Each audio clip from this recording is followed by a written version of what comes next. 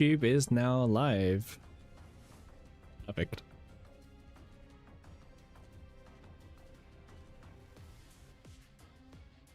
All right, CZN. So much is happening, right? Like, there's so much in CZN to talk about.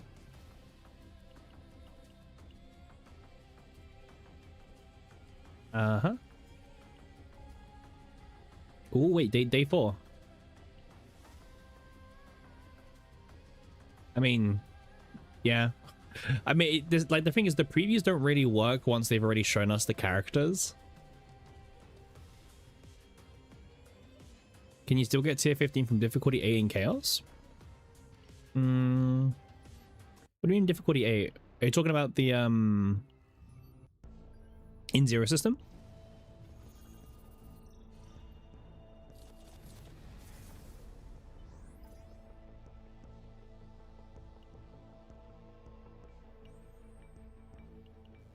I mean, ideally you just go to 10, right? But yeah, I think 8 can start dropping it. I'm not 100% sure actually. It's been a while. Oh. I mean, you can't really see the screen, but it clicked on the percentages. I can quickly take a look to see if there's anything there that's important. Maybe I can answer your question.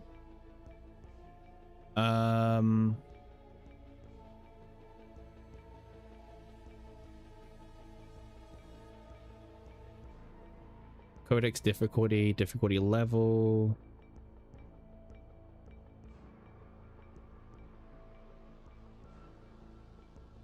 Yeah, the game doesn't really, the percentage thing doesn't really tell me. I would imagine it's either 8, 9, well, it's definitely 10, I can tell you that much.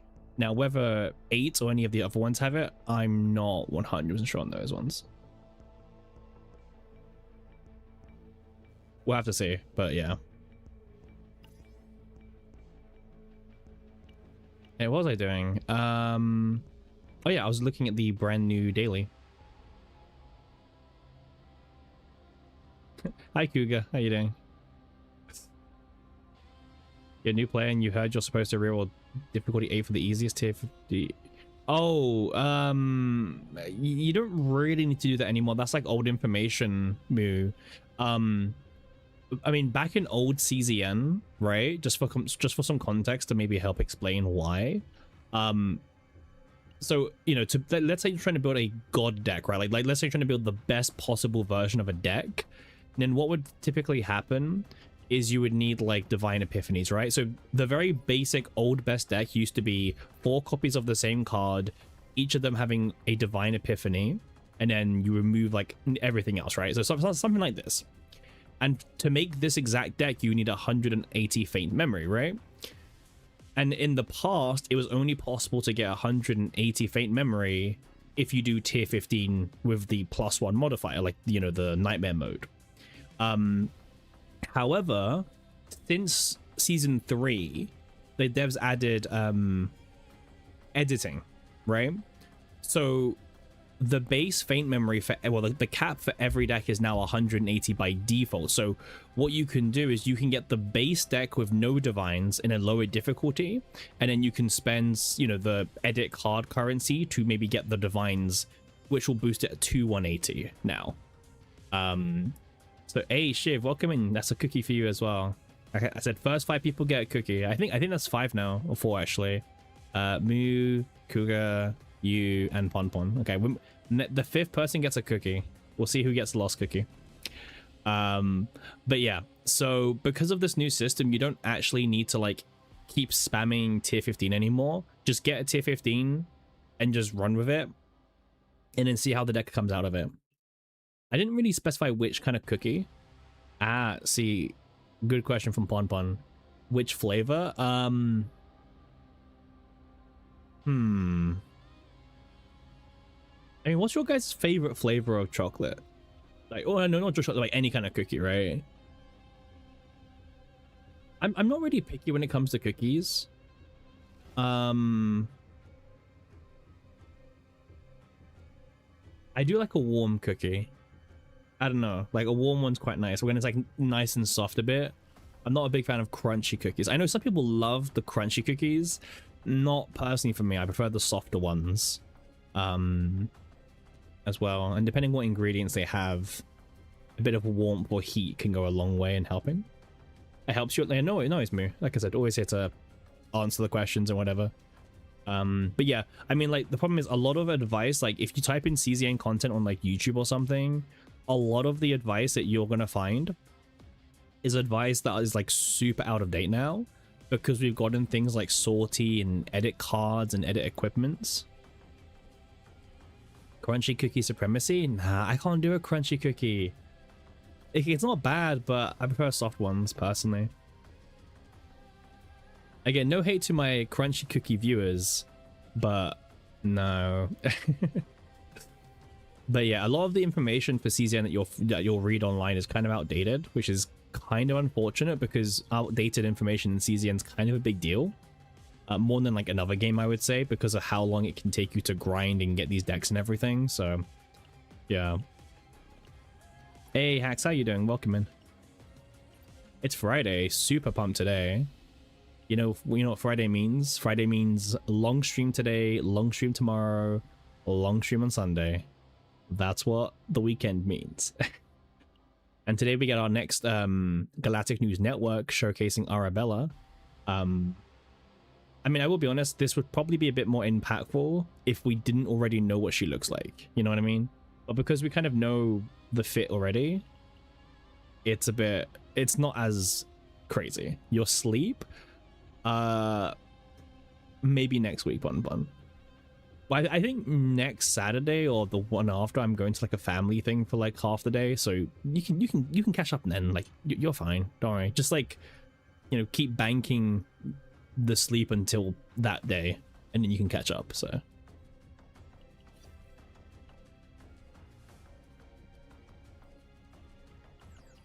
we've got 3 more days left to tease, huh? Okay. Oh, I need to do this still. Note to self, have to do some stuff still.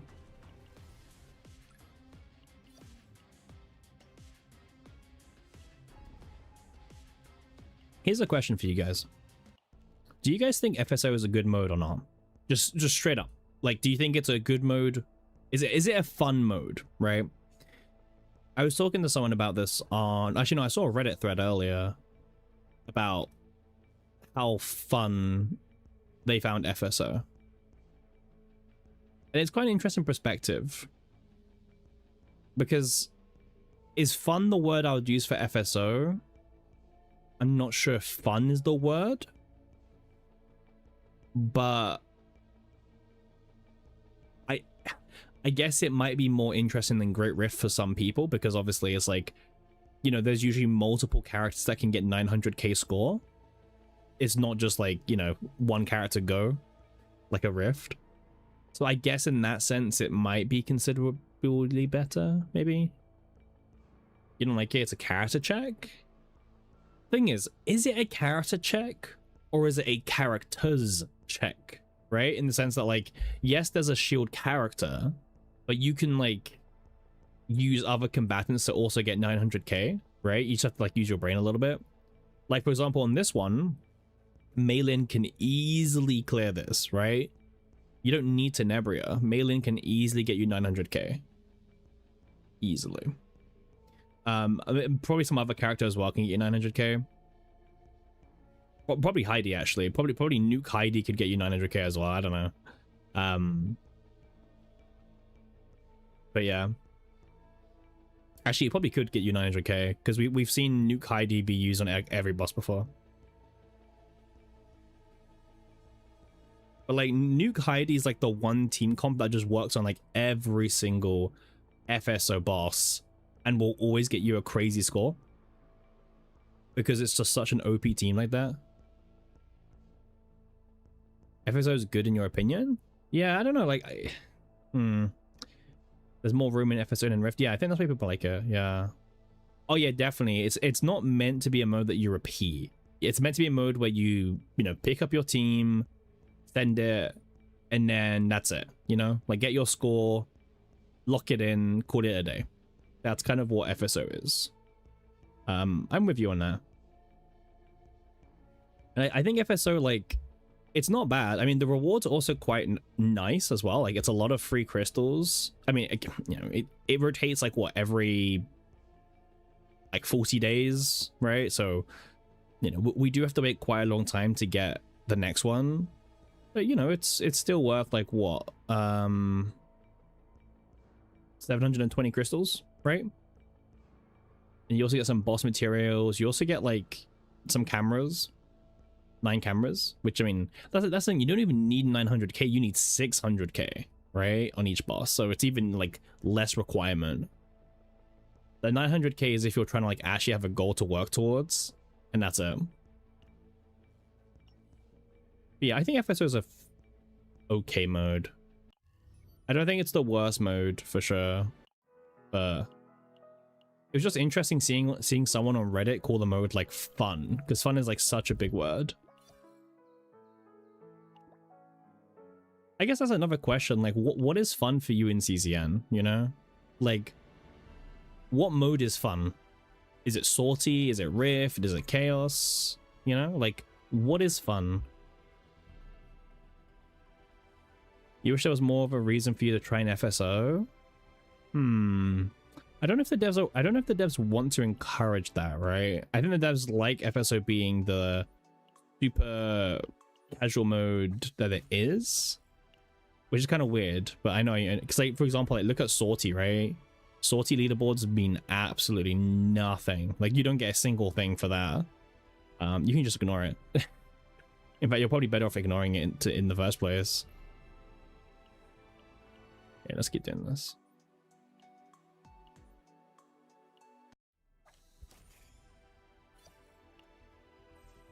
I mean, they could have made FSO like actual leaderboards, I guess, like Sortie, right? Like maybe there's no extra rewards, but like I guess they could have made it technically another leaderboard system to maybe encourage the more competitive players to kind of replay the mode, maybe. But yeah, I don't think they want to put any rewards behind leaderboards unless it's like stickers for Great Rift. And I think Great Rift is like them, you know, it's that middle ground that they feel quite comfortable doing. But yeah, I mean, Great Rift doesn't get you any extra pulls either. Well, like for finishing in Masters versus not Masters, it's literally just the sticker. Yeah, there's no reason why they can't add a leaderboard, because obviously, you know, they did it for Sortie.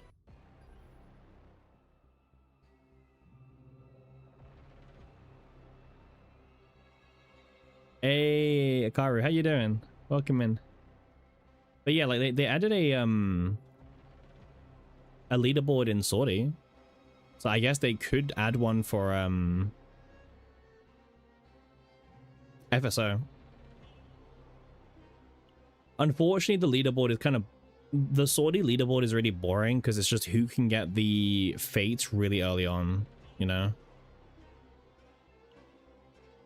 It's just who can get prismatic really early, and the earlier you get prismatic, the more fates you generate to like scale your score. So there's a big difference of someone who gets prismatic at the end of the run and someone who gets prismatic at the start of the run.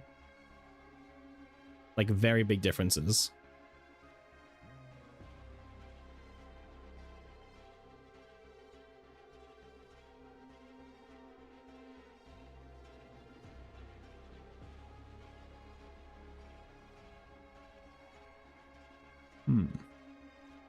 Okay.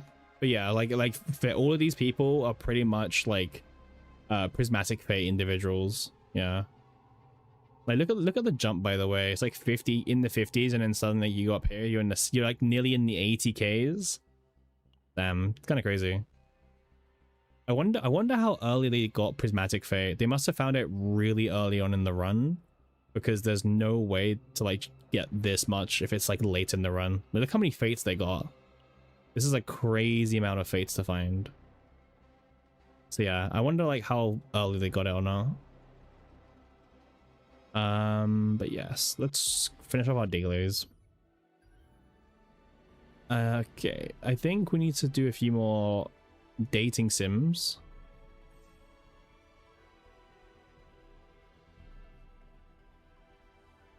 I've never really understood the whole like dating sim in these kind of games, because most players who I know just skip them.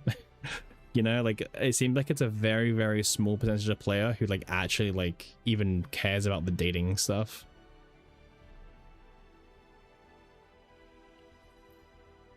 I guess we can do Typhara, I guess. But yeah, I personally cannot game.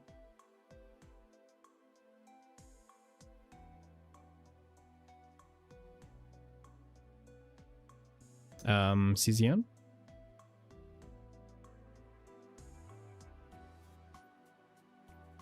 This game is like, oh, I have no idea what's going on today.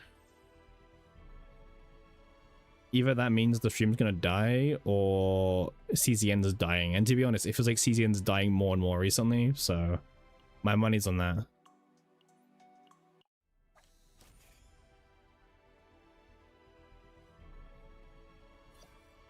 There we go. Oh yeah, go do your policies as well. I know a lot of you guys don't actually do your policies. You just let them stack up.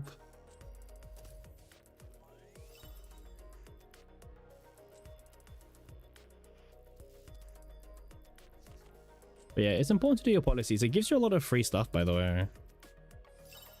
Like, it doesn't take long to do it either. But like, I know what you mean. Like, if you log in and you see like 8 out of 8, you're just there like, well, that's a shame.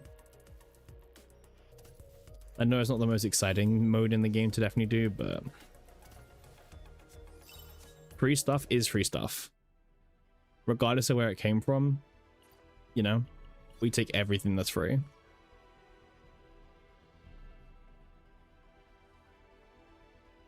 It's gonna be another curse stream. Don't say that, pun. Like, why are you like jinxing the stream? Like, why are you jinxing us already, man?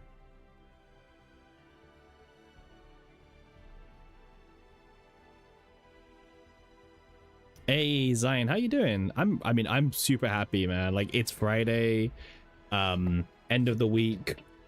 It means we get to ruin Pon's sleep schedule by doing 3 crazy long streams back to back to back. Like, it's a good time personally. How you doing? How was your week? What do you think about the Rift bosses being on banner 2 and 3? Could it be, maybe they could pace it differently, like banner 1 and 3 to prevent burnout? So I think the reason why they do it the way they do it is they don't want Rift to be on character 1, because they feel like the first update is so big, right? You know, you're still exploring the new chaos, the new events, the new items. You're still understanding the new cards. You know, you get Nebula distortion as well. So I think they like that. I mean, I know what you mean about like preventing burnout, but I feel like they really just want to keep the first banner be the big release day, you know? Because to be fair, if you don't care about Great Rift, every other patch feels really weak in comparison. But if you care about Great Rift, then patch 2 and 3 is quite big for you. Idea was banner 1, but she was also limited. Yeah, I mean, the season 5 banner 1 will be the anniversary character, and they will definitely be limited, you know? So we will definitely get another limited first banner character. The only weird thing for last season was that Heidi was the first banner, but she was also like made for the Rift. Like, Adelheid just did not get a chance to shine in her originally designed Rift. She did get a chance in the second Rift, but in the first one she didn't. You got a red dot in events, you should collect it. Oh, let me check. Nope. I don't see anything that needs collecting personally. No, I'm good, thank you. Maybe it's your eyes or something. I don't know. I don't know if you wear glasses. Maybe, you know, clean the glasses. Maybe I'll help you. Oh yeah, I need to farm some more instinct stuff. I was starting to farm instinct stuff already, but I got a bit lazy and stopped. In fact, my stamina's been capping out for like the last 4 days, which is like probably not the smartest thing. Rip 20 gems. I'll claim them, Pompon. I'll claim them on the with 1 hour to go, as I told you. 1 hour to go, and then we'll claim it. I'm using Massacre 9 to get some like value out of 9. Like, give me some value at least.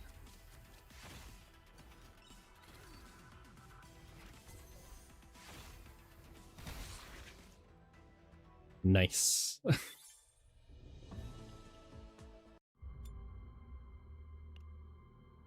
It was kind of funny seeing the reaction. How you doing, Simp? You ready to simp a lot more today? Keep the simping levels up. You're currently in ads hell. Well, thank you for the $40, well, 40 cents, the 40-cent ads. You've been dumping stamina and potential. I mean, I've been dumping stamina in sortie, so we're gonna have to do some sortie anyway, whether you like it or not. We're gonna have to do some sortie. God, my voice is going. Huh. Oh, good sign. You do some sortie as well? I mean, yeah, I need to do mine. I need to do like 3 runs at least with the reasons. But I don't know if I want to do 9. 9 is really boring. Like 9 is really, really boring to do. I'll have to think about it. I need to do some for sure. $40 are these ads like sponsored by AI? Okay, they're not sponsored by AI. I mean, I wish. I mean, I can tell you, like, wait, how much did I make yesterday? Yesterday's stream was a whooping 22 cents on ads. So we're making big waves in the market at the moment. 22 cents.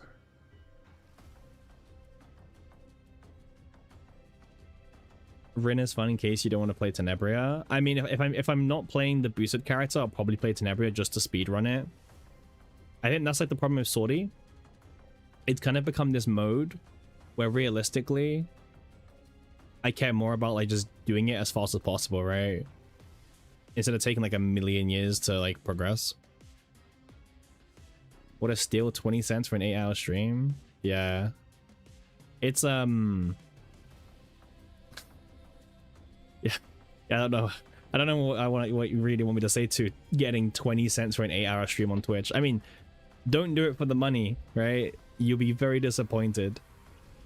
I stream because it's fun and I get to engage with you guys and also like bully Simp, for example. You know? When Renault's the buff character is your favorite over Tenebria, that's fair. That's fair. I've still got 11 days to do the trauma code, so we can do them, but I have to do it now. What should we do? There's actually quite a few things for us. We need to farm, do some delegates, probably a sortie. What should we do in what order? We can do a character. We can do like a delegates. We did Adelheid yesterday. We didn't get any we didn't get copy event as usual, right? Why would we? Which deck was it? Oh, this is the deck. Yes, this was it. We got Tentacles, which was like really funny to get Tentacles in our second delegate. So I mean, this is really good for showcasing. So I'm a very big fan of this deck. And then I can get 1 AP on all of the Once Upon a Times. If I want to use a copy core, I can. You might be like, why would you use a copy core? Because I have 5 of them and I've never used a single one. So yeah. Like I have too many copy cores, in fact. Yeah, like I never need more than like 1. Is it a mutation worthy deck? No, because Adelheid doesn't do damage and most of the mutations are for damage only. I wouldn't mutate this. I've still got all my mutations. They gave us 10 for free and they gave you 3 more through the event. Yeah, you don't need a perfect... Yeah, exactly, Pon. For a showcase video, I mean, I think I need the AP, but that's about it. I don't need the, you know, the perfect deck for a first turn kill showcase vid. Which, you know, I look forward to seeing you there. On the hour, in the minute, on the minute. And then it's more about like which other controller do we want to do that isn't like very divine heavy instead. I mean, you could do Cassius with the 0 mana draw 1 but no morale build. That could also be okay and acceptable. Typhera is a very easygoing character. That Rita deck is so fake. What do you mean, Winnick? Veronica? Veronica is a good pick as well. I think that's actually what Pon mentioned yesterday, actually. We can do Veronica.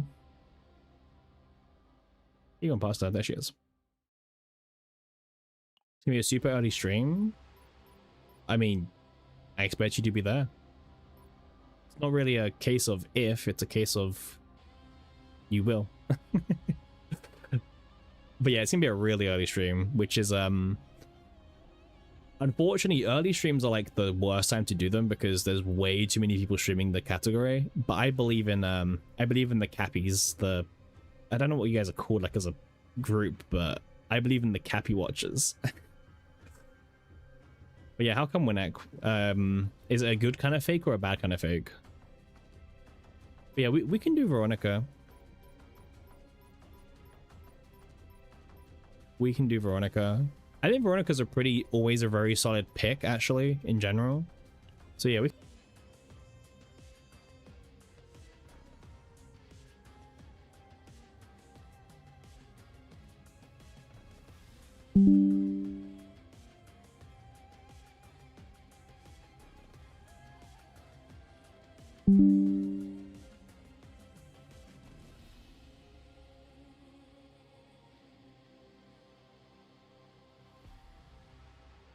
Mm-hmm.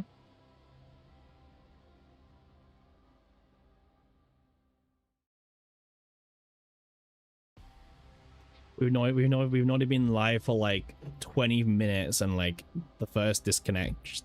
The thing is, it's not even the internet, it's just OBS disconnects. It's like, for God's sake. It's fine.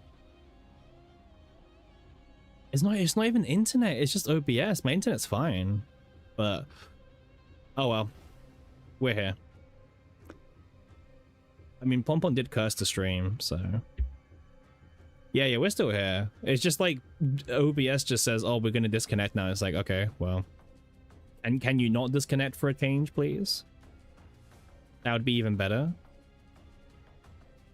It's fine. It's fine, it's fine, it's fine, it's fine.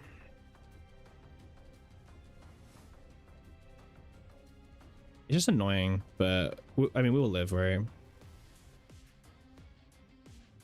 First death of the day. Can we get to 3 more deaths of the stream first? Anyway, we're back. Anyway, Veronica is what we were doing. We're doing Veronica, which is like kind of cool because I've not done Veronica in so long, actually. Don't even give her pieces. Let's just farm her a deck. The one downside of doing Veronica is technically she can't proc Clover, and then I have no one on my team who can proc Clover. That's like one of the possible downsides.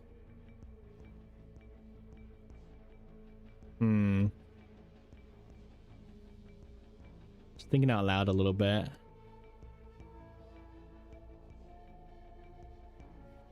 Things, I don't know how much buffing I'm really going to need for a first turn kill. Sometimes it ranges. Sometimes you need like a lot of buffing, or sometimes the unit is so giga OP to the point where you don't even need anyone else. You could farm Mika. I could do. Actually, maybe Typhera is better because Typhera can also trigger Clover really easily. She has draw 1 in her base kit, not even needing divines. She also has 10% crit damage buff and the 6% crit rate buff on partner, which kind of makes Typhera like a really premium option.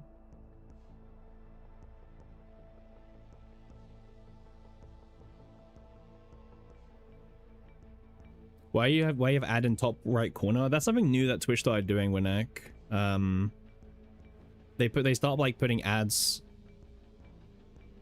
like across the stream now. It's really weird.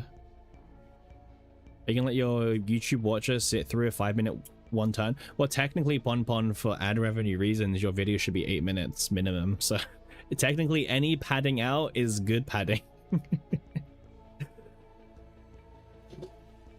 We don't want too fast of a video, otherwise then we have no content to yap about to bring it to 8 minutes. Lock in Typhera? True. we need to drag it. I mean, thing is, we have delegates, right? So we can just get a delegate for Typhera, get one for Cassie. It's like, you know, we're not using these delegates any other way, so. Okay, let's go to Chaos with Typhera.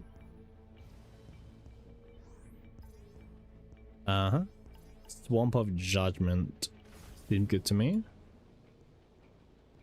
And then swap her for her.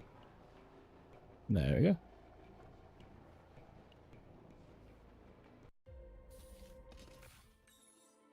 Perfect. See, this is the plan, Pon. We play Typhera because she takes like 10 hours a turn, and it makes us more ad revenue. And then, yeah, profit, I guess. Easy profit. I mean, I'll tell you this now, like, if someone's doing this for the money, you are just better off making YouTube videos and don't bother streaming. Like, unironically, stream profit, you don't stream for the money. You really don't. I'll take this. It's fine. Like, for example, you remember that Typhera, Tenebria video that we recorded day 1 of Tenebria on stream? That video like got 5,000 views and made like $12 or something like that, like $13. So that's like what? How many streams? Hey Ty, how you doing? What are we doing? We're currently pre-farming a Typhera deck for season 4. Nothing too special, just a very generic supporting Typhera build. Nothing crazy. Just very simple, very draw efficient, generates AP, potentially, that kind of Typhera.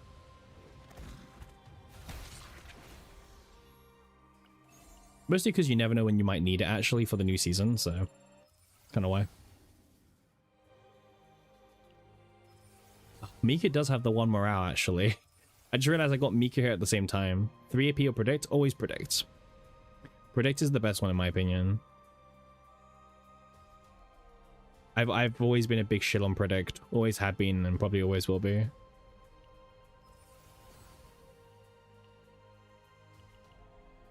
It's just so good.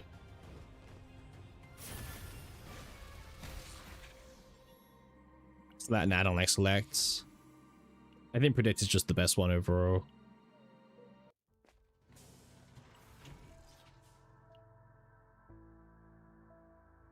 Fills your deck up with less crap.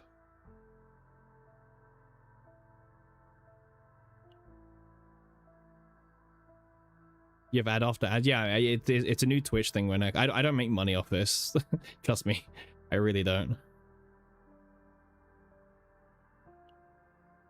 It's just a new thing that they added to milk you more, I guess. Maybe we pivot to Mika. I don't know. I could see a world where Source of Water, draw 1 divine and everything like that.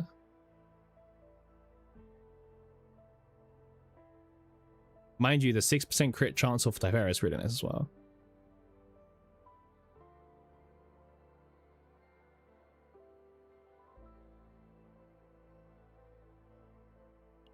We can focus on Typhera still. But no, Predict's always been my favorite one. I always thought Predict was the best one as well. Yeah, we don't even know, Pon. We're kind of just like guessing at this point. I mean, we have plenty of time to do both of them anyway, so... Or maybe we pivot to Mika still, because like technically it's maybe better. Predict is fake? Not really. Still draws you the card. Like, who cares, right? Like, only if you're... Okay, if you're specifically planning out how much AP you need, then yeah, sure. But... 0 mana, draw 1. That's all you need.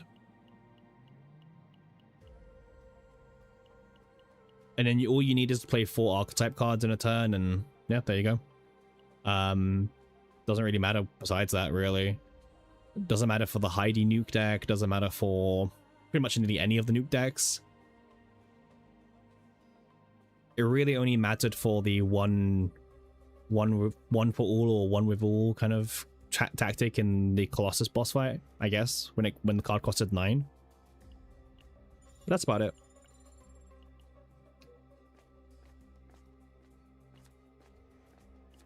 Yeah, we can do this.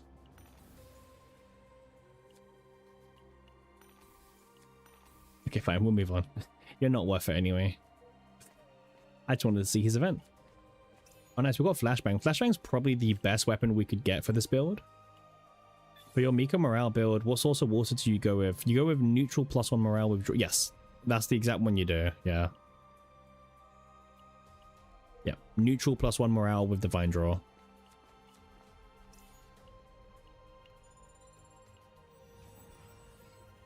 We need Inquiry, so... Okay, I'll pick, I'm still thinking if we, like, pivot to Mika.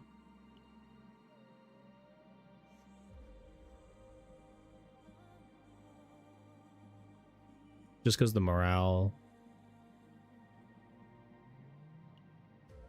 Might as well, actually, I guess, right? Because, like, it showed up now. Is there a way to build morale Typhera? Yes. Yeah, yes and no. It's a lot less friendly, is what I'll say. Like, there's a lot more jank involved if you're trying to do morale Typhera. But it is like possible, but it's not convincing. Yes, yes is a yes, right? No, but in all honesty, oh, Cannon, by the way, good evening to you too. Hope you're doing well. 5 stream streak, by the way. Very nice. But like Typhera can probably make up for it, but considering that Typhera has the 6% crit chance if you have the partner, and she gives 10% crit damage to all your teammates with her potential. So she doesn't necessarily need as much morale, but it depends on the character itself. You know what I mean? So there's a lot of variables like that.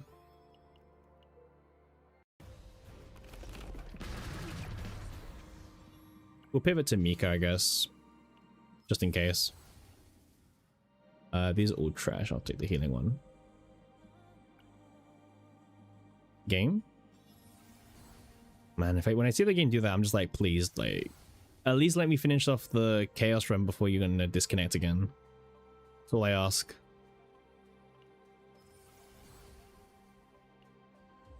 Like, the game can disconnect, but at least let me finish this first. Who's that there? Hey, Kyle? Kill? Hey, thanks for the follow, much appreciated. Hope you're doing well. You're the last boss, last boss, last floor of the tower. Oh, first time you reached it, congrats. Which team are you using, by the way? Smilegate servers are horrible. Oh, yeah, I can see that. But yeah, what team are you doing to get your first tower clear?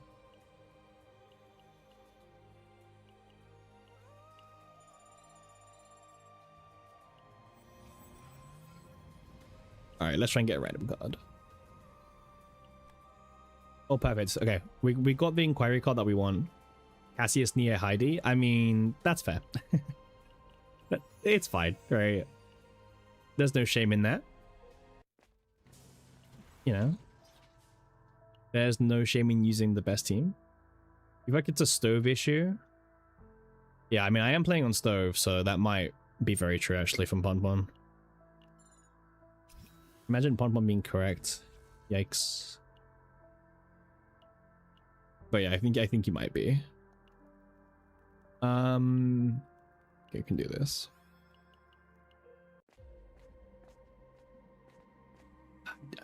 My waging luck hasn't been good today, but I mean, I'll gamble.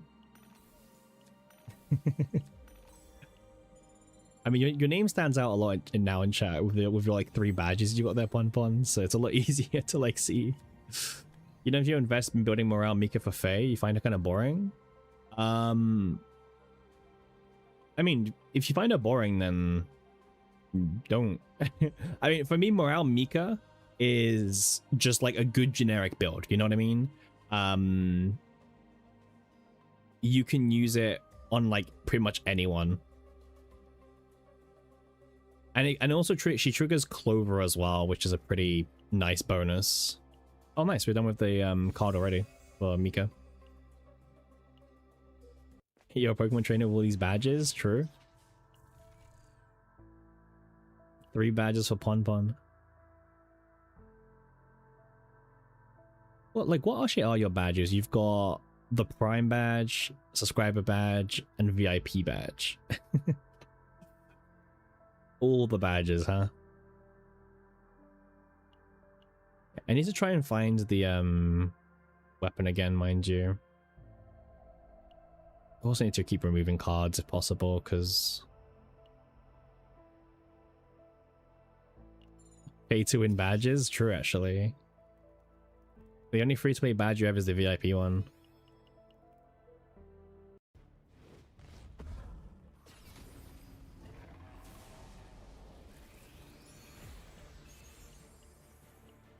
Yeah, I need as much money as I can get, I'll be honest with you.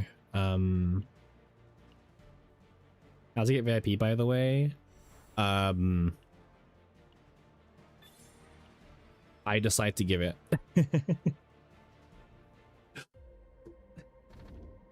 Yeah, to be fair, Pon paid for their sanity to get the VIP badge. The only person who has the VIP who has it, because I can give out 10 VIPs at the moment with my current like follow account, and I've only given 1 out at the moment to Pon. Yet. Yeah, Winek, you don't worry, Winek. As much as it's funny, like, seeing you, I will donate Winek. I haven't forgotten about Winek. Winek is an OG. Winek is actually an OG.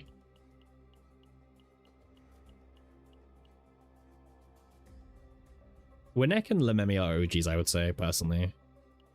Mostly because, like, I know Winek and Lememi from the Coco days. And that's how you know it's deep. Back from the Coco days. You happy with your Discord shares? That's true. Boosting on Discord does give you official Discord shares. I think right now we've got 2 stakeholders, or 2 shareholders. Yeah, we've got 2 shareholders at the moment. I mean, technically, if I boost, I get more shares as well, actually.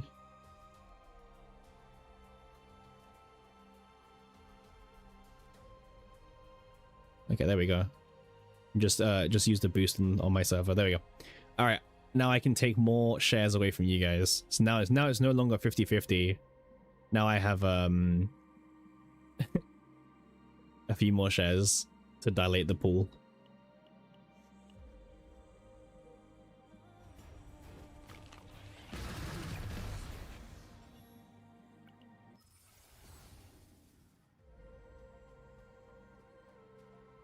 I don't know, like, what's the point of having mods on a smaller, like, server, right? Like a smaller channel, like, I don't know. There's nothing for them to do. Wait, Winek, did we ever do anything as mods on Coco's channel?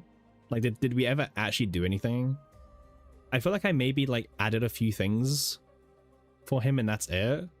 But market manipulation? Well, it's true, because I said that, in the server, I'm actually creating a turn start. If you're playing with Rita, it may be because you're moving Rita's cards to hand, and that's counting as draws. But yeah, so in the official server, like, we're giving away shares of the server, but obviously to server boosters. But I've had the system set up so I will always control 51% of the server anyway, and the other 49% is, like, you know, that's split across whoever boosts. So right now there's 3 boosters, so that 49% is spread across 3 people, well, including me. Teaching the YouTube teaching the audience and followers about making it in business, what to look out for. Why am I equipping Typhera? We're doing Mika.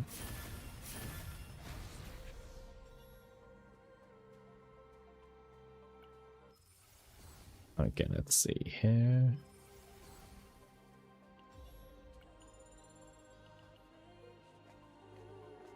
Okay, well, I don't actually need any more desire cards. Gambling in real life. I mean, it's a good life lesson to teach them. Because no matter how much money you pour into the server, you will never own more than 51%, right? Like 49% is your cap, right? And ultimately, you have no powering decision when you don't own over 50%. You know? Well, technically 50.1%. That's like the key number. You know? You don't want to talk about how much you spent today? What do you mean spent? Like spent on what? Spent in games? Spent on figurines or what? In games? Like microtransactions? Or like did you buy games? Seems like a bad investment. It's actually a terrible investment, Pon, but it's a you get, to be fair, you get a fancy name color change. Like gotcha. Oh, I mean, what did you spend money on today? What games and on what? Hey dog, how you doing? It's Friday. I'm happy. What about you?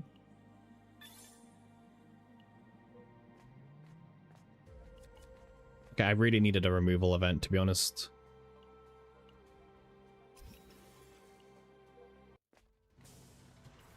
I actually really needed one, to be fair. We were in GFL2. Nice. Did you get the characters you were trying to go for? Like, was it a successful spending day, or was it not? I need to find Flashbang. Flashbang is like the best weapon.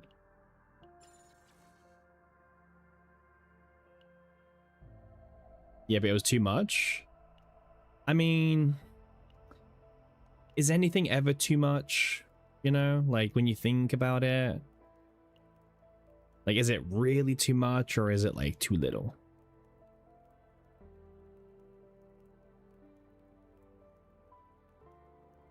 Yes, it was too much.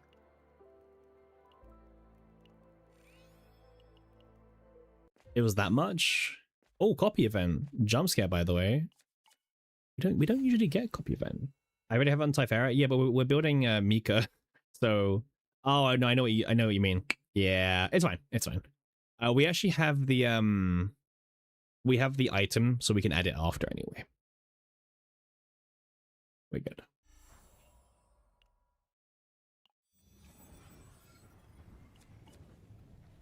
Hey, thank God for that new item, huh?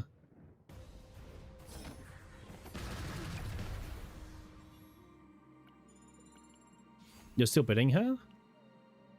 No, dog. This is season 4 Mika, not the morale Mika build. This is very different.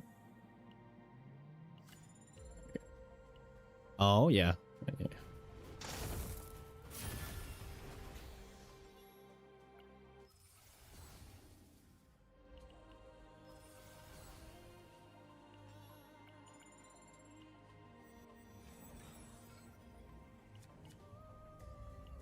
All right, let's see if we can get lucky.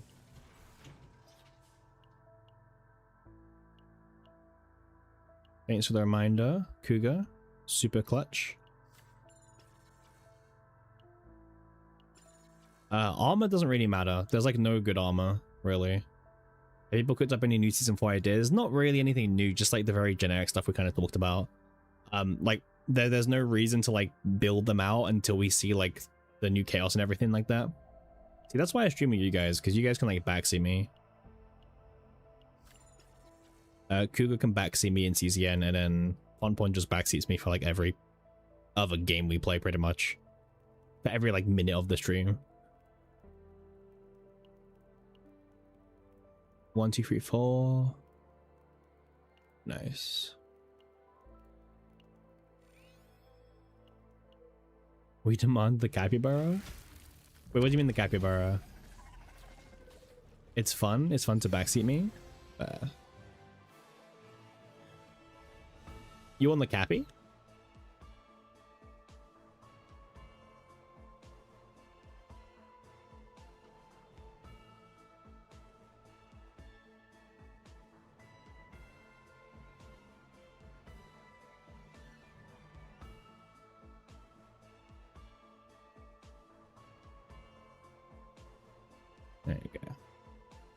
stream would agree you do a good job. I don't know how far I would go at one point. Okay, chill out for a little bit, yeah.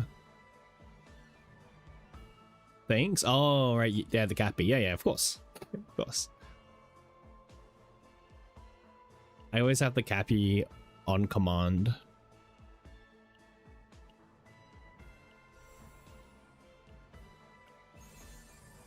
Decrease damage taken. I mean, I guess. Might as well. I mean, it's shiny, so.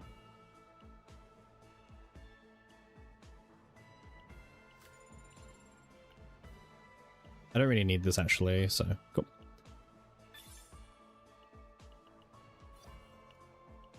And there we go.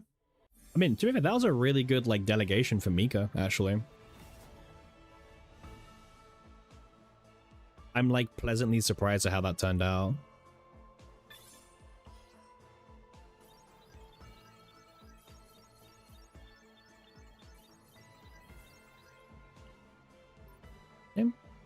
Honestly, like, pretty solid for a delegation. We got the morale. We managed to get the copy event as well.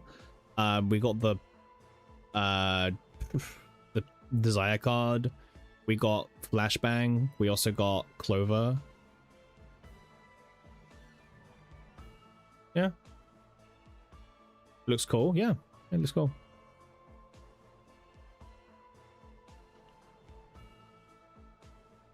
Yeah, no complaints from me.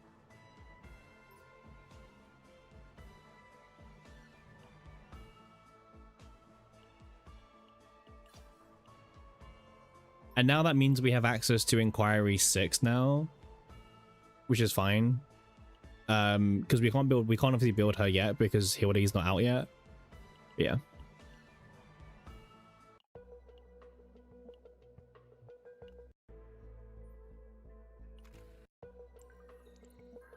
There we go. Awesome. Season 4 Mika now obtained. Again, if you're trying to min-max it, you'd obviously want to try and get the sword, the Cthulhu sword, but why would I min-max without even seeing the new seasonal chaos, right? So no reason to. Yeah, solid build. We can obviously put divine draws on this if we need to. Yeah, pretty cool. We've still got another delegation to use, so we might as well do a Typhara deck actually while we're here. Do Typhara with like Quantum Seed, draw 1 and everything like that.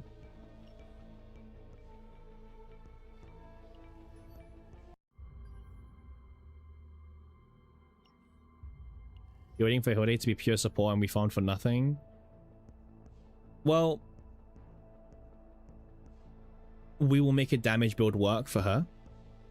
Okay. Well, the good thing is, Ponpon, is technically we do get to see her kit a day before she comes out. So there is a little bit of a window time where we can actually like properly theorycraft the team that we're going to use for the showcase.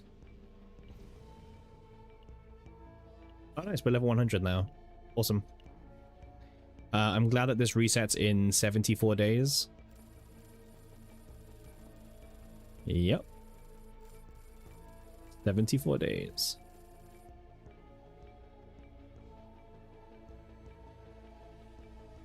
Okay, and then from here, I think we should do Typhara next, probably. Just to get a Typhara number. A day before is so late they should read it to us beforehand. I mean, to be fair, I think it's most like, don't forget that we've seen them like still change stuff from like what they show us versus the live version.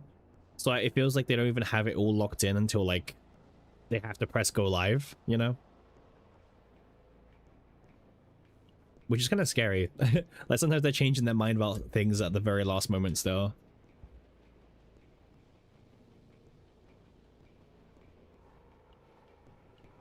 Okay, let's do Typhara.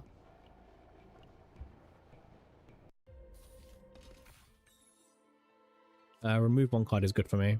I'll take it.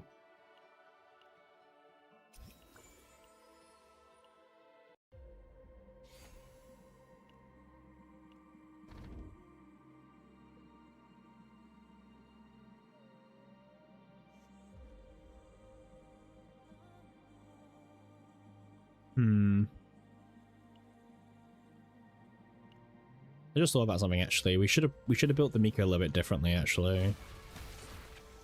Not that I think it will matter, but just like thinking in my head a little bit.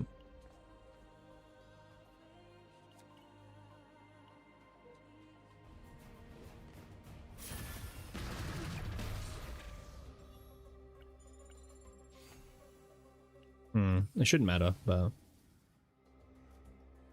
yeah, see, so she does have a morale version, but like it's so meh.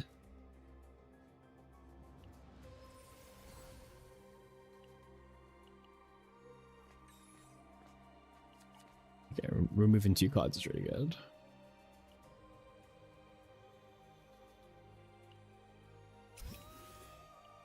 I guess the downside about forest is like, or swamp, sorry, is that swamp is good, but even swamp has like kind of its limits a little bit of like how good it is for controllers.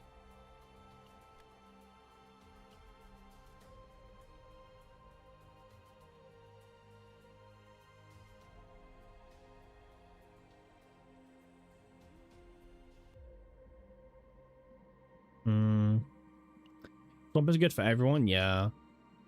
If it wasn't for Clover, mind you, it'd be terrible. She was confirmed Instinct Ranger. Yes, she was confirmed to be an Instinct and a Ranger. That is 100% confirmed now. Lock it in.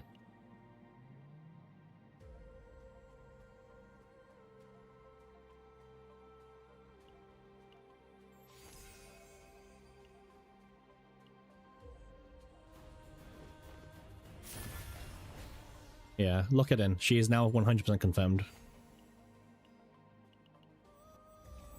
So I just thought about how to do this.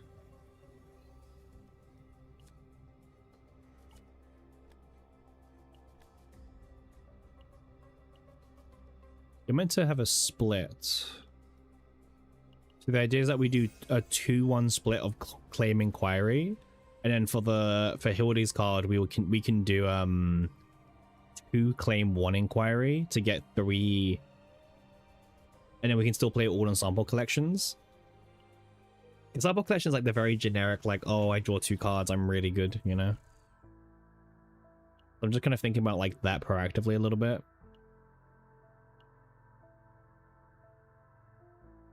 Again, we didn't really plan out these builds. We kind of just, like, went into delegation and started farming them. So, yeah. I do need to use my meditation, because this is not the correct quantum seed. We want draw 1. This one. But yeah, she's a Instinct Ranger, which a lot of people were caught surprised by that, by the way. A lot of people farmed for void materials. A lot of people. Because you know, the name, color, and everything mattered. We only play when it comes to delegation? True, but it would have helped. We're AI Mercy, yeah. So this is a card that you can actually get 2 morale for 1 AP. Now, is it good? I don't know.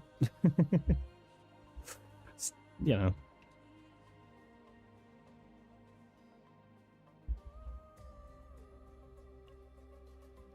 Void mats are going to be in great use when Arabella turns to be a void. I mean, that's the thing. Regardless of whenever we use the void materials, we will use them. Like, it's fine to have them. Yeah, like it doesn't really matter if people got it wrong, to be fair. Okay, I need to find Flashbang. Flashbang is like actually the go, by the way, for this build.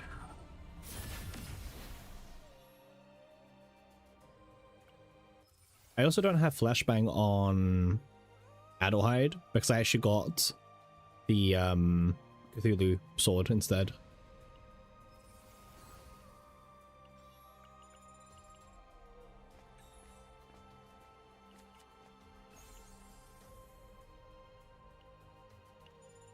Just keep setting everything. That's like the game plan, just sell everything until we find Flashbang plus, I don't know, thingy. She's a Passion Vanguard coded character, maybe.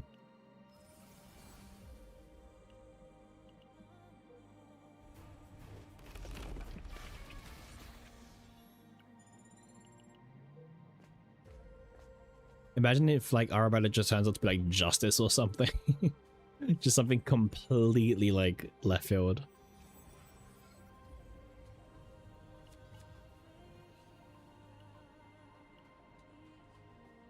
There you go. 2 inquiry, 1 claim. Nice. And then okay, the plan is to get sample collection again, but this time we do 2 claim, 1 inquiry. And that should give us the split that we need. Dominion? Kinda cool. You think she's a Vanguard? I mean, she probably looks more like a Vanguard than Adelheid, but...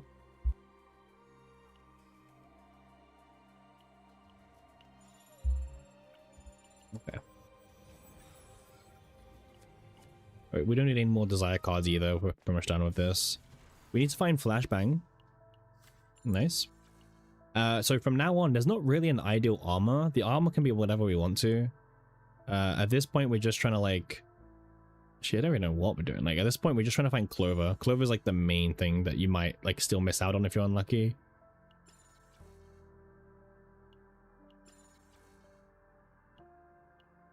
But yeah, the actual armor itself doesn't really matter.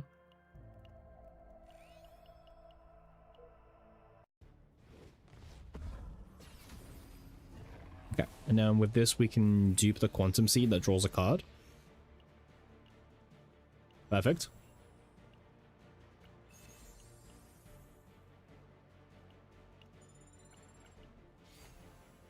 Nice.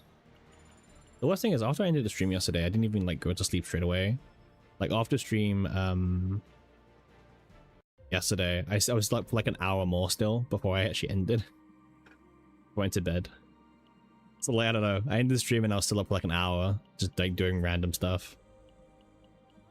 I mean, yeah, you're not one to talk, Pun. You haven't wait at all? Why not? I mean, that's not my fault. So yeah, now you can't blame me. I ended stream. I did my part of the bargain.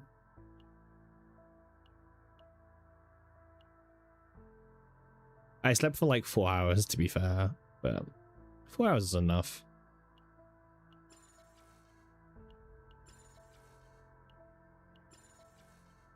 Uh-huh. Wait, what's the build looking like right now?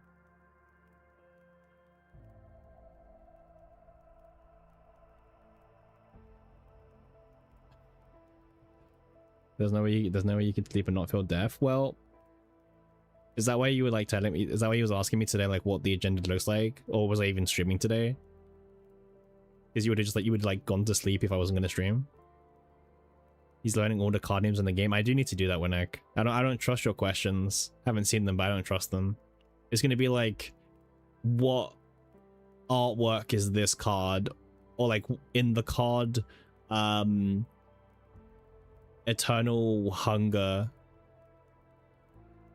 how many particles are there in the background of the card artwork or something like that? You always ask? Do you? I don't think you've ever asked like, am I streaming today? Well, not me.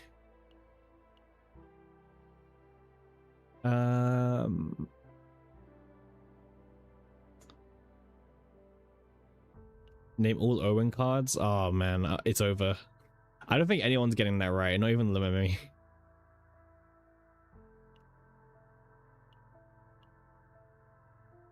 Draw. Oh wait, I need Clover actually. Clover's like the thing I'm even looking for. Oh, I'm hunting for Clover.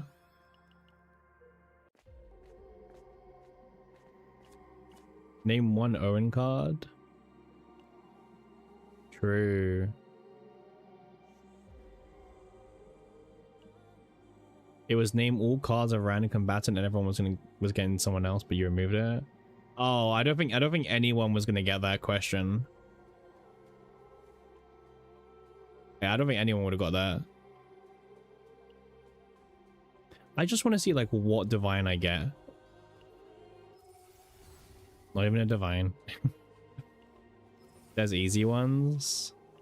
Okay, yeah. Sorry to interrupt. Is trumpet of... Oh, you're not interrupting. Don't worry. You're good. Well, we're recording it next weekend, Pon, so whenever when it gets uploaded, I guess. Is Trumpet of Revelation good? No, it's not really. Let me just get the exact wording, but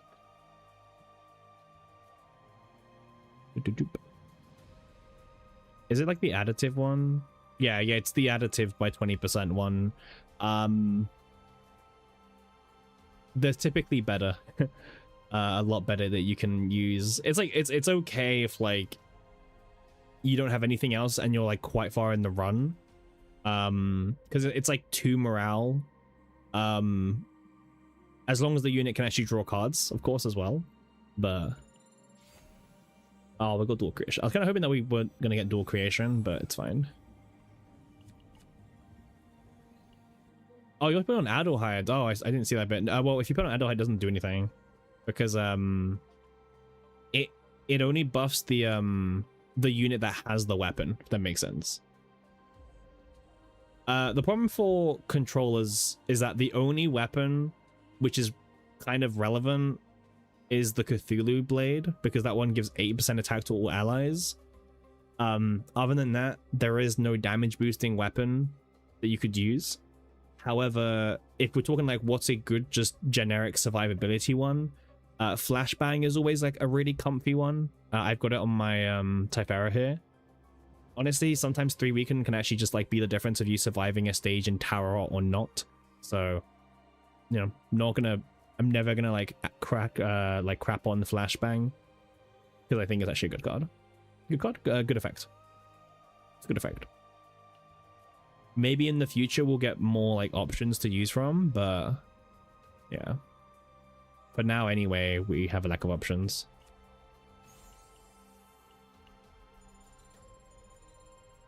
Yeah, that video is gonna be really interesting, Pon, because like I just knowing Winnek, it's gonna be like, how many gacha pulls did it take me to get this character? And it's like, world's hardest Jeopardy quiz. But I know that Winnek's toned it down a bit, so maybe it won't be that bad. Initiation is so annoying. I actually don't want initiation. I don't want it to be in my starting hand.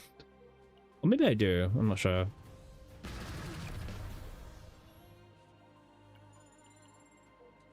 Any kit speculations for the coming characters based on what you've seen in the season? Well, I think the biggest like hint that we can all tell is that we're going into a very AoE heavy season and also a very dot heavy season at the same time.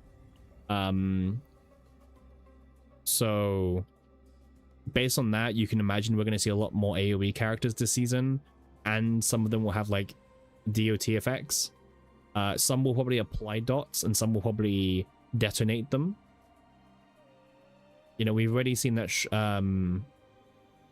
Scorched is a new keyword, which is a lot more powerful than what Agony could ever be. So I'm sure we'll see some Scorched synergy on some of the characters as well. Maybe a bit of Agony support. I'm not too convinced on that, mind you. Agony's in a really bad spot because Agony is like, it's fixed damage and 20 stacks and it can't be buffed and everything. It's just kind of unfortunate. You're thinking a stun debuff that'll help trigger Scorched? I mean, possibly, yeah. I think there's a lot of potential for them to cook, so I'm looking forward to it.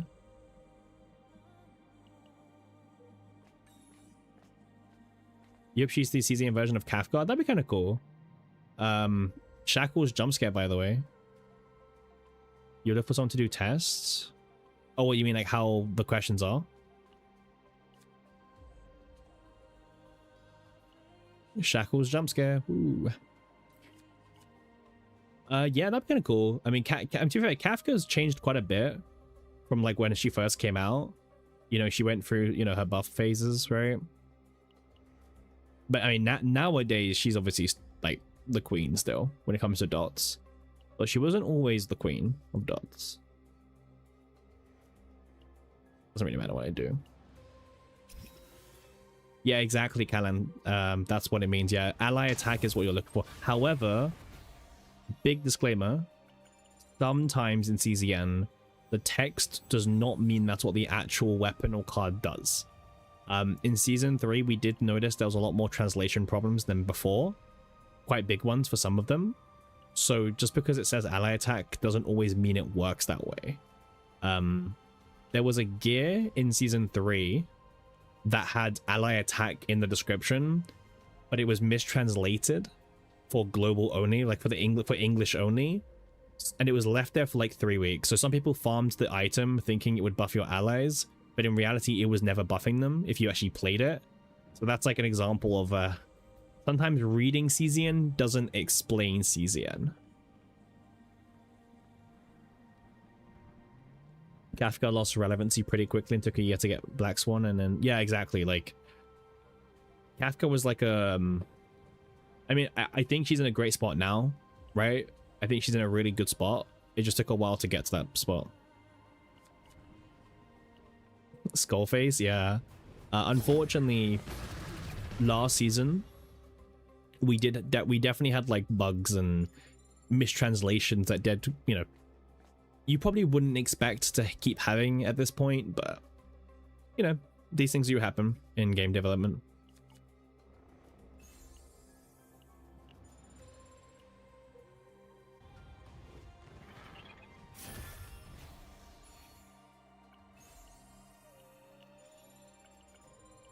We're nearly at the end here. No copy, no copy. Yeah, honestly, copy on delegation is like, don't even bother.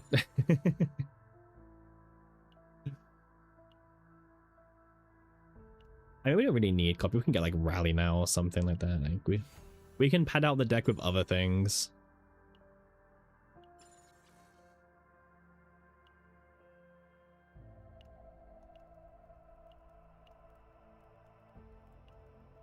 We can even do reorganize if we want to as well at this point.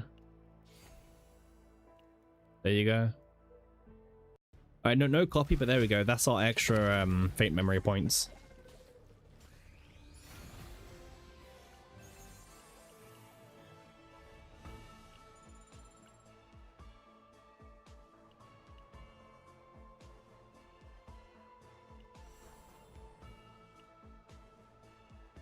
Oh yeah, Shun, like 100%. When the game first came out, the translations were so bad.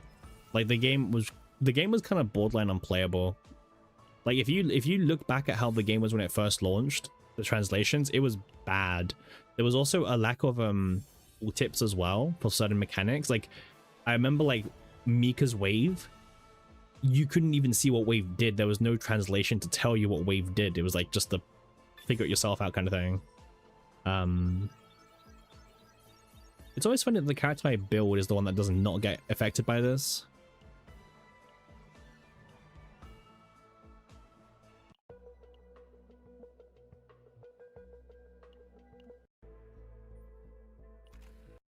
Okay, and then do Typhara as well.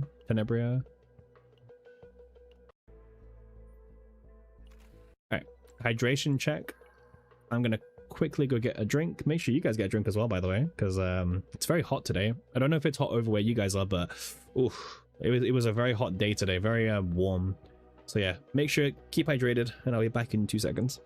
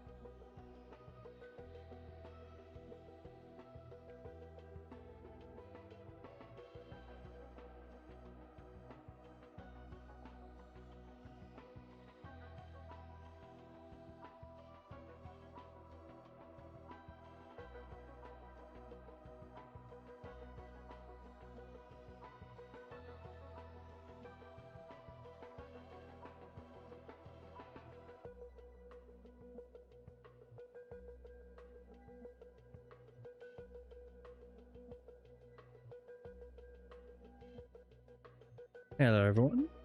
What are we talking about today? All the translation problems the game had? Yeah. For those who don't know, by the way, fun fact, as Winnick mentioned, Kayron, he's E4 the entire time when the game first came out. I believe it didn't have the plus, so it looked like it was multiplicative. But it turns out the entire time since the game released, this was actually an additive buff, not multiplicative. So this was wrong for like what, 8 months, 7 months of the game. Just low down on the priority list, you know. Hey, this thing says it's multiplicative. Well, not. So yeah, that was kind of an interesting situation. It's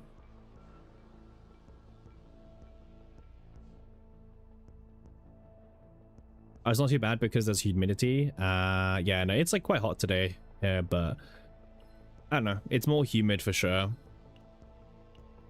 Yeah, we had to swap to the Korean language of the game, and then that was like the way that we were finding out, like, oh wait, was the translations wrong or something?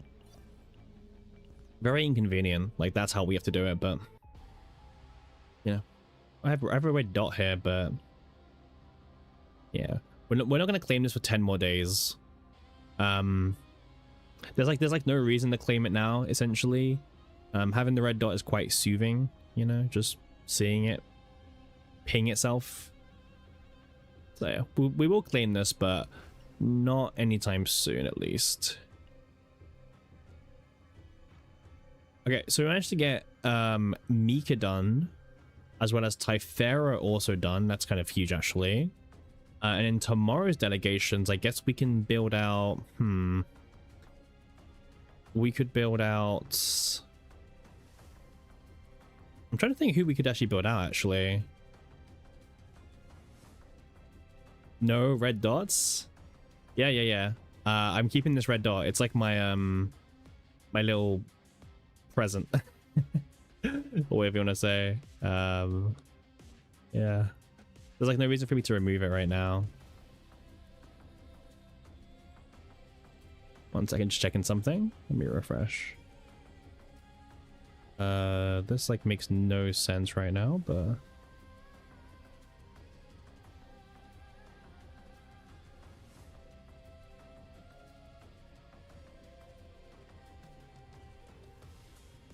is it next payday yet?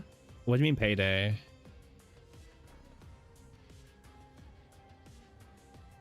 What specifically are we referencing with payday?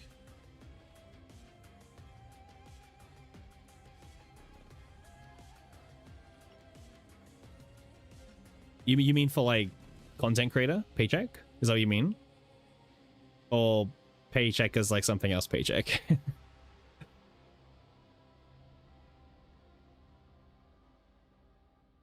Oh, next paycheck. Oh, I wish. I mean,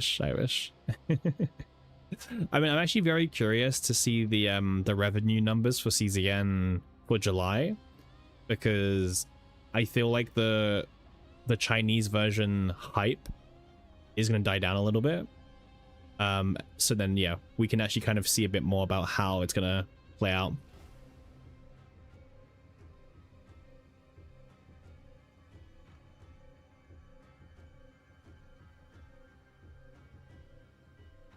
We'll see, but yeah, I mean, the Chinese version was really booming last month, revenue wise, so I don't feel like that momentum's gonna stay, but we'll see. Not to be a doom and gloomer, huh?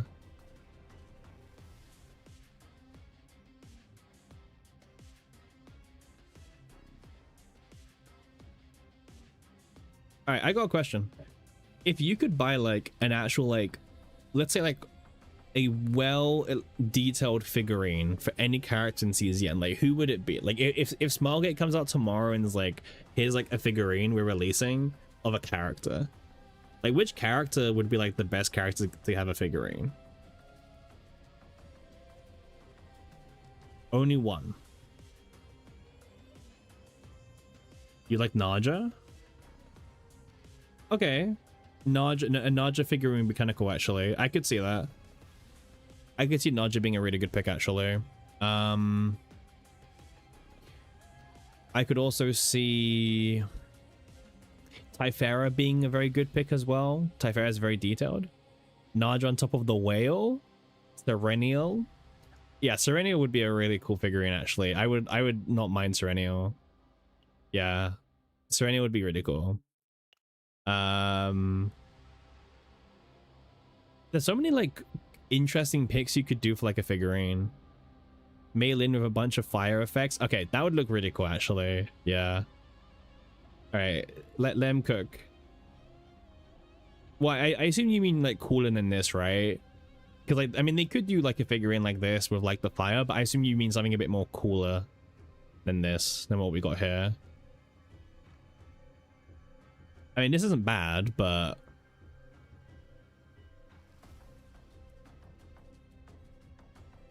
wings open or close, or even Alpha Serenial. I'm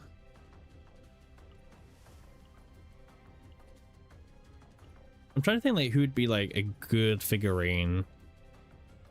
With like Rin in the middle of her ultimate. Oh, I know what you mean. Yeah. Yuki. I feel like Yuki's a good pick. Yeah. Yuki's kind of a cool pick. I mean, Yuki's design is like 10 out of 10 for people. A lot of people love Yuki. Even people who don't play CZN, they just know Yuki. Yuki's like probably one of the more popular characters in the game. Of like people who know her even outside of CZN. Chizuru's pretty cool. I agree. Yeah. We could do a Chizuru sticker. Not sticker, figurine.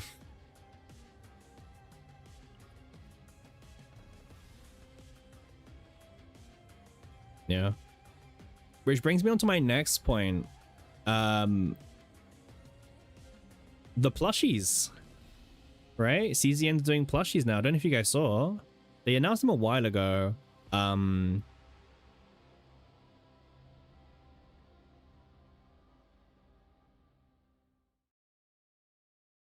1 second. So I'm just like seeing some random like stuff. Yeah, like they're doing the plushies for Veronica and Hugo. Is anyone going to pick them up? Because this is technically like the first official CZN merch that we've like ever had.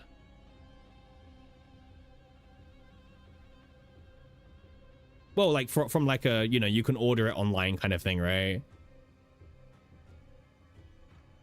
Because all the other like merch for CZN is only at conventions and everything.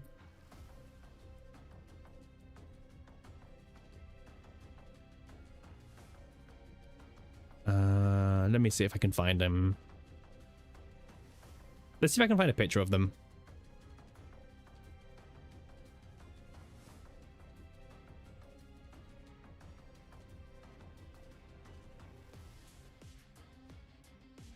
Yeah, these are. What do you guys think? Are these like cool or what?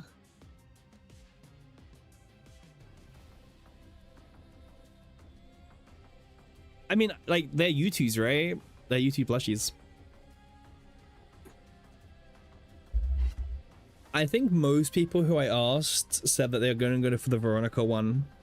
Yeah, see exactly. The Veronica's cute. Yeah. The Veronica's actually really cute. But the Hugo one's also really cool. I mean, the difference is, like, the Hugo one has, like, kind of, like, the fur hair on top, right? While, like, Veronica doesn't have that. But Veronica does have, Kowalski on the top of her head, right? So I guess that's like, the bonus thing. Veronica has Kowalski, while Hugo has, like, the fur. But yeah, they're kind of cute. They're also, not too expensive, if I say so myself. They're, like, $30 each, which, I mean, it depends who you are. But I think it's a pretty reasonable price for what this is. I was going to I was always going to order both of them. I think I mentioned this on stream as well.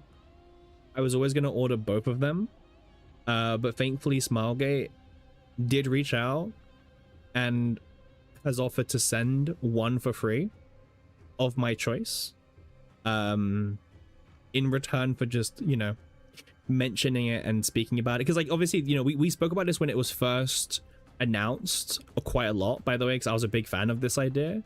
But obviously you've only got 12 more days to go before these expire, and when they're gone as far as my understanding is. Like, this is it's only for now. How much is international shipping?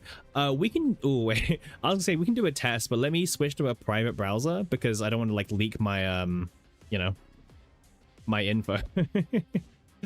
Let me open up a private, because I might put up like my address stuff straight away.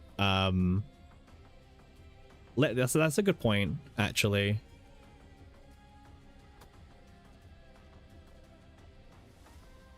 We don't want to leak ourselves. That'd be like the worst case scenario. Okay, here we go. Okay, so how much is international shipping? Let's see if we can find out. So let's say we're on the Veronica one. Okay, so it will arrive in December. I mean, that's a great Christmas present, by the way. It's a fantastic Christmas present if you are like want to get this. Also, actually, while I'm here, let me share the link for you guys who may be interested in picking this up, because it doesn't do much help if I'm showing you, but you can't find it yourself.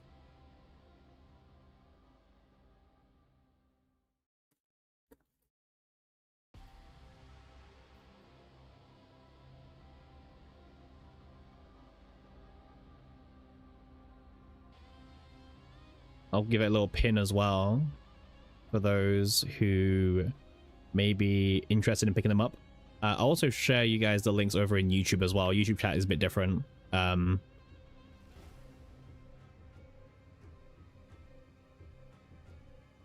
There you go. Over on YouTube. Okay, we can do some investigation, sure. Okay, so yeah, so it's going to pre-order. It's going to ship out in December 1st and December 31st, which is kind of exciting.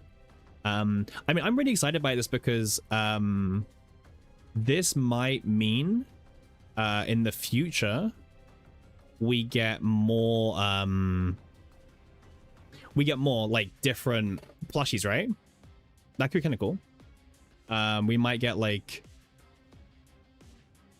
new characters, even like which characters would you guys like to see, right? I think that's also quite important, because like personally for me, I would love to see like Serenial or Typhera if they're open to do more of these.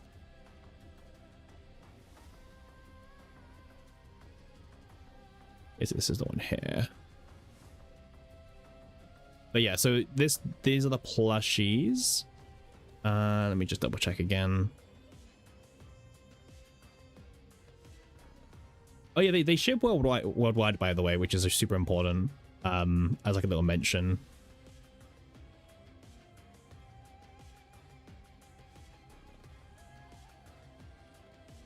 Okay, so let's see how this is going to be. I mean, I've never actually bought from U2s before, but I think U2s is it's got a good reputation, right? Okay, so this is the cost here. So the plushie cost. Actually, wait, what's the dimensions on this? So it's a 9. It's 9. Okay. So going back. So it would actually be in the cheapest category of plush. So if you're in the US, it will cost you $9 shipping. If you're international, it will cost you $10. And then specifically if you're in these countries, it will cost you $15 as well. So to be fair, not the worst pricing that I've seen for shipping with these types of things. I order quite a lot from Kickstarter as well, and from like GameFound, and this is pretty reasonable, I would say. You just have to be careful about where you're ordering from as well, because there might be extra fees on top. Like for example, in the UK, if you're ordering stuff from abroad, there is like an extra like fee on top typically, depending on the value of the item that's being shipped. So you have to keep that in mind as well. Make sure you obviously check with like your country and everything like that. But you're in the most expensive bracket while US is the cheapest. Yeah, US is the cheapest. I'm not sure where these are made. I'm not sure if it says on the landing page.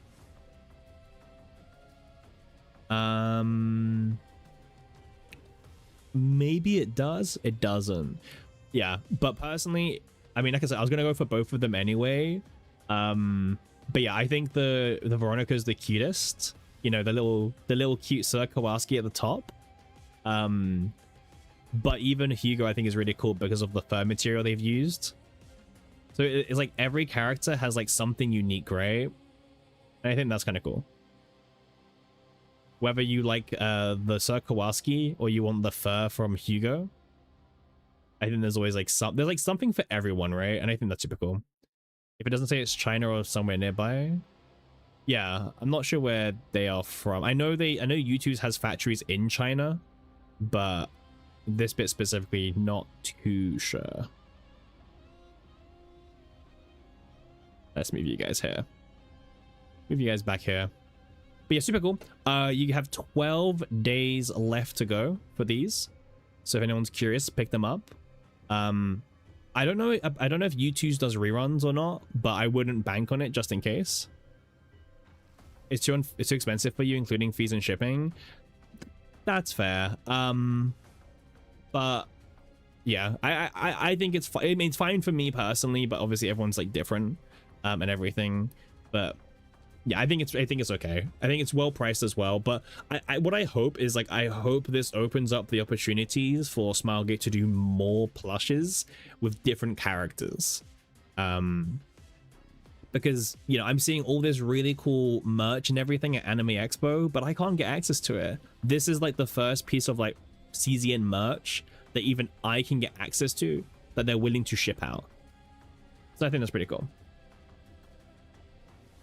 But yes, of course, thank you to Smilegate for sending me one of my choice to me.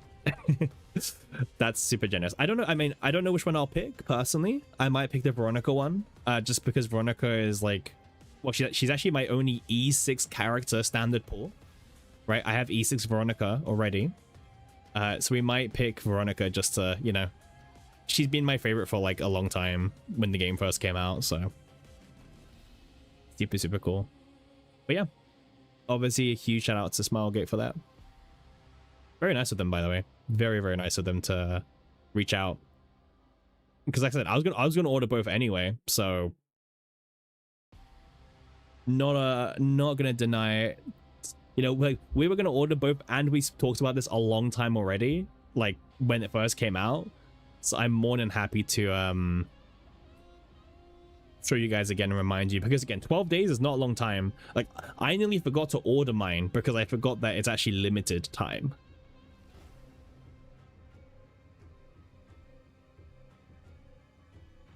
Can I deduct mine as a work expense? Oh, well, okay. The UK like laws and tax and stuff is very different, but it could be considered a business expense. Yeah.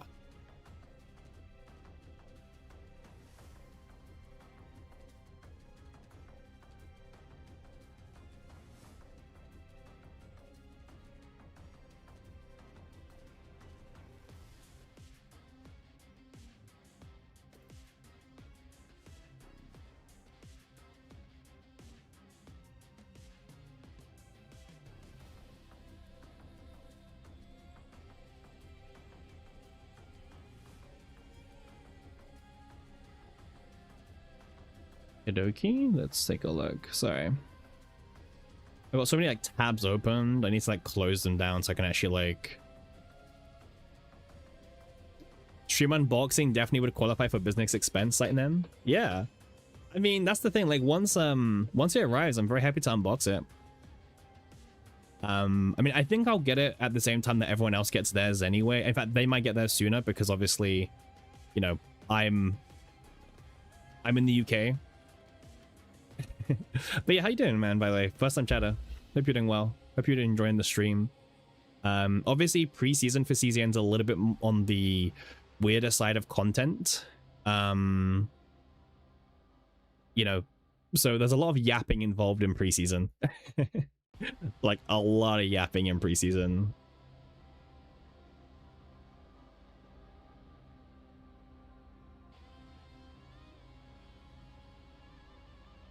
Okay, let's now move on to some sortie runs. Sortie and chill with chat. Hand cam reveal. Oh, that's true, because no one knows anything about me. You guys don't know my height, what I look like, my hands even. Yeah, it's all new stuff, right?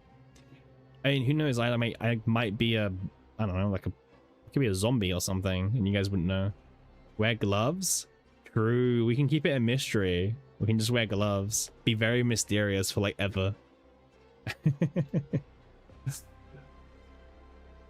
Put the cap back on.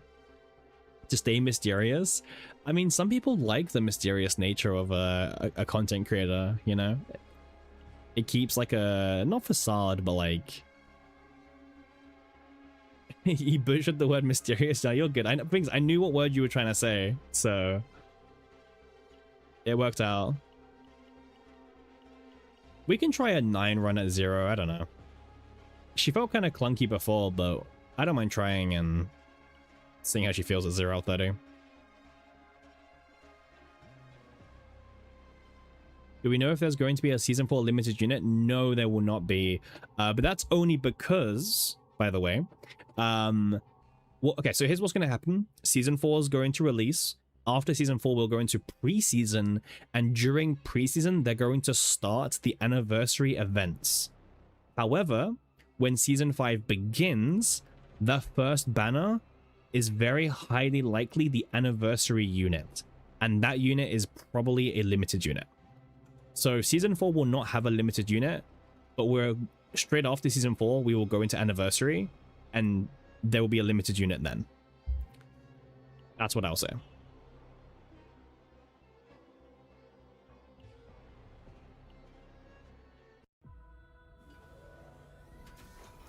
So if you're trying to save your like your currency, it's a smart idea, because that limited unit, I mean, it's anniversary. And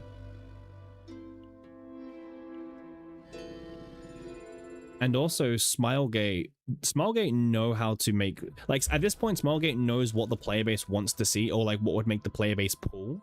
So I think it's a high chance that the anniversary unit is really good. Kind of like Heidi, right? Heidi was really, really good. You've been saving since Heidi ended? You don't think you can hold up until the anniversary? Well, Season 4 has a bunch of really cool characters to look out for, so maybe, I don't know who you preferred based on the preview art. I'm personally a really big fan of Olga. I'm really looking forward to Olga with her scythe. That's my personal choice. I think Olga's the best one. I will shill Olga.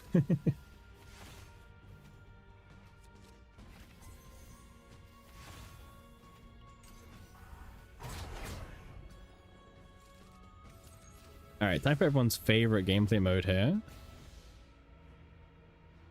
The sortie grind.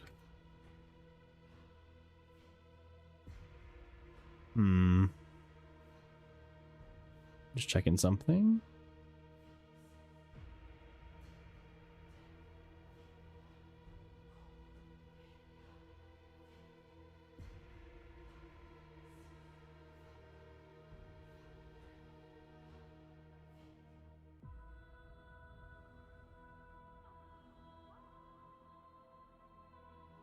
That's fair, whatever.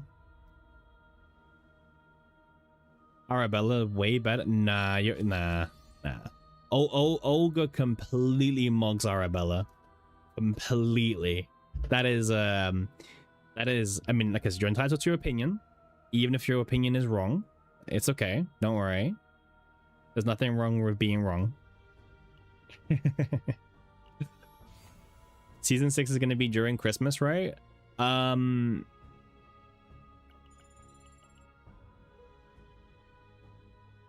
Oh, you mean back to back in the season? Yes, yes, yeah. Yeah. Season 5 will have a limited, and then season 6 will probably have a limited as well, yeah. I got what you mean now, yeah. If you skip partners, you can get most characters with average luck. That's true. Yeah, you just have to, like, not get completely destroyed, but yeah. Your inner caveman says Arabella's the best. Your inner edgelord says Olga. Olga's the best. End of story. Anyone that says otherwise is lying to you. Like, just straight up lying to you.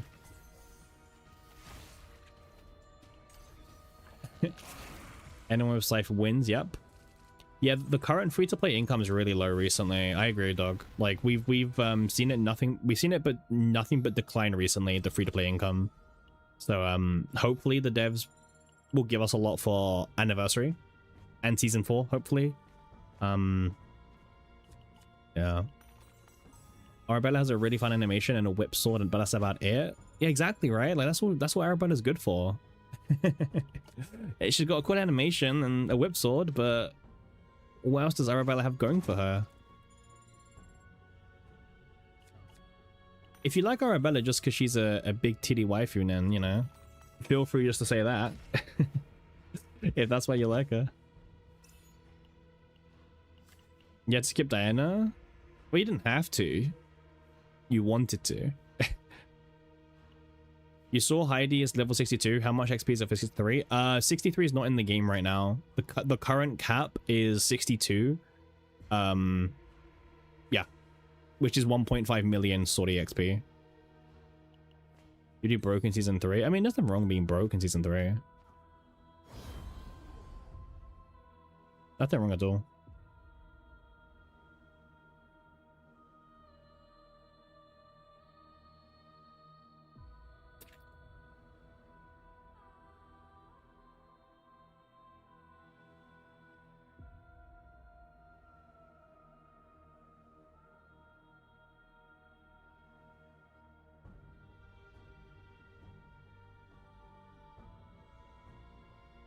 Can you still earn XP at 62? No, it's capped.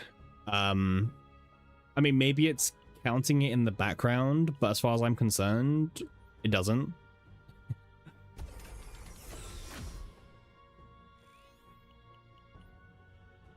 Hey, that's big titty waifu whip sword dummy mummy to you. Sorry for getting Arabella's government name incorrect. Ambush extreme. I don't want if this is the same 3 options it gave me last time.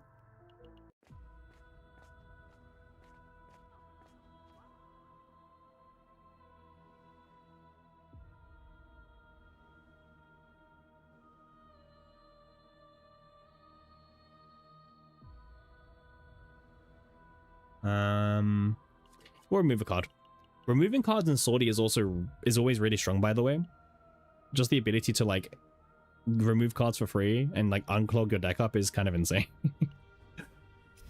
Yeah, whenever you have the chance to remove cards in sortie, you always should do. That rule has just never changed.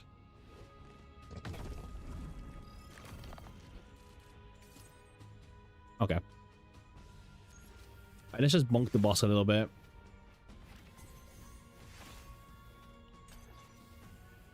The problem for 9 is that to make 9 feel really good in sortie, you kind of need AP generation. Without AP generation, you can't really chain all your Qs in a turn, and it just feels a bit clunky, actually. So, it's like one of the big downsides of having 9 in sortie.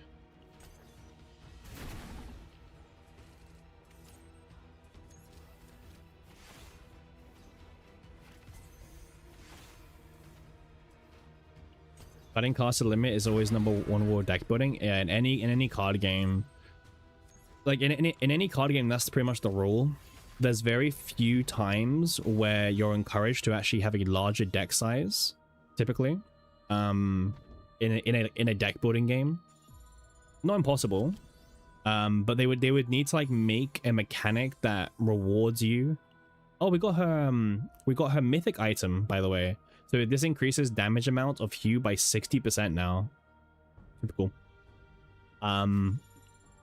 But yeah, like CZN would need to like, I mean, we saw in season 2 there were refines that like encourage you to clog up your deck. Yeah, not the last Hue, because the last Hue is now discounted by to 1 cost. Because hey, you know, mechanics.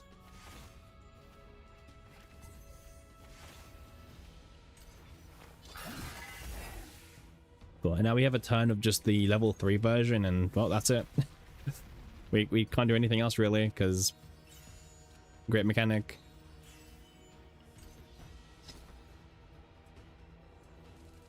Okay, there we go.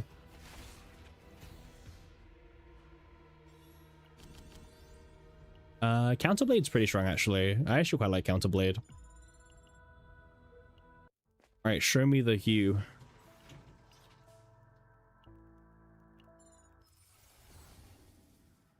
I'll pick Ironclad. Yeah, Ironclad is like just super tanky. 10% crit chance I'll take as well. There's no reason not to.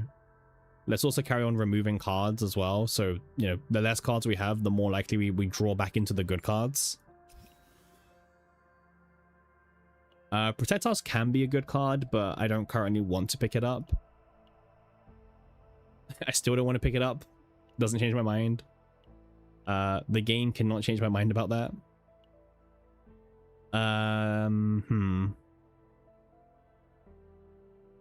Fatal Strike is like kind of weird, but okay-ish.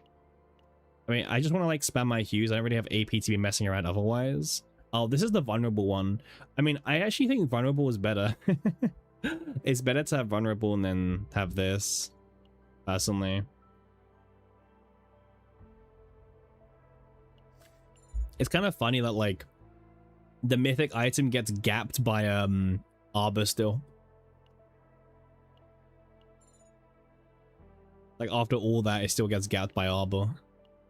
You could see an interesting game design where your deck also serves as your health pool, but without a minimum size. Well, yeah, I mean, people were asking questions like, how much lifespan, like how many unique designs can they continue doing for CZN?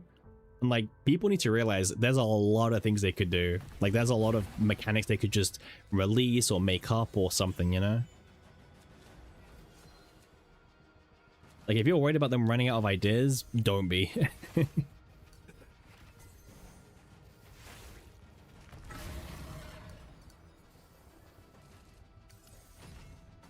Oh, that's annoying. Gets rid of my vulnerable.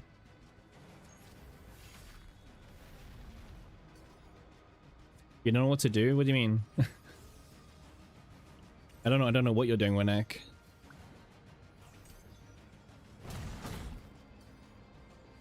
Okay. Oh, that's annoying.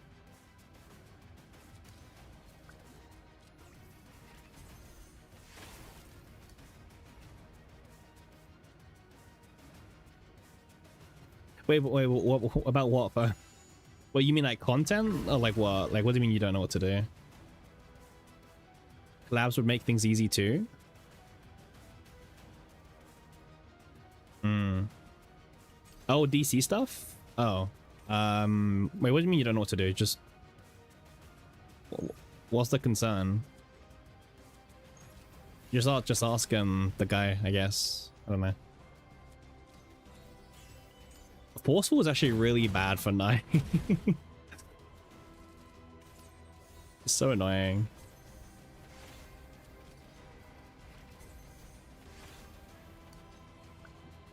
Alright, we're nearly there.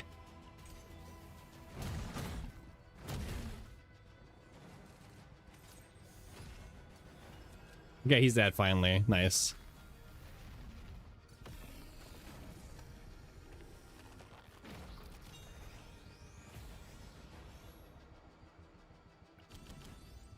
I don't really want any of these cards. Again, we're just trying to cycle all of the hues if possible. 5 cards exhausted, draw 1 card. I'll get this one. More shielding is pretty good. I need to burn my reasons, I guess. Might as well take this. AoE boss, AoE boss. Well, I think Soul Collector's easier.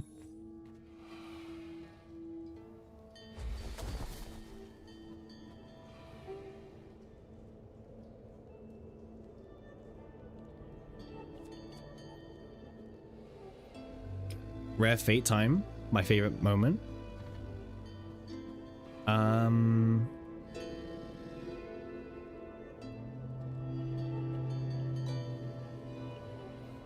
You know, gaining 2 AP at the start of the battle was actually really clutch. Actually, that could really help our turn 1 rotation.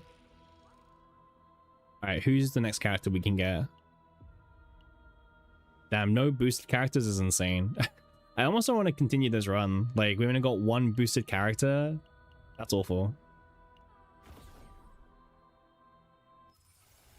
Yeah, I don't think this is even worth carrying on.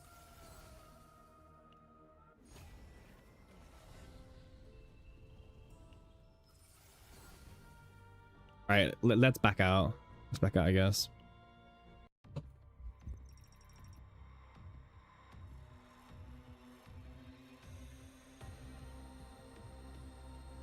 Yeah, it just kind of sucks. Like, 15% from 9 is amazing, obviously, but the idea is you try and get at least 1 more 5% character at this point. Alright, let's level this up. Okay, so...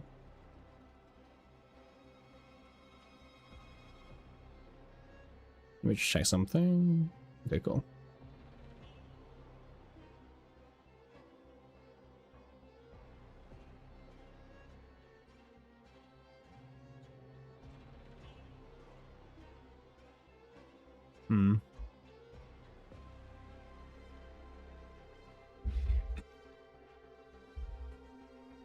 Okay. Don't know what to do, because I mean, someone asked me this question the other day as well, but for those who maybe forgot, if you play the boosted character at 0 out of 30, you get 7,824.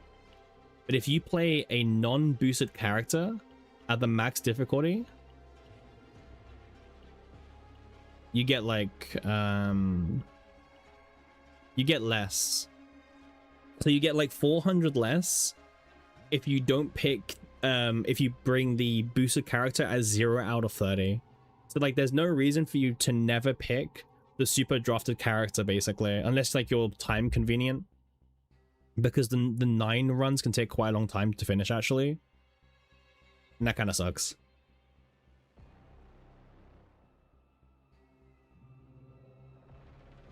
Yeah, it kind of sucks that like the 9 runs are really slow.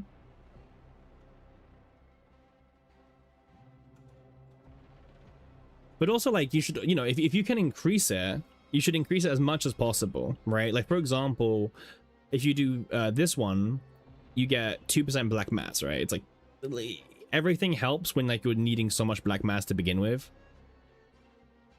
Like, I don't know, this one, for example, who cares about this one?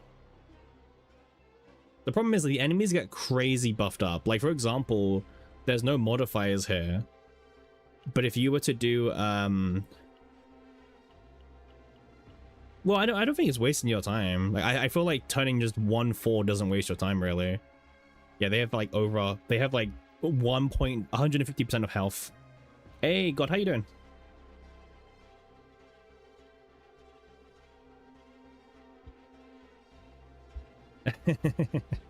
Yeah, like what do you mean she's Instinct, the new character, huh? Yeah, I mean it makes sense, right? People forgot that maybe the bug planet was a thing, and the bug planet obviously farms off instinct stuff. Yeah. Anyway, 9, let's bring her back in.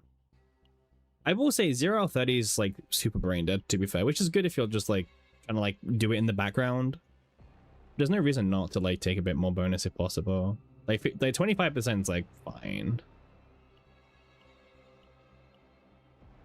I'll take this one, for example. This one's like super free as well, I guess. You was farming void stuff? Well, that sounds like a skill issue. That definitely sounds like a skill issue. All right, you know what? This is fine. We can do these two. I think A is pretty fine. Like, we get more black mass, but it's like nothing too crazy difficult extra. Yeah, but I'm doing good, thank you, man. It's the weekend, so I'm like super excited for weekend.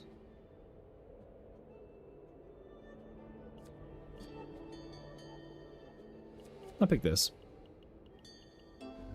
We're trying to get as many drafted characters as possible before we finish the run. Ooh.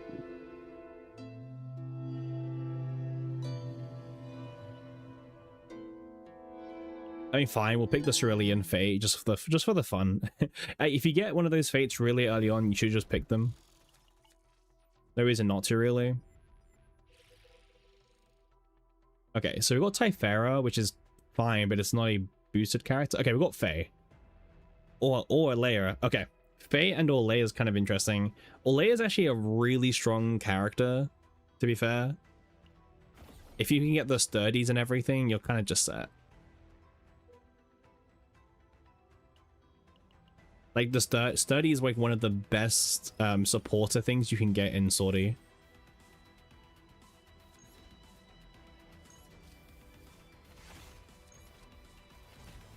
There we go.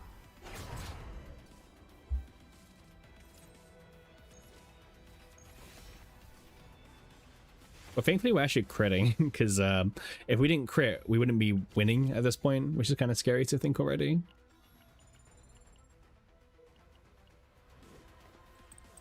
Typhara would have been really good, but yeah. Yeah, these AoE bosses are so annoying. Or the AoE mobs. I really don't like them very much.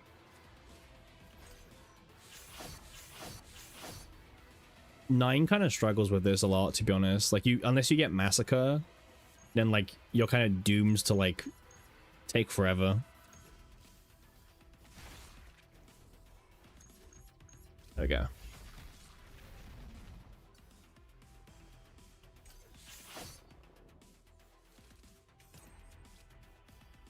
There we go.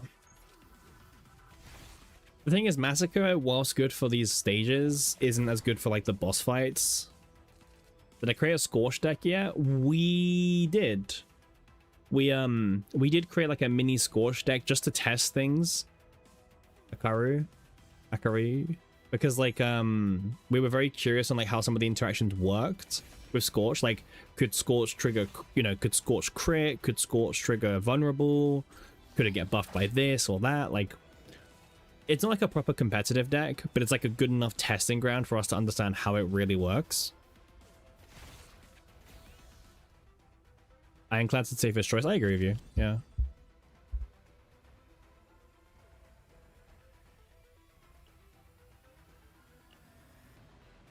Okay, there we go. We'll go to the shop down here. Maybe we can get Ironclad or something already. Fine. How does it work? Okay. So Scorched is a new dot, right? Which whilst it's on the thing, obviously, when the enemy's action count decreases, you inflict an 80% dot damage to the enemy. And then you lose one stack. And if you end the turn and there's still Scorched stacks, all of your stacks will go away when you end the turn. Okay? So Scorched is very much like a, if you don't use it all up by the end of the turn, you lose all your stacks no matter what. So Scorched doesn't say fixed dot like Agony does. And that's a huge deal, because with Agony can't crit. Agony also can't get boosted by a lot of the effects, right? Because it's fixed damage. However, Scorched is not fixed. So for Scorched, you can crit with Scorch. You can trigger vulnerable with Scorch. You can use morale to buff Scorch. You can do all of these things and it buffs Scorch really heavily. So Scorched has a lot of potential to be good. Obviously, we still need to see Season 4, the new cards and everything like that, the new gear. But Scorched is a very powerful mechanic already. It's got a lot of potential. It's not there yet, okay? I'll be honest, it's definitely not there yet. We need to see a bit more, but it's very close, I think, to like... I can see the vision, you know? I can see the vision of what the devs are intending to, and how they're intending to use it.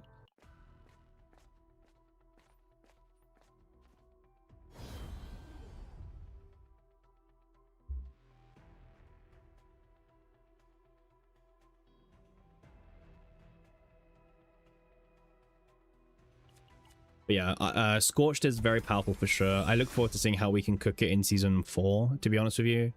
I think there's a lot of potential. That would mean that dot percent works like Scorched. Yes, exactly, Dog, yeah. Yeah, it will boost Scorch similar to how extra damage stat boost extra damage, yes, which is very powerful. Very powerful. You're still skeptical? I think it's fine to be skeptical as well. But I think they're going to cook Season 3 quite hard. But I think it will mostly happen due to them shilling it very aggressively. Which I know, you know, that's kind of a mixed bag thing about people being very happy or not about them shilling stuff so aggressively. Hey, Yang, how you doing? Welcome in, by the way. I'm glad that you could join us today. But yeah, dot percentage is so much harder to get in an extra attack. What do you mean, like just memory fragment farming? Like, because in general, it's not too much harder. You farmed Void, but yeah, exactly. Everyone farmed Void. But yeah, there's nothing wrong with farming Void. I think Void is fine. Like, they are going to release future Void characters anyway. So, you know, doesn't really matter if you farmed it now or later.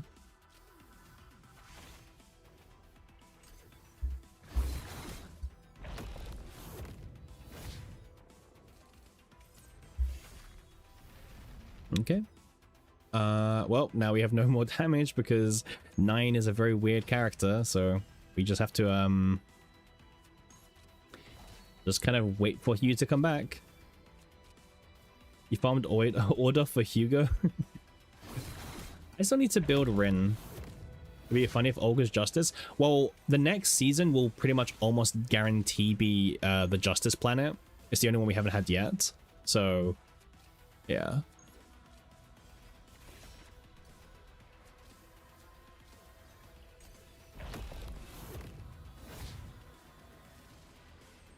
It seems like we are going to the ruins for the anniversary, potentially.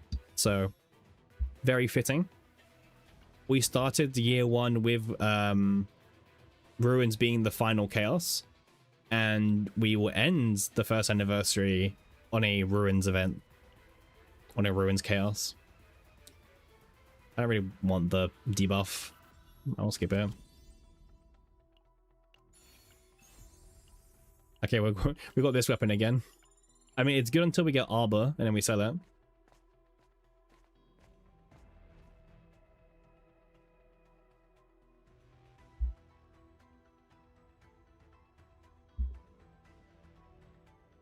But yeah, I mean, I don't feel like Olga will be Justice only because they are planning to do Olga Justice for Season 5. Like, Season 5 is going to be the Justice season. Again, no confirmation, but very heavy speculation and very correct speculation, I would say so. Considering we've done every single planet again for these seasons, we're only missing Instinct and Justice. And obviously we're going to the Instinct planet, so...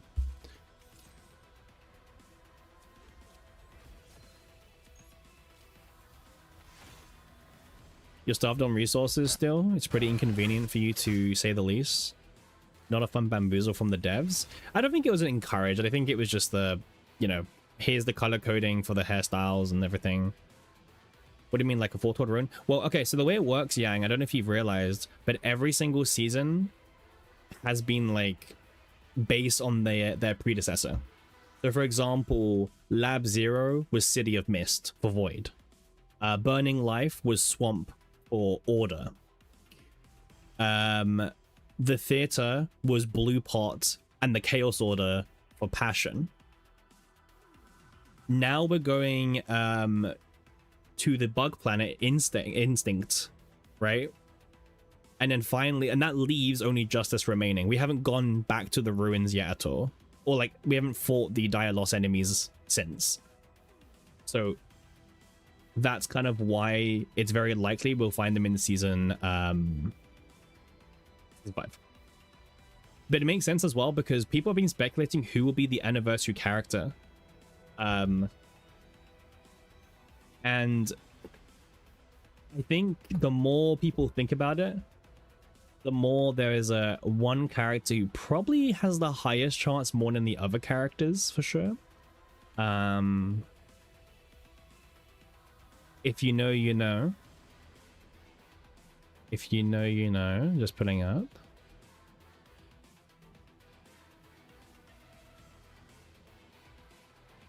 Let me do this. Do I think Serenia will have a chance this season? No. Because we're going to an AoE and dot season. Two things that Serenia probably isn't going to excel in.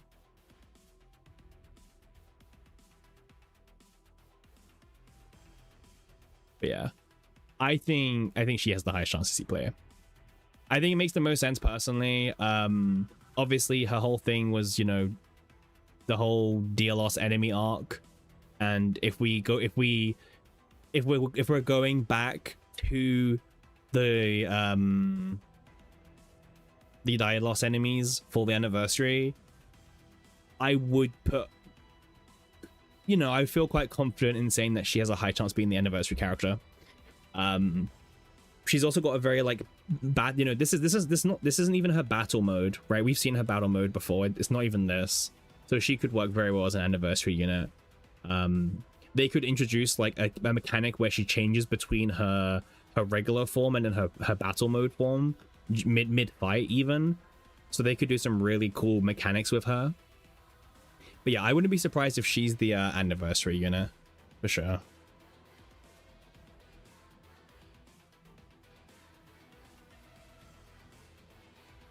I don't think it's time for Renoa Zine. Like, I think she will be, I think she will be the limited anniversary character personally. I don't think Renoa is ready yet.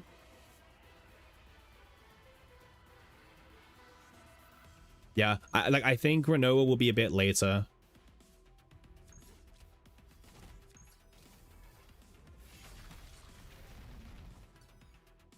I'm sure we'll start seeing more hints and more tips, but I don't think it's Renoa's time yet.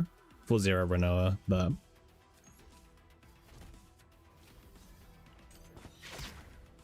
you guys can't even see the screens now, but yeah. What about 0 for season 7, 1.5 Annie? I mean, yeah, 1.5 Annie, I can see that. Yeah, I can see that. Unless they introduce another character. Like, it depends what they want to do with the story, right? Like, how long do they want to drag out 0? Do they want to drag it out till the 2nd anniversary? Or are they happy doing it 1.5? You know? So it's really up to the devs on how they want to do it. But, yeah. There's a story? Well, yeah, the revamp story, right? To be fair, the revamp story is actually kind of good, from what I've heard. We haven't gone through it yet on stream, but we will do a stream of going through the new story. Because I'm kind of curious on it. I'm very curious on the new story overall. I want to give it like a fair shot, you know? And not just like judge it out the gate. Can we get Ironclad or something? Make my run nice and smooth. Let's see. Extreme isn't like bad actually. It can be kind of funny to do extreme. You know what? I'll do extreme. I think extreme is kind of always really entertaining in runs. Is it always the best? No, but it can be entertaining.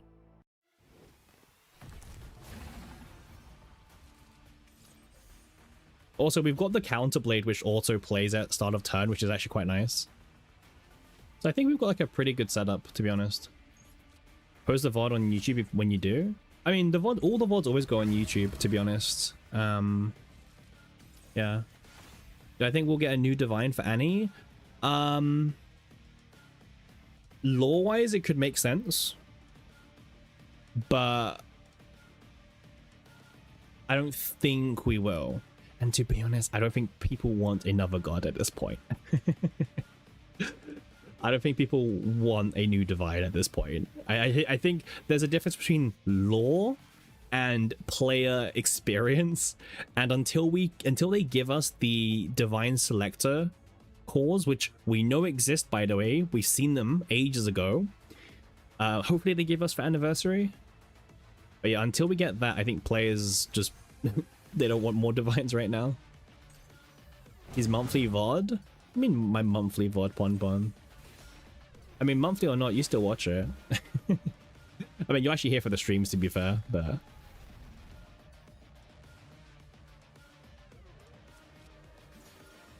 I'll keep making more of these, I guess.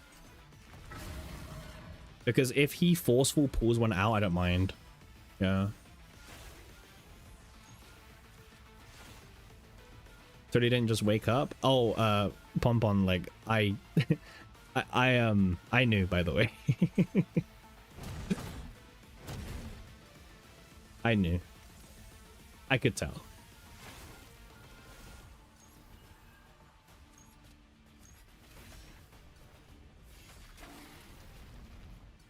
Pon disappearing like that does not happen for no good reason. So I knew.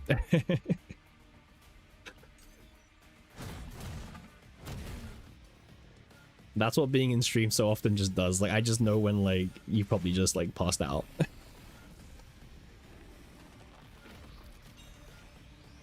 Alright, down he goes. Let's do assemble. Why is this called assemble, by the way? This always, like, bugs me.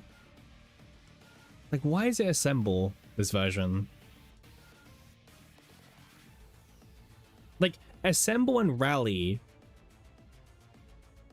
mean the same thing, but like the word definition of assemble and rally is the same, but they've called it assemble here, which makes me just feel like they've just, their ChatGPT has like failed them. You know what I mean? You were fine. I'll keep you awake when you're up at some ungodly hour. What? Oh, do you have like, do you have energy now, Pon, or like a little bit of energy? Probably not, but it's just translation again. Shocking, right? Shocking. Do I have an accessory? I don't think so.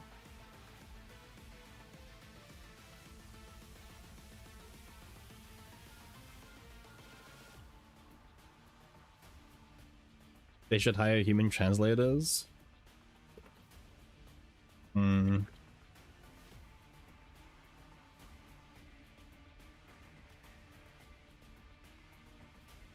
Yeah, Calipe also has a card called Rally.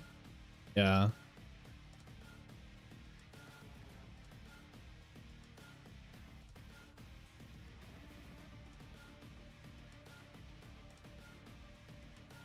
Thing is that would also make you assume that the devs actually realize this stuff. Don't forget we had 2 different types of combos for like 8 months. You know? We had 2 different types of combos for the longest time until they changed it to streak recently. I'll be honest with you, it's just their AI tool failing. How was your nap, Pon? You got a bit more energy now? Happy with that. Let's fight Sweet Dream. Sweet Dream's okay until he takes our Hue. If he takes our Hue, we're screwed, but I'll take the gamble. Surely he doesn't take my Hue. Sure? What do you mean, sure? It's such like a blunt sure, like...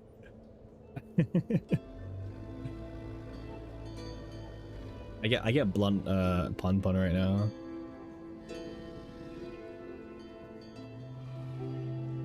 Okay, you know what? Having one extra AEP at the start of every single turn is actually really good. We're trying to get a really smooth rotation here. You don't get why they're so adamant about not hiring at least someone to proofread translations. I'll be honest, I don't know either. Like, I don't know if there's like a legitimately good reason or not. Nice. No, no drafted character bonus, because why would we? Never lucky.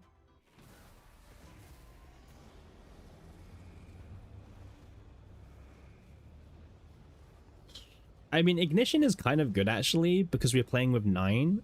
So 9 will always trigger the ignitions. So that's something.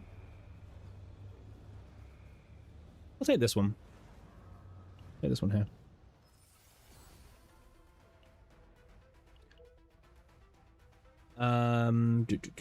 Okay, let's fight the Burning Elite while we're here.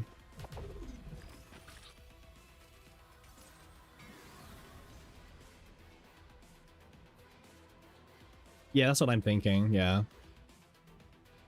Okay. You've been struggling to find time to do sortie? Well, I mean, Ponpon mentioned earlier, they've been doing simulation. They haven't been doing sortie. Also, I don't blame anyone for not doing sortie, by the way, because like it's probably not the most exciting game mode at the moment. It depends who you are, by the way. Some people find sortie really, really fun, and some people just find it a grind. So the sortie buff and the last buff were awful. I agree with you. Wait, what was the last one again? Last one was I didn't like it, I remember, but who was it? Ah, see, the fact that I didn't even remember Ponpon, I think that says a lot, right? The fact that I didn't even remember, I think that says everything that has to be said. Yeah. Not knowing was worse. Naja was challenging. Yeah, but I don't think anyone liked it. Like, I don't know. I think super buffs should like make the character just feel better, and it should be fun. You know what I mean? The character should feel better to use as well. And I don't know. I don't think like Naja felt better to use. It was just some like numbers plotted onto her. Bye bye Hugh. No, because we're gonna chain loop it. Okay. You need to believe. Let me just think about how we're doing this. Okay, so this.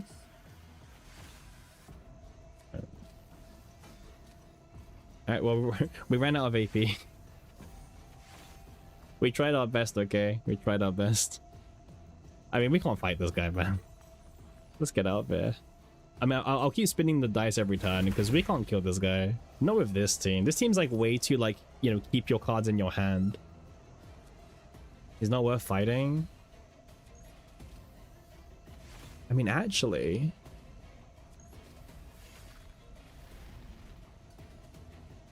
Okay.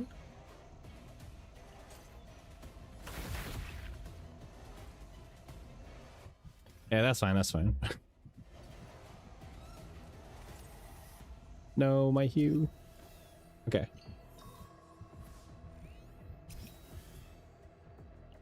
Wait. Okay.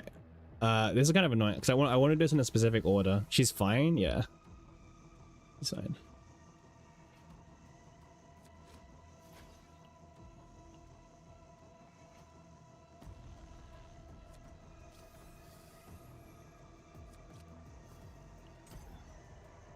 Oh, I forgot to play the softie.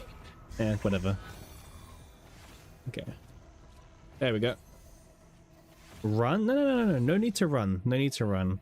No, we're good. We're good. We're good. And we got the dice.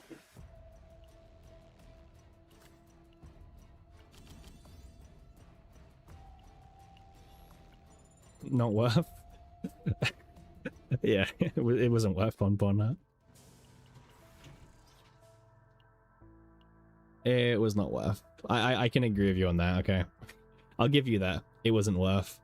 I don't even Gale Strike in my deck. Gale Strike's just too much. I'm never going to use it. But maybe I'll keep it for now.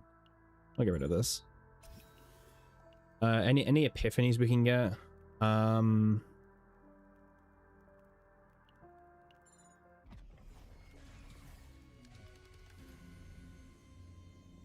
mean, this means we start every single fight with it, actually. It's pretty good. Yeah. Starting the fight every single time with that card's pretty good.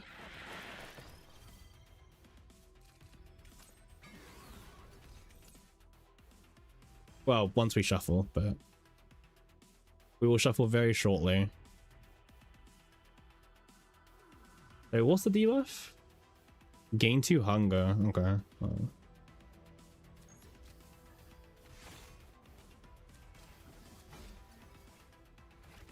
Trigger this twice. Okay.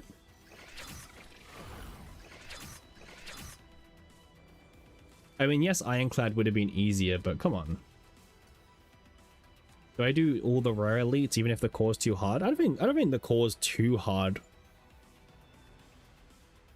Keep divines at levels. Honestly, Glaive, that would honestly be a huge quality of life. That wouldn't even make Hugh broken or anything, you know what I mean? That should be like the bare minimum this unit gets.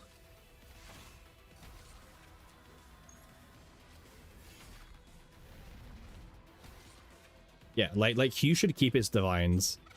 And trust me, if Hugh kept its divines, it wouldn't even be a broken still. It would be good, but like 9's already in a really bad position.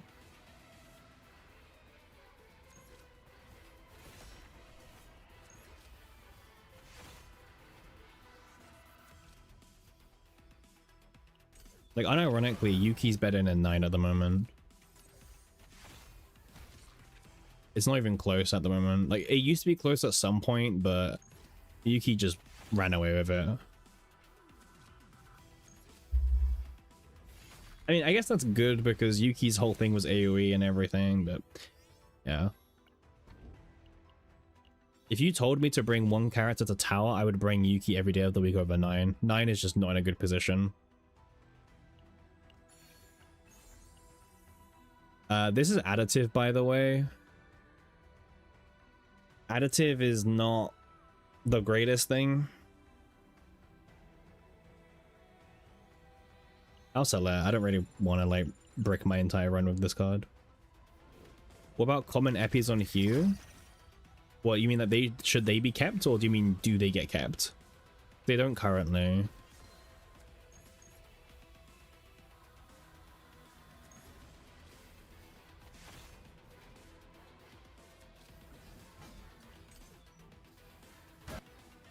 The problem is we're fighting all these like multiple mob stages, which also is not 9's like speciality at all. Like 9 is not made for this. Oh, I used this twice by accident. Oh well, whatever.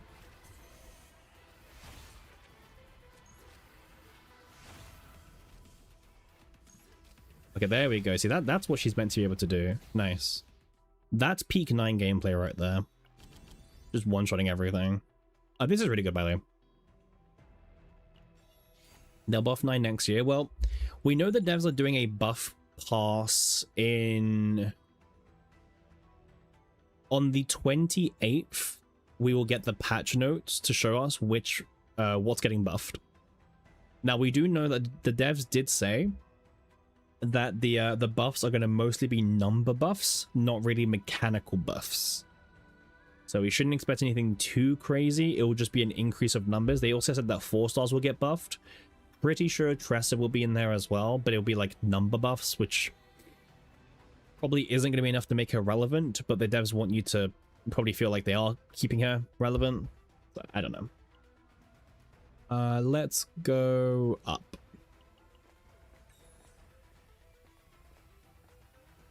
I remember seeing a discussion a while ago about nerfing Cassius, by the way.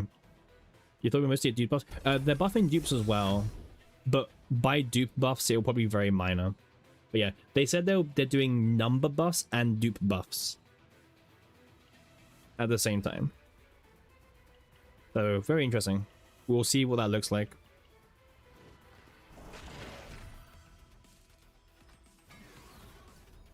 Discard this. Lucas? I mean, yeah, Lucas will get buffs. Will the buffs make Lucas good? Probably not. I think Lucas needs a lot more, to be honest.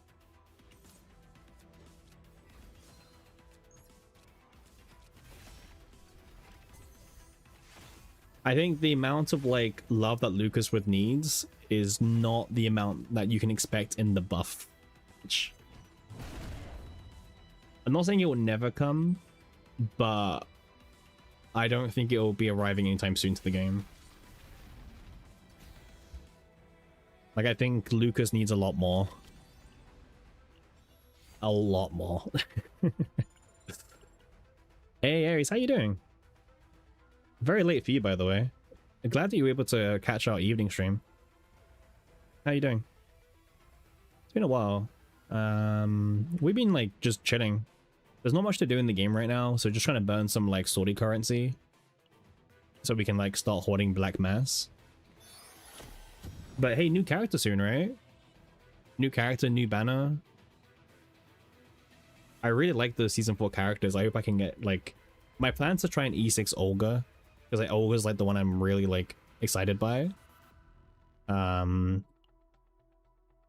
yeah, we'll see. E6ing Olga is a pipe dream, but I think we can do it with the CC gems that we get if we just like get lucky on previous characters. This is really good actually. Flower of the Dead Souls is really good to extreme. You had a family gathering and freeloaders just left.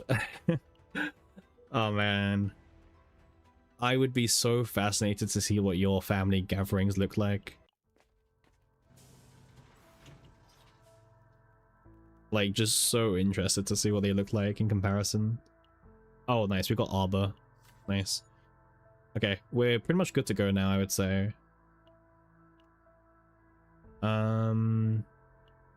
We should probably keep removing cards that we don't need in the deck, because obviously the more we remove, the better.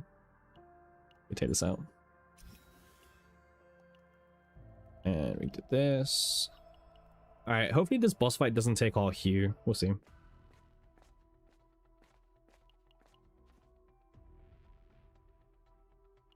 I'll take the card. I regret taking the card.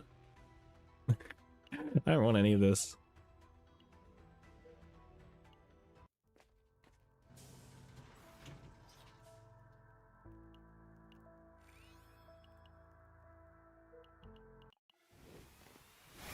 You dare me to use my memory hoard on my 2 missing Serenial copies? Ugh. What do you mean dare? What kind of dare is that? Hey, how do you ever skip that upgrade? What do you mean? I mean, what does it do for me? I barely have any common cards. I don't even have like a common card epi. I've got Rally and that's it. I don't actually have much. I mean, this I guess, but it's not like that valuable for me.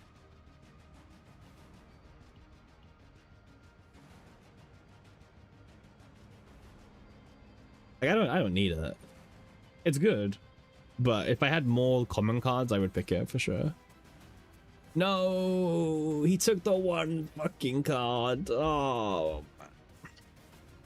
No. No. He took my fucking hue. The one card, man. Sake. Fantastic, by the way. Owen Carrot? Yeah. God.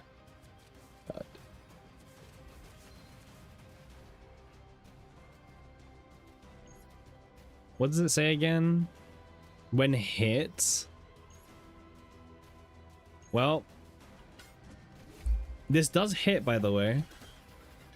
When's the new unit and what is the unit? The new unit comes out on July 29th, and it's Hilde, the archer we saw. They shared the information on their Twitter. I can put the picture up.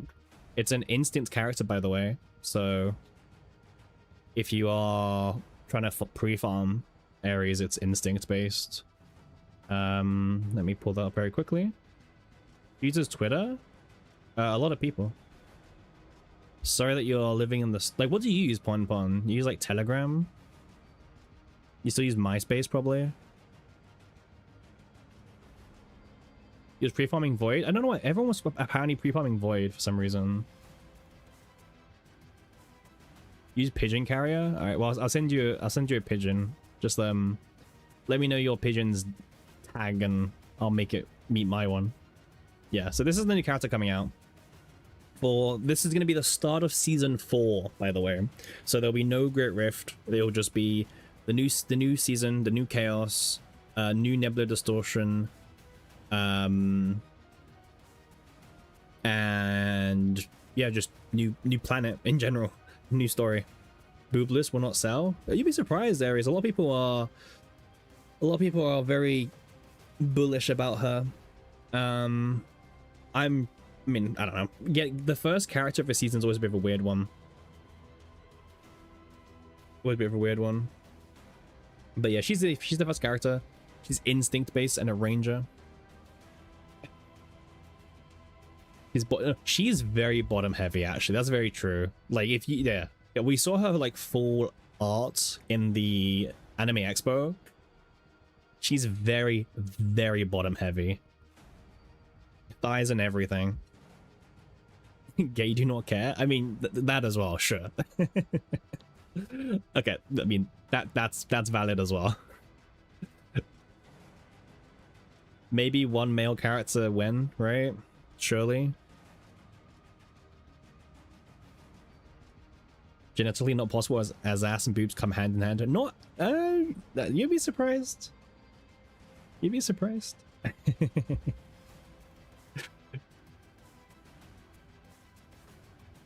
In before Mindbreak will inflate the booba.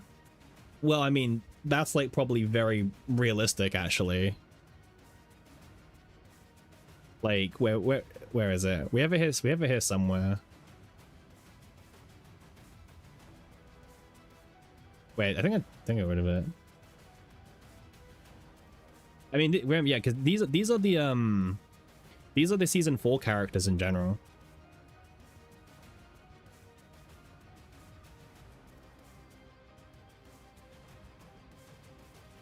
Wait, what do you mean, Pon Pon? Which one? Because 9 has 2 of them. 9 has one where like she's like crushing something, and then she's got the other one where she's like her arms are folded and like her boobs are like hyper inflated. She's got like, oh, Nia, not 9. Yeah. Nia's one is like, Nia's is okay, I guess, if you're into that. I don't know. I've never really liked Nia's one. It's kind of creepy. Like the way she's looking at you. I don't know. It's like she wants to kill you. But yeah, these are the season 4 characters. I like how there's something for everyone. You know what I mean? There's like a waifu for everyone. Unless you don't, you know, care about the waifus, right? And then obviously not really. No men? Well, that's what I said, like, you know, from a waifu point of view, there's something for everyone. And if you don't like waifus, then obviously, you know.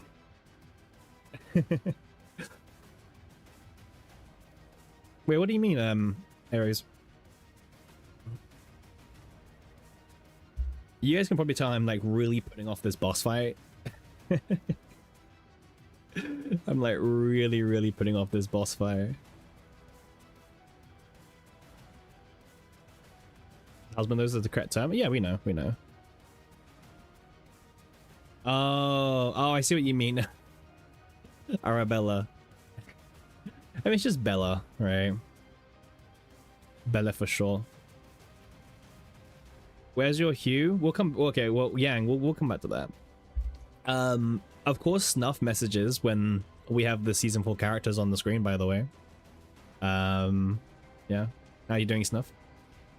Any plans to make a Maribor deck? You know what?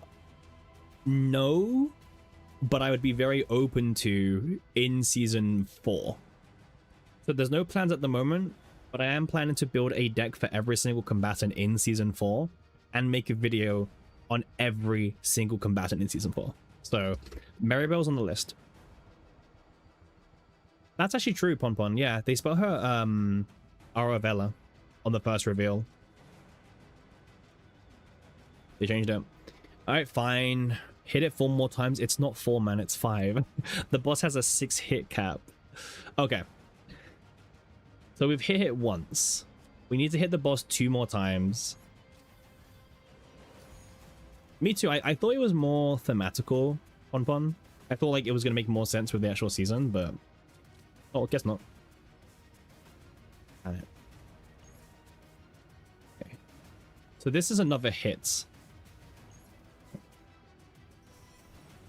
Because this gives us Swifty. Swifty is 1 more hit.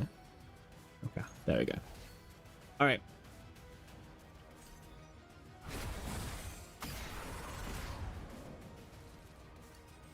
Okay, okay.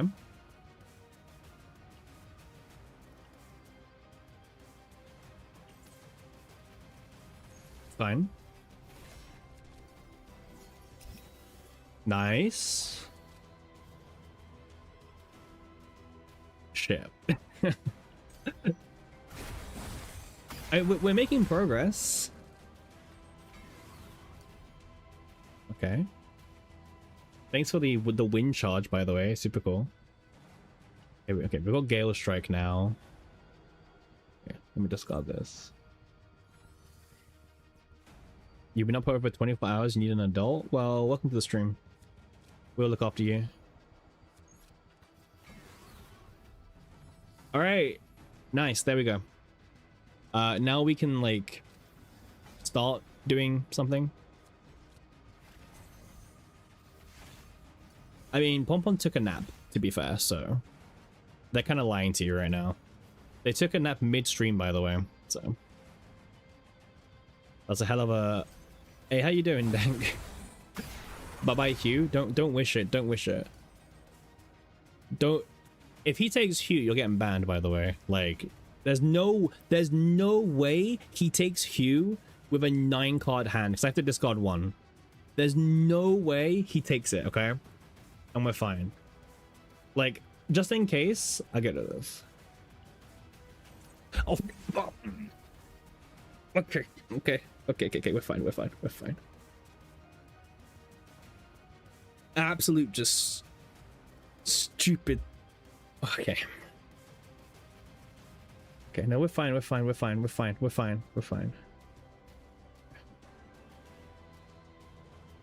Enough. Boss fight, like... Okay. Just bonk him a few times and we win, right? That's all we need. Yeah, upgrade fake out. Okay.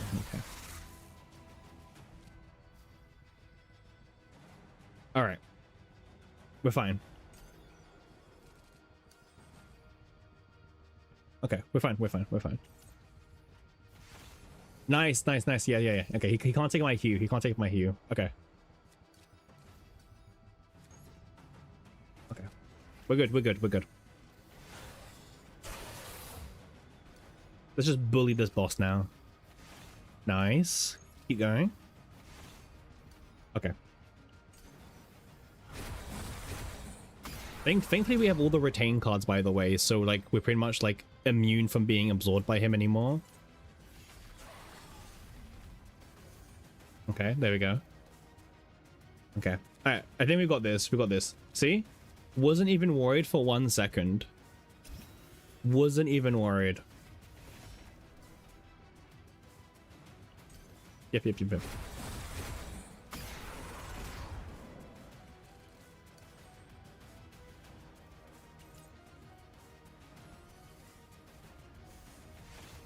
Okay, nice. Alright, easy boss fight. There we go. Okay. Wasn't even worried for 1 second in that fight. Easy clap. Remember when 9 did this absurd damage? Yeah, I don't remember those days.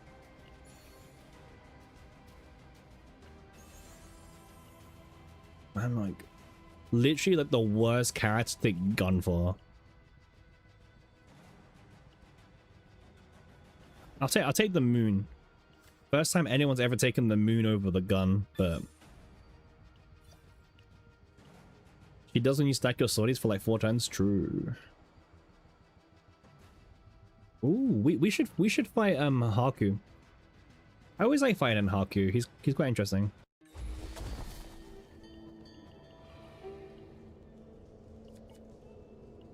Okay.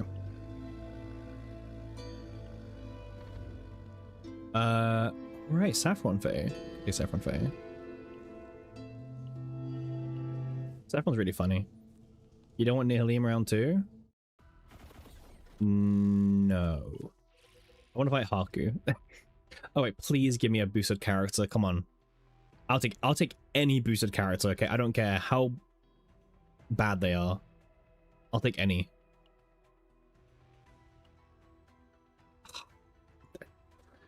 Didn't really want a DPS, man. Like,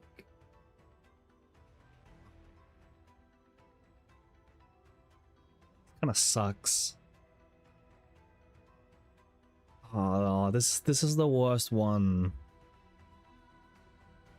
Oh.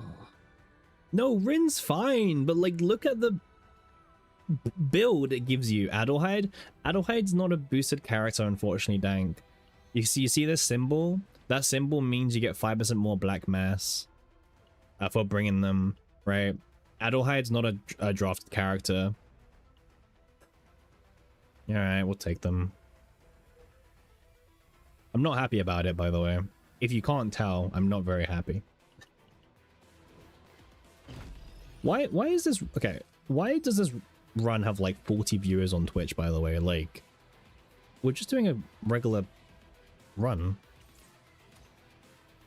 I swear, it's like always when I'm like suffering the most, that's when like for some reason the viewer count spikes a bit. You're a gamer? True.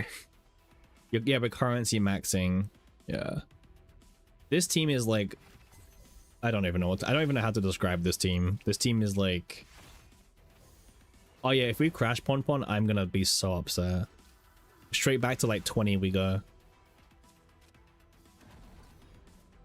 You watch me to go to sleep? A lot of people do that, by the way. Also, yeah, how you doing, by the way? First time chatter. Hope you're doing well. Yeah, a lot of people use me to go to sleep, which is pretty cool. Pon's alt account. Very soothing voice. Thank you. It's not because it's Friday. You don't gotta destroy me like that. Well, you say that, but to be fair, we haven't really reached 40 many times, so... Can't choose who to get between 9 or Naja. Who gets more use? Welcome in, by the way, first time chatter. Hope you're doing well. Okay, you can't choose who to get between 9 or Naja.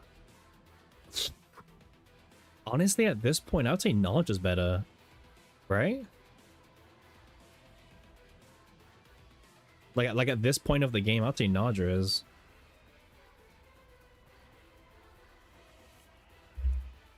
Like, Naja had a bit of a weird time period, but 9 just is not that great at the moment. You think I'll get more viewers during day 1 seasonal? Well, make sure you're here. Make sure you're here, Pon.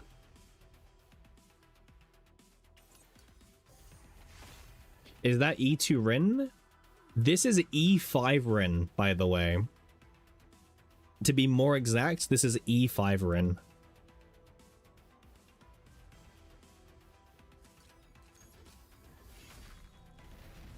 You'll behave during seasonal? Nah, you're good. I mean, you're immune to spamming. Snuff, do you want to know a fun fact? I have E5 Rin, and she has 0 potentials. I've never used Rin on this account, but she's E5. There you go. There's a little fun fact for you.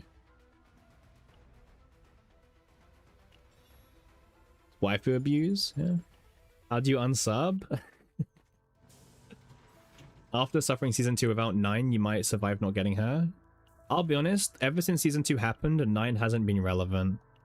9 looked really insane because she was really hyperinflated in season 2. They also made okay, so here's what happened.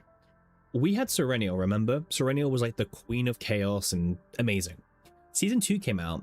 Perennial lost a lot of value in season 2 because a lot of the bosses were like countering multi-hits. So 9 looked amazing. If a founder unsubs, does a new founder badge reincarnate? True. Yeah, there's only 10 founders, right? Yeah, Aries has been here a long time. I always forget like how long Aries has been on like the stream for. Aries was here like with like 5 viewers. I would discard this. I feel like Snuff was also like a day 3 or 4 watcher as well.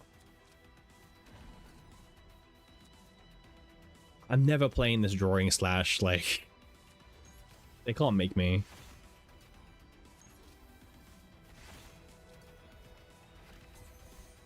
Unfortunately, like, there's nothing on YouTube that you can really do that special, like on Twitch. You can do like what, channel levels or whatever it's called, like channel tiers.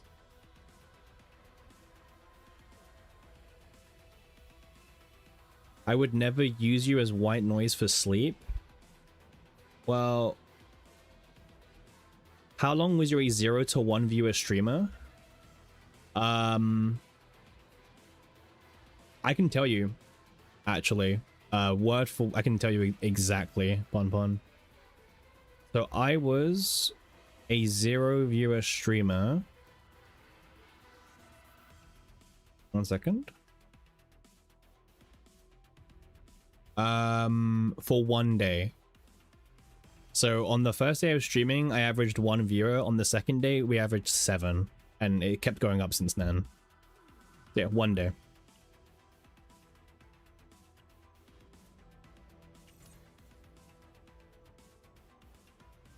I'm definitely a dev? What do you mean definitely a dev? What do you mean no shot? What do you mean definitely a dev? You're joking about them removing pulse bomb bosses no Serenio and then... Oh, you mean God's Rage? Oh, yeah. I was gonna say me. Like, what? I've done nothing wrong. I was like, why am I getting shaded for this? You converted a lot of your YouTube audience to streams? True, but also like YouTube is YouTube. So day 1 streaming, I can tell you, we had like 1 person on Twitch and like 10 on YouTube. Yeah, that's what happened on day 1.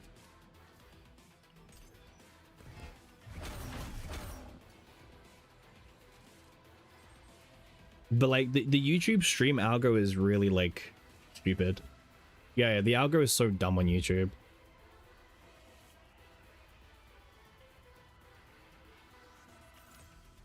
Like, look at the growth, by the way, like just as an FYI, like what, 41 views on Twitch and like 9 on YouTube.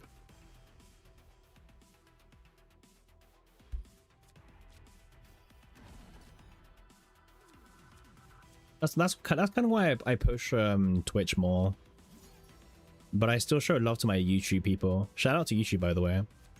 Personally, I actually use YouTube for streaming most of the time because I have YouTube Premium. And like if you watch a Twitch person and you have no like sub to them, it can be kind of painful to watch a stream with all the ads sometimes. But yeah. But I'll be honest with you, I kind of prefer like chatting on... I prefer chatting on Twitch. If I'm just watching someone, I can do it on YouTube. Kind of where I stand.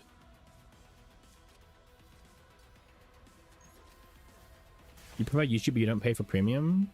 It's not that bad. You can get a discount. You can do like some VPN stuff and get a discount. Not encouraging that kind of, I'm not encouraging that behavior, I'm just saying.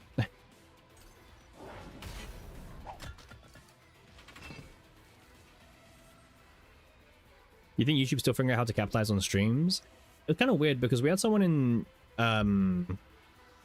YouTube stream recently, and they were like wondering how they can like do the equivalent of like subscribing on Twitch, and it was like, well, I have to set that up because you can set up like channel tiers or something like that, and it was like, I just haven't got around to doing that.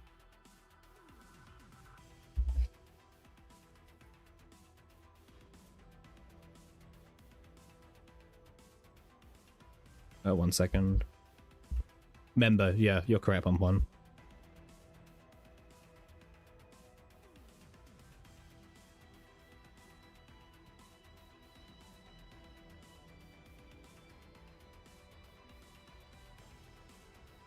All right, we're back. Yeah, it's called member. So yeah, people can give memberships on thingy. I don't know. I've just never. I don't really see my YouTube audience as like a monetization thing. I just see it more as like my videos go there. You know what I mean? But but to be fair, like don't sleep on the YouTube stream, because sometimes it peaks up to like 20, 30 people, and then Twitch like dips to like 15 people. So don't knock the YouTube.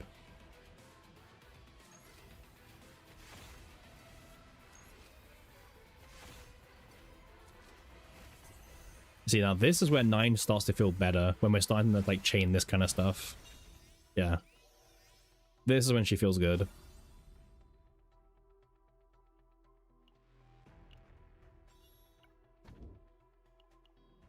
Wait, we got ready. All right, someone was complaining about me not taking the learning apparent, so I'll take it now. Okay, you happy? This is useless.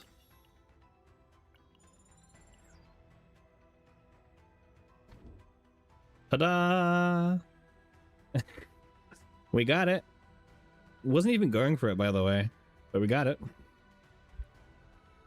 Just like nearly right at the end of the run, by the way. Like towards the end, but sure.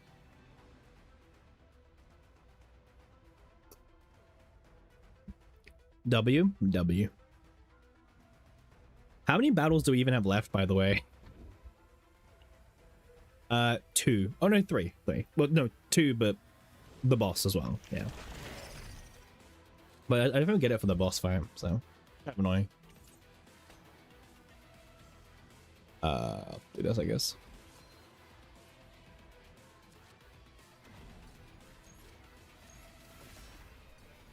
It's free crystals? It is free crystals, yeah. I wasn't expecting to get it on 9's run, by the way, but sure.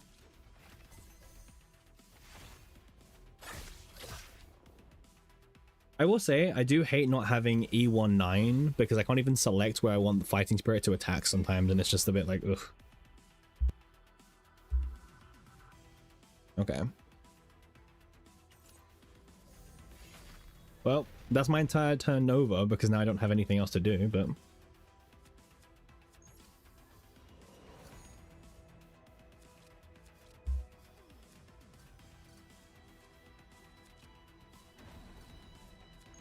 Alright, well, we're chaining.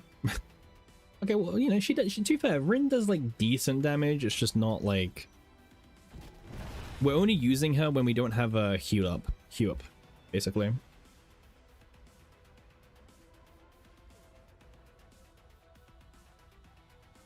Let me just check something very quickly. Yeah, I thought so. Alright, come back to me, Hugh. Let's do some combos.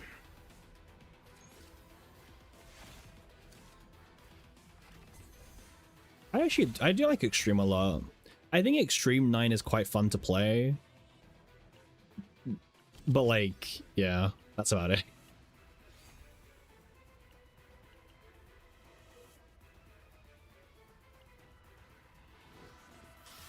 We'll fight the Burning Elite, why not?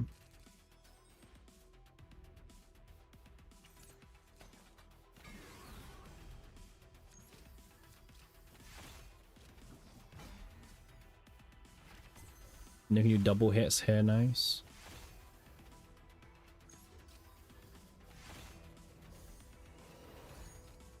How you doing, Dog? There we go. Pretty good turn, by the way.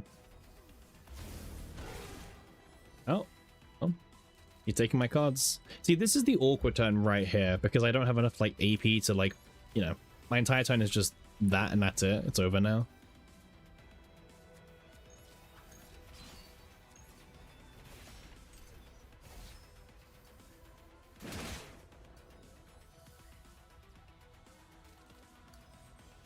I guess I'll discard this to get 1 AP.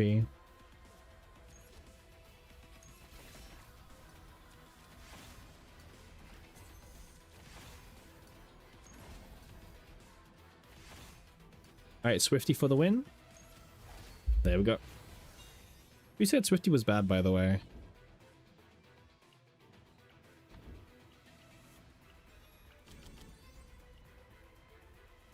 We'll just take every like card at this point.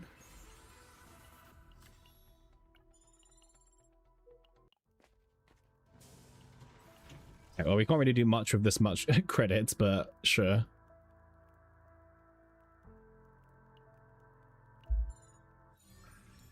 One AP.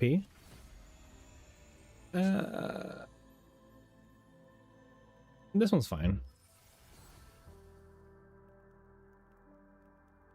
I mean, now it's not a common card, but hey. Or maybe it still counts, not too sure. Alright, we're fighting Haku. I completely forgot that we're fighting Haku, actually. Whoops. I may have forgotten who we're fighting. Huh.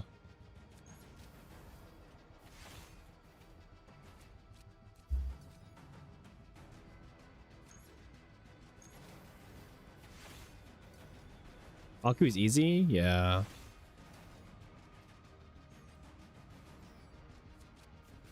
Alright, it's per hit. Well, it's fine. We can misplay for 1 turn.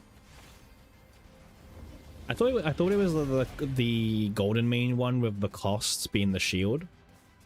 I got my cards mixed around a little bit. Whoops.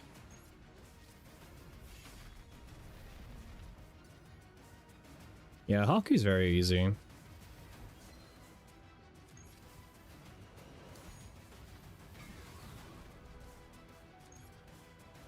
I don't really want the course.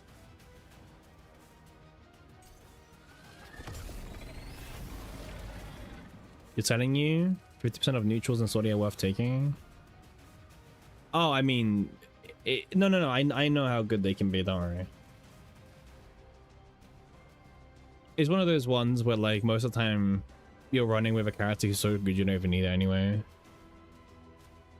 Does he have the shield back up? He has a, well, kind of. We can do this. There we go.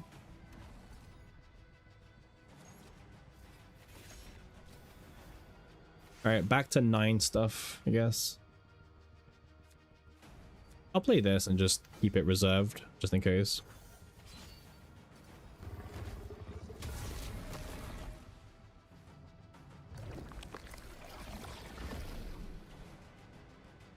Okay, cool. Well, he's doing a mechanic. Good to know. We have to hit him 5 times to beat the mechanic. Otherwise we die, by the way. Ooh. Spooky. Well, I mean, that's if we don't just kill him, by the way. But hey. There's a mechanic? Yeah, I know, right? What's this one do again? Oh, I don't have stance, yeah. Oh, that's kind of cool.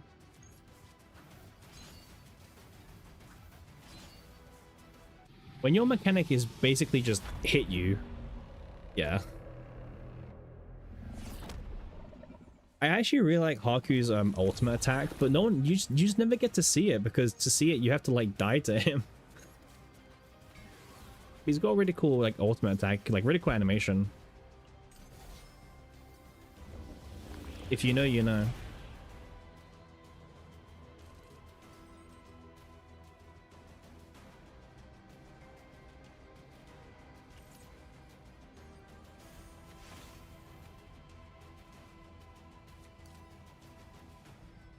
Each 9 sortie makes you age 5 years. So how old are you now?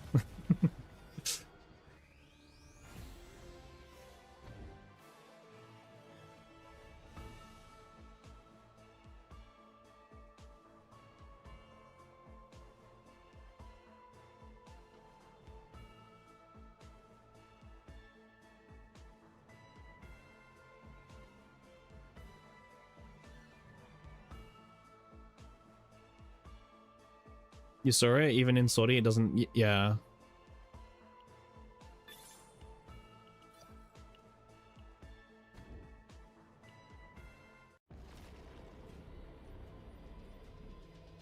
Oh no, it's the Chaos Core. Woo.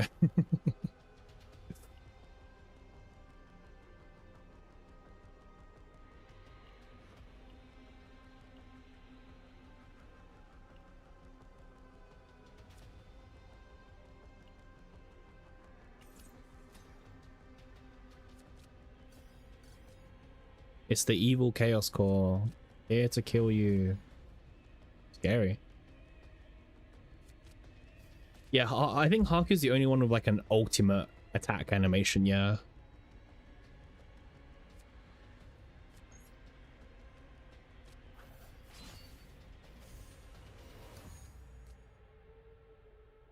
Oh nice, we've got Wonder of the Void. Well, I don't need it for this turn, but good to remember.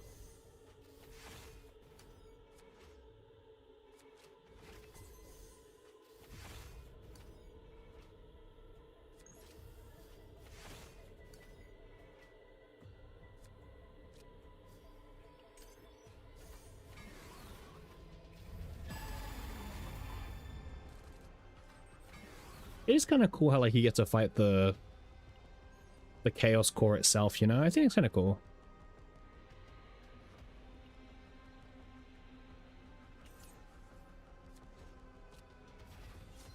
It's like a cool little thing they did, you know?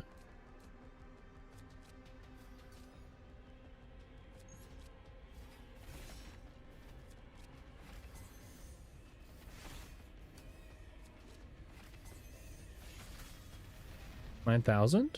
Decent damage.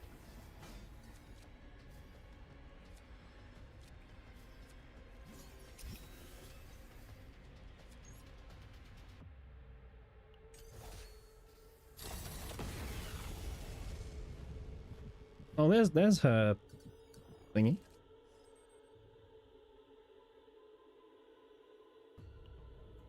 We can do this.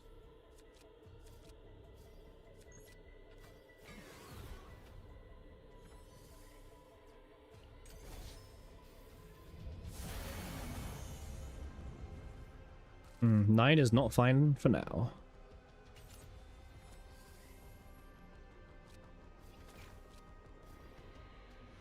Oh, that's annoying. Yeah, I know. You know what's cheesier? If the season 3 boss in Saudi will get destroyed by Wanderer? Ah, that's a good point actually. Yeah. Very good point.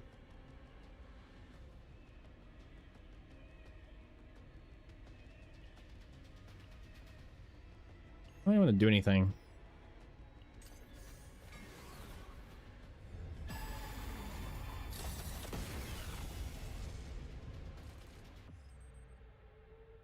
We can't really break the shield, that's the problem. Without breaking the shield, we're kind of screwed. Yeah, we can't win. We can't win this fight. Owen now going into breakdown as well on top of everything, like... Give me a break. Oh, well, okay, well. I'm glad someone decided to, you know, reappear.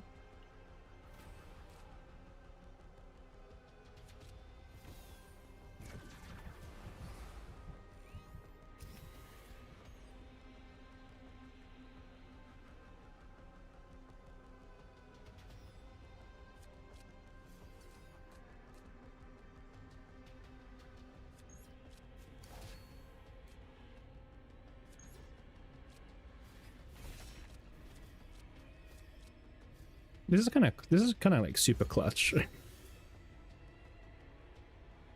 The whip. Well, we can't really do much now. Oh, we tried.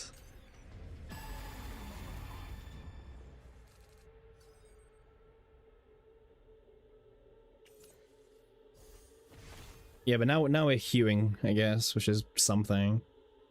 Not saying it's a lot, but it's something.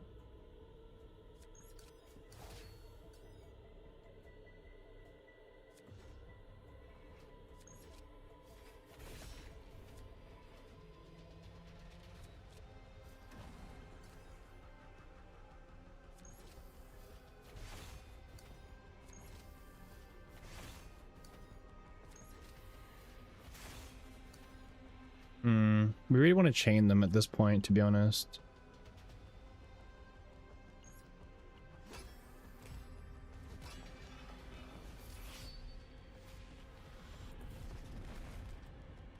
Yeah, go to those two instead.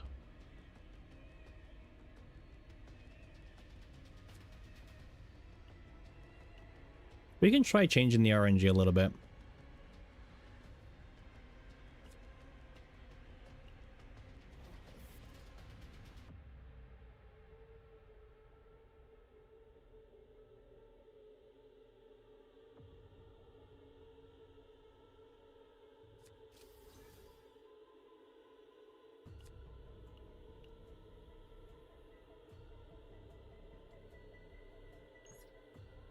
Just curious.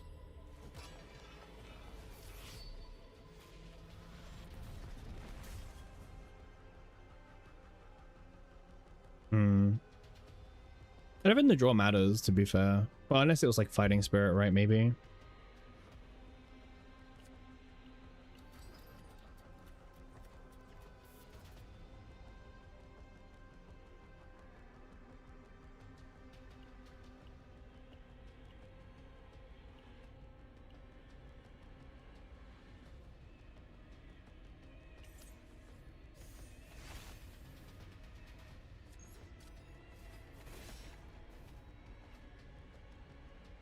I couldn't get to the one cost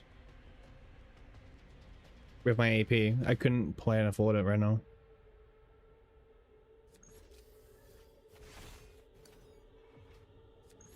That was level 3, no?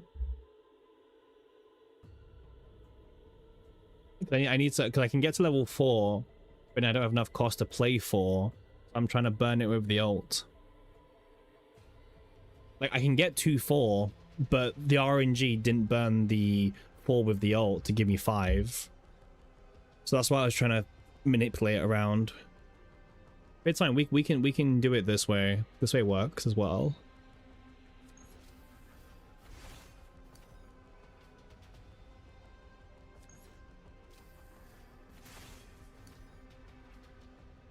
Okay. And then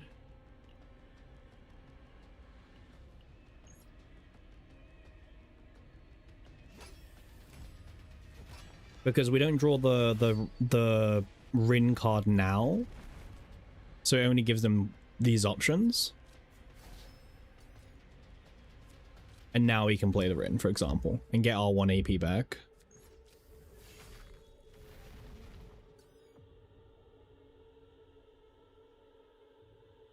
Yeah. Well, a lot of damage. Yeah, I mean we're not using Ironclad. Cool animation.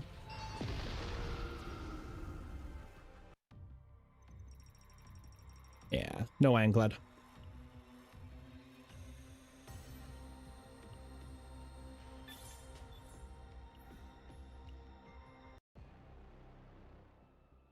Yeah. Ironclad diff, unfortunately. Ambusher declared? True.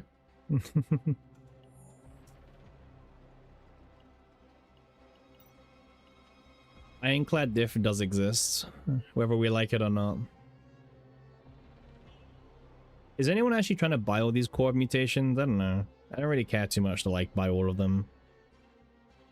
I already have a backlog of stuff on my black mass, let alone actually needing to like buy 120,000 more.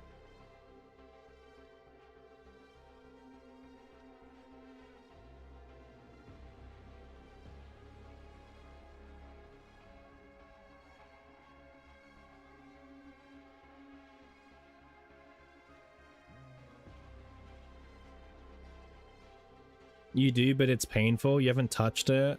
They're too expensive. You're gonna skip for now. Yeah.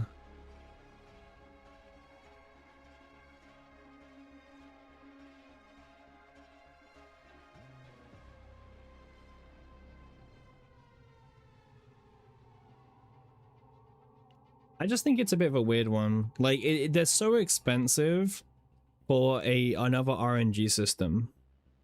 All it takes is one core for 16% attack anyway. True. It's such a bad feature, to be honest. Like no one needs it, right? Like no one was like, yeah, let's we need another RNG layer, you know?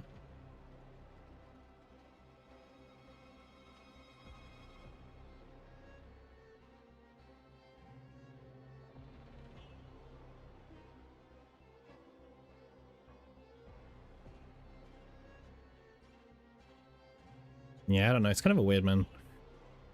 They added another system that no one wanted. Shock.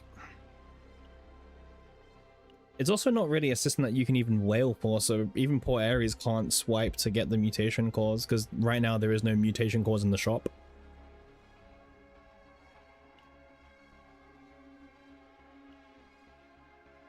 They need to change the price at least. I don't think they will. I don't think they will change the price. It makes no sense for them to change it, right? Like they've clearly set it at 4K for a reason, because they deem it a currency, which is like you should have to work to get it, but at the end of the day, like who cares about it? You know what I mean?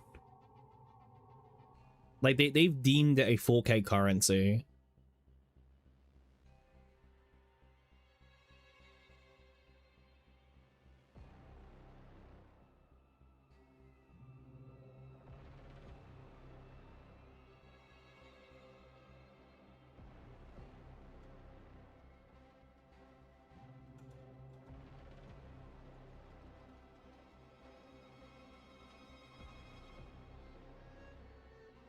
They changed the RNG. I don't think. Well, that's not happening. I mean, then they're not going to touch the RNG. I mean, like, why would they? It doesn't benefit them at all. The RNG is definitely not getting adjusted, but the cost could do, is what I would say.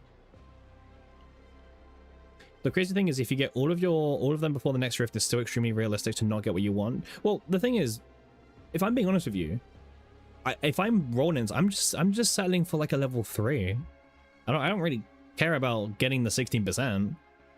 I'll get the 6%. You know what I mean? If I get 6% attack, I'm not changing it. You know? I'll take it.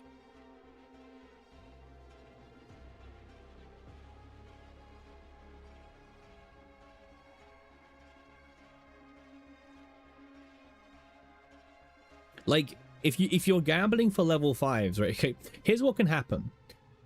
Let's say you get level 3 attack. You're like, oh, that sounds really good, but I want level 4 or 5. There's a high chance you get on 4 or you keep rolling and you get nothing but 1s and 2s, or you get 5 for healing and then 5 for shielding. And guess what?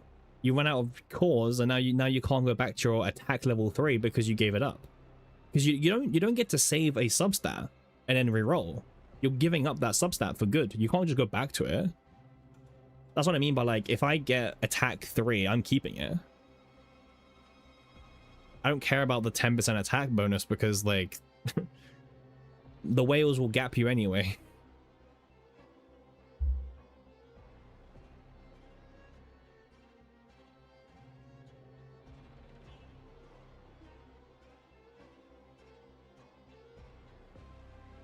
Well, there's 100 and it's like what, 100 and is it 103? Someone did them. It was like 103, right? 103 possibilities. This is 103 right here. The problem comes more like with the really janky ones, like down here, like the, where is it? When shield is gained, gain fixed shield. Like this one doesn't exist for any reason but to bloat the pool, right? This one has no reason to exist. But even for defensive characters, you don't care about it. I love this one, by the way. My favorite mechanic, Celestial. When a 1-cost card is used manually, 30% chance to activate a random Celestial card of this unit. That applies to many units. You know what I mean? And the worst thing is, it's RNG. It's RNG to get it, and it's RNG to trigger it. So congratulations on your 0.37% celestial activation, which there's more RNG to even trigger it. You do all of this and guess what? Like, you're in the same position as you was before. So yeah, that's what I mean by like, it's kind of like hard to be like there's no motivation to try and go above like level 3 attack. Like I said, if I get level 3 attack, I'm keeping it. That's it. End of story. Anything else is just like a luxury. How many stamina pots do I have left? I have 56 left, so not that many, but I need to cleanse myself of having, I mean, like this is fine, but like 9 is rough. We can do a Fae run, maybe. We can do Fae. People like Fae, right? People like Fae.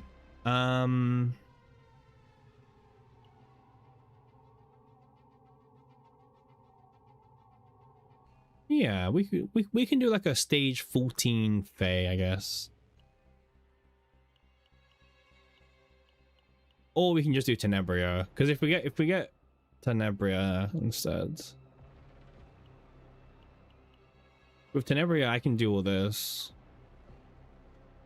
Oh, you don't even have to do this one, but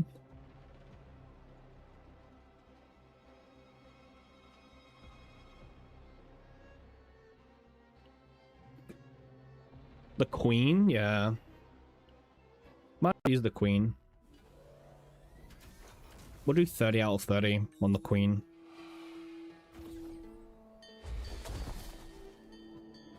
The current Queen of Swordy. I will even pick the Pilgrim thing.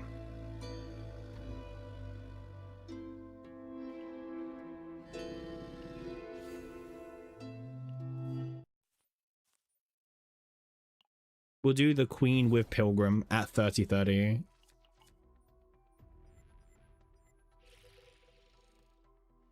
Nice. Okay, we'll take Olea.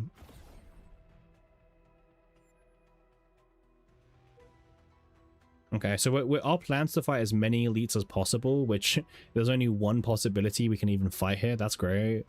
I'll go up. The up path seems good to me. So yeah, we're doing 30 out of 30 with Tenebria. Item is the true queen. Meh. Ray is better. It doesn't matter. Dank, remember, we're going for drafted combatants, remember? Olea was like the last drafted. Also, Olea is really good healing for Swordy. Like really good. I mean, I took her to I took Heidi to 62 in like a week, but like unfortunately I will bow down to Queen Tenebria.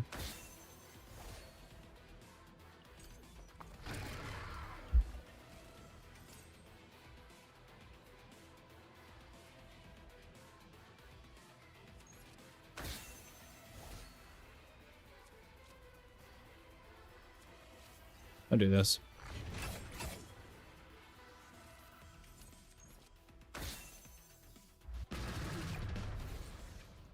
First fight. Nothing here looks that appealing. The game plan for Tenebria is very simple. Find Arpeggio. Literally, that's the game plan.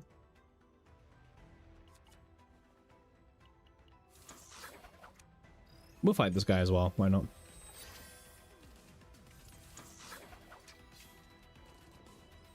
I don't know what happened to my hand there, but sure. Time to shine.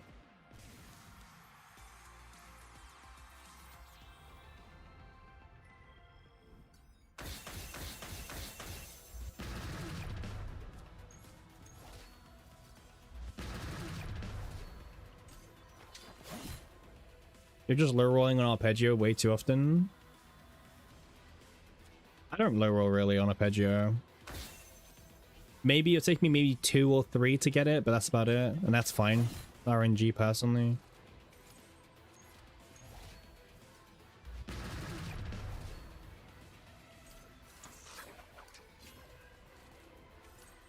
Yeah, I mean, regardless, Tenebria is the queen of Sorry for now. ID's not bad, mind you. She's still crazy strong. It's just arpeggio is very silly. Might as well use this, why not? Kill it with ego skills. Death by ego skills, huh? We'll take the weapon just because it has some kind of stats, not because it's good. All right, first arpeggio roll. Let's go.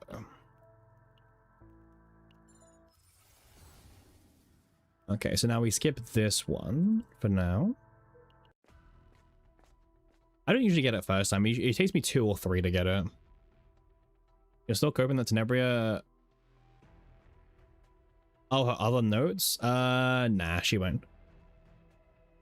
I mean, good belief, but no. Nah, I mean, if these were like other devs, I would agree with you, but unfortunately, Smilegate take a while to do these kind of buffs, right? Take way too long, in fact, to do them.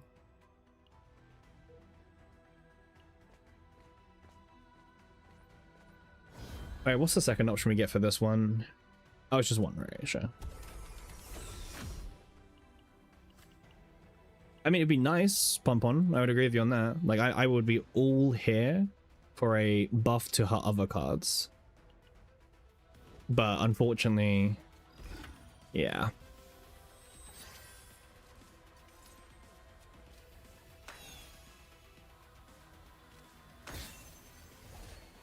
You're not just not a believer. You gotta convince me better, Pompon.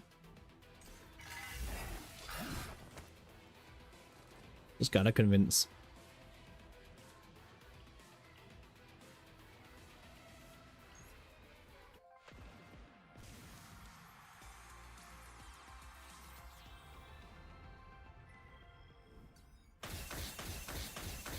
I mean, you usually have a lot of control over that one, Rage. Like, just don't pick the divine option. You know what I mean?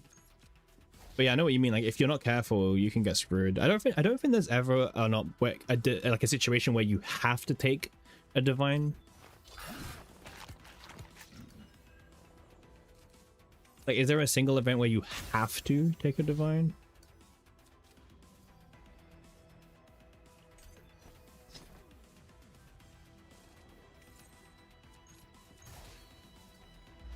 Whenever is that golden child favoritism? Yeah. I guess it also depends, like, which child you are. You're the first or you're the second or third. Different children get different, like, love.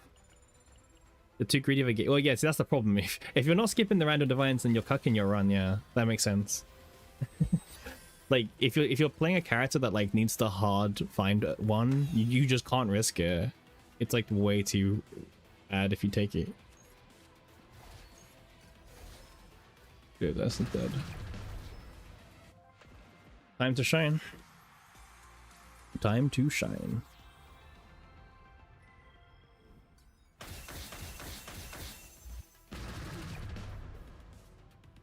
Cool. Seems alright to me.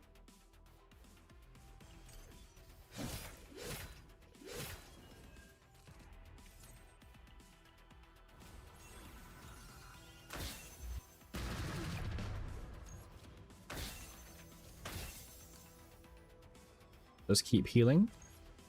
We'll keep this in hand, why not?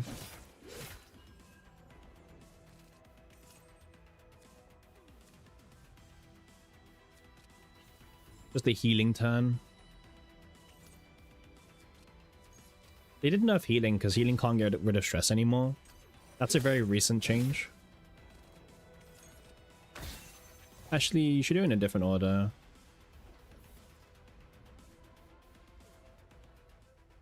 This one goes here, and that one goes there. Yeah.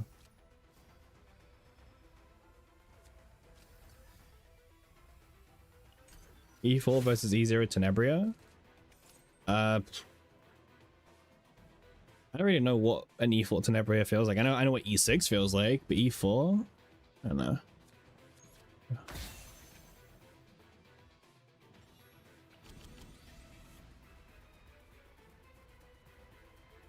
I don't want anything like this, especially when I'm playing with -1 draw as well. E6 is more ego. Yeah, E6 is no, E6 is the buff. It's the buff. It's really harsh, you think? Yeah, I can see it.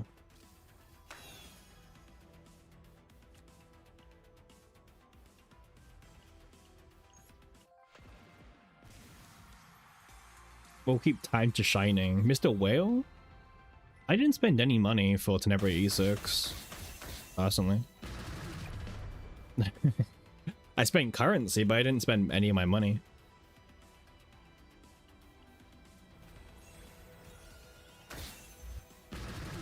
Sure? No, I didn't. I actually didn't spend any of my money. My hard-earned money is in my my savings. Do this, I guess. What was this one doing again? This is, oh, it's just void, whatever.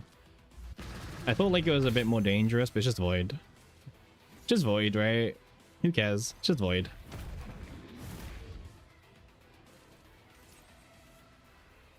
Uh-huh. And then I could do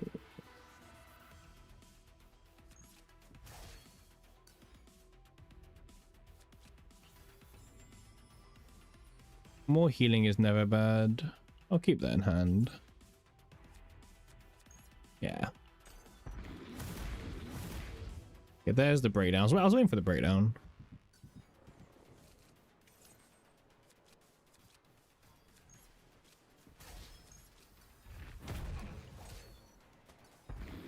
It took longer than I thought, actually. Oh, we didn't draw layer cards? Oh, that's quite bad RNG. Where's my Tenebria cards? Still only one of them? Huh.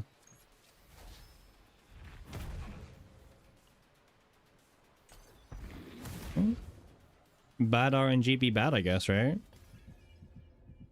Not much you can do against bad RNG. Weird. Let's go back in.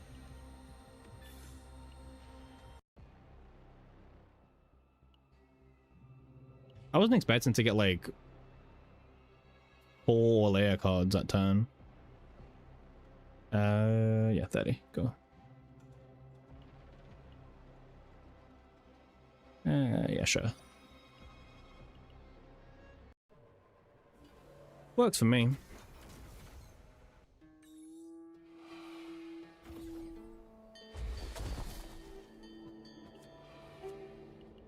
No, sniping our cards probably, yeah. I was like, wow, 4 layer cards? That's kind of rare. Why does the tiers keep going up? Because you're not using them, Pon Pon. I thought we had an agreement. It's a lot of stamina. It keeps going up. I just don't spend it fast enough, I guess. We can take Heidi. Well. It'd be funny to take Heidi, but the correct pick is to roll Heidi away and then try and get a boosted character. Yeah, that's correct. And if we don't get someone, we take Nia. Heidi's funny, but like, funny doesn't get me far.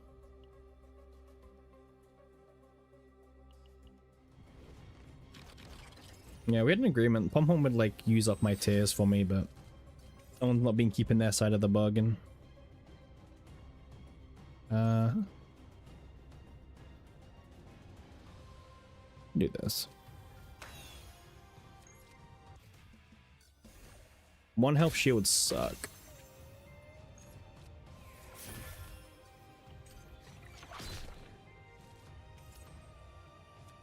Oh, this is a very awkward turn.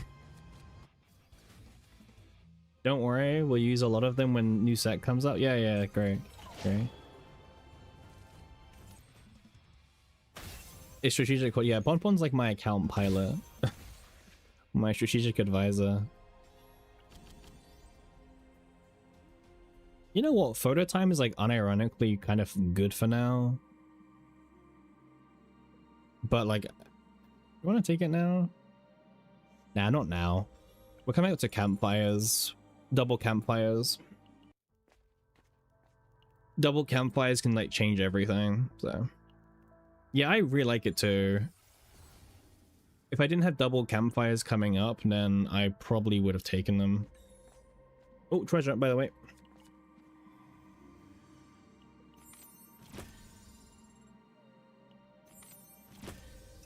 Correct, Rage, yeah. Treasure Ponpon. Yeah. It would be, technically.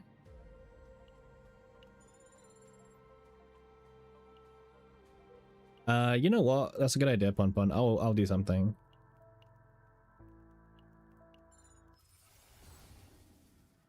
There we go. There we go. Good old arpeggio now.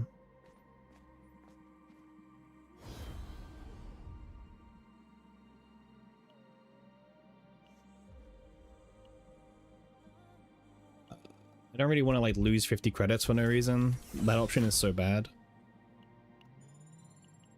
.6ps? Well, yeah, we're getting 2 new sets anyway, so they will probably be the best in slot sets.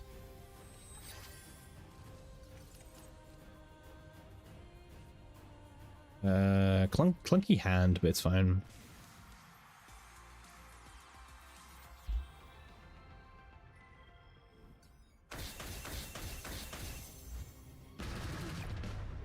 You wonder what the support set would be? I don't know, maybe like... A good question. Could be like anything, really.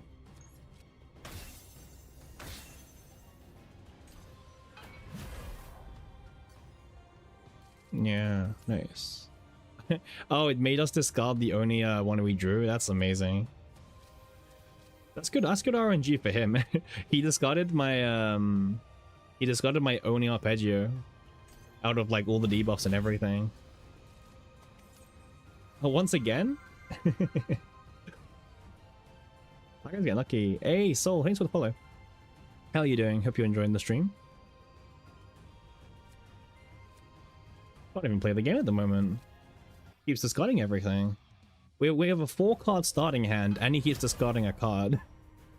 And he keeps giving us these burns. Okay, finally we keep arpeggio 0. God damn. Took a while, but...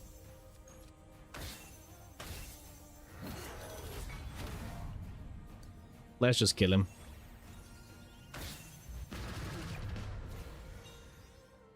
You're lucky that you split your Olga and Hilde pre-farming. Yeah. Alright, well, I'll take it, okay? We'll make God happy. Nice. Smoother turn 1 is really good, by the way. Yeah. We're making up for quite a lot, unfortunately, because it's just 30 out of 30, but... I'll take the 80 credits. I don't want to play the dice game.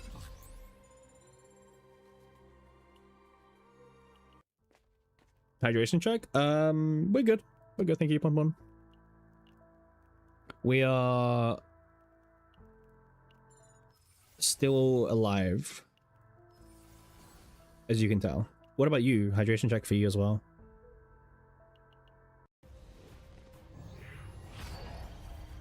Dial us again. The judge. Is your water lukewarm now?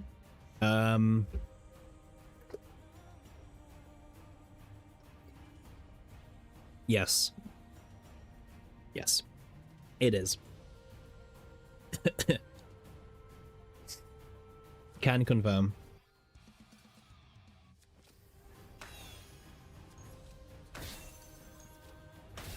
Alright, time to do Tenebria things, huh?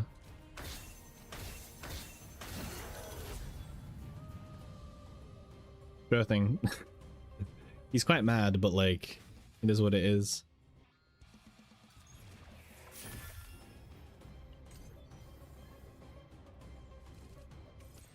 Arabella's Veronica's boss? Technically, yeah.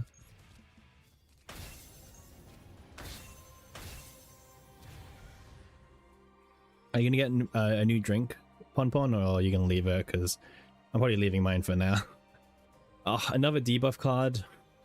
My hand size is already kind of screwed, but I'll take it for the risks.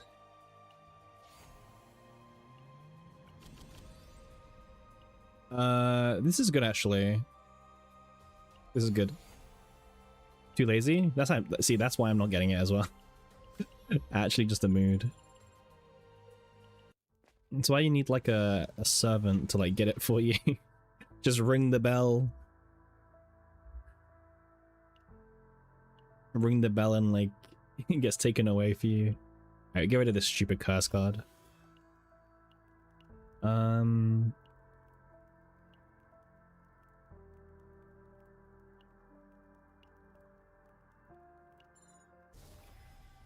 This god. You're glad we're getting more factions? Yeah, same. Nice. I can apply retain. I can, when attacked, activate it. Nice, nice. Opener. This god is like such a troll. Yeah, it's just pure troll. I'll take the 18%. It's like slightly better. Actually, I skipped out on the 15% attack one. My bad. I'm like zooming too fast. I skipped out on the 15% attack.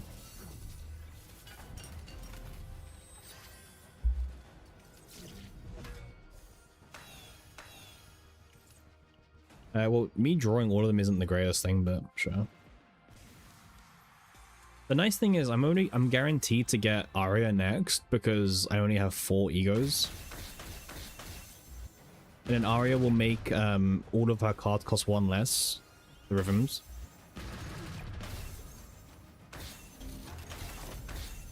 There we go. Turn 1 kill.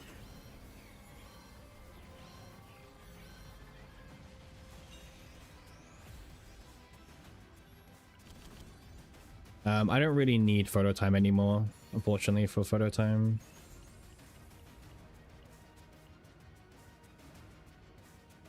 I don't discard either.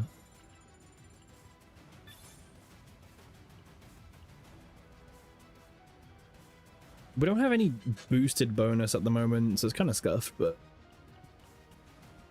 I'll play a Soul Collector. I think Soul Collector's kind of chill. Formica is a bit annoying.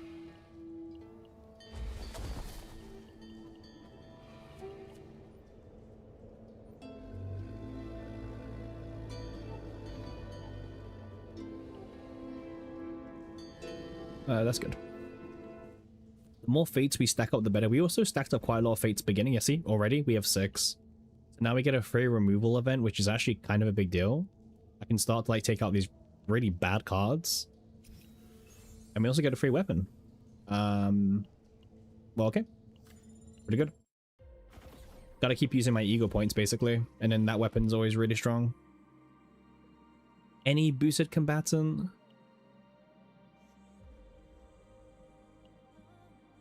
Okay. Alright, well, at least we get something going on here. Okay, only random ones. Love it, by the way. My favorite character who's like unironically so garbage sometimes in this mode.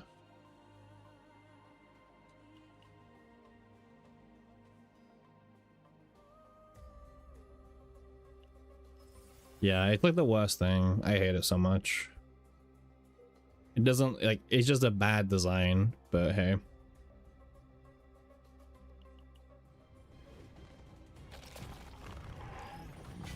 Thing is, like, he is still good in Sortie, but only because he's got like fortitude abusing, you know what I mean? If he didn't have like the whole fortitude thing going on, then yeah. That's true, he's a gambler, not necessarily a winner. True. Can we just win first turn, maybe? Probably not.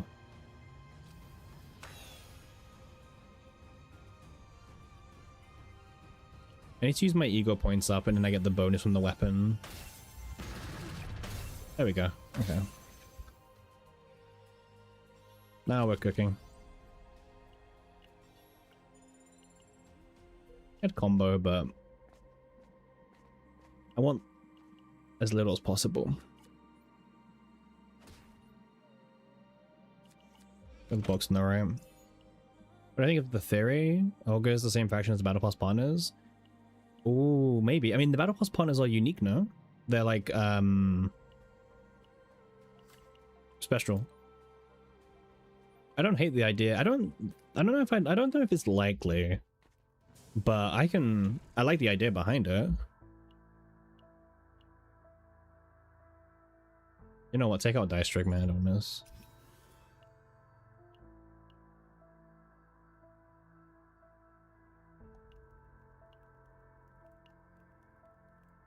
Yeah, there's nothing wrong with having small horns, no?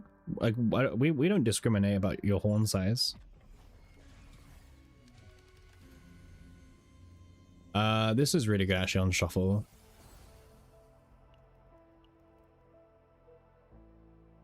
Fight the Burning Elite over here. You discriminate against horns? Well, we don't. We're a very anti-discriminating channel.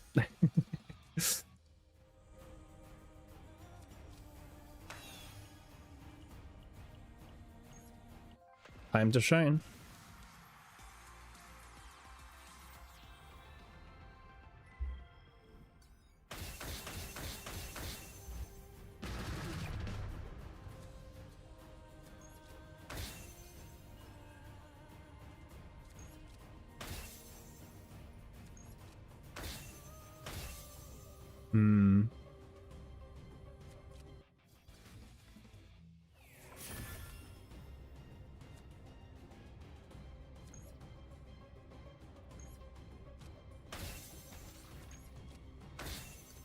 Close, but not enough damage.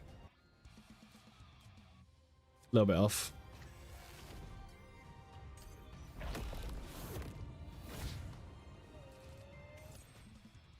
I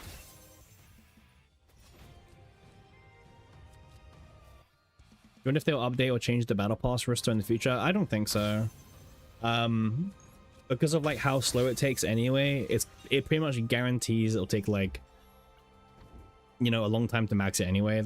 They don't really have much reason to update the roster as much as they will maybe buff the roster in the future if they really want to. I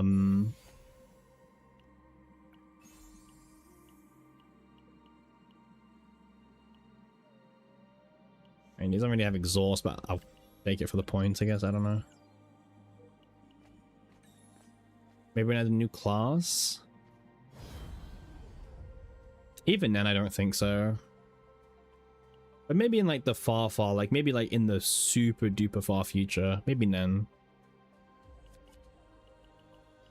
Maybe then I could see it. What things help with the sortie score? The amount of fates you have, the vines you have, your difficulty,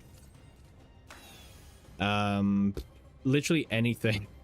Pretty much anything and everything. Some impacts.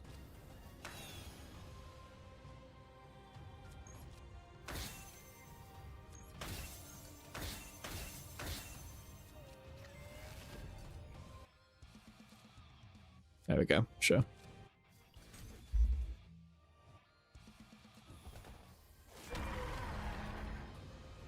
Divines, because it's one of those smallest score increases. It's like card score, but it all adds up, right? It all adds up.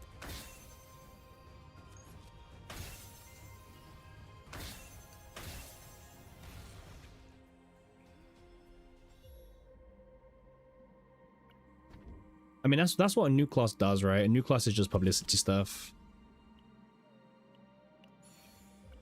Yeah, having more cards in general also increases your score. Yeah, just basically everything increases your score.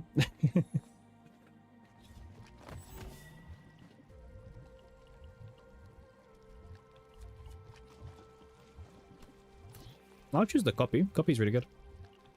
I'll copy the best Tenebria card for herself.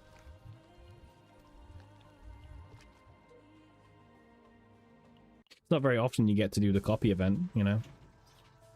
How much is it to remove a card? 280 or 208? Okay. Yeah, correct, Pompon. The higher the rarity item, better.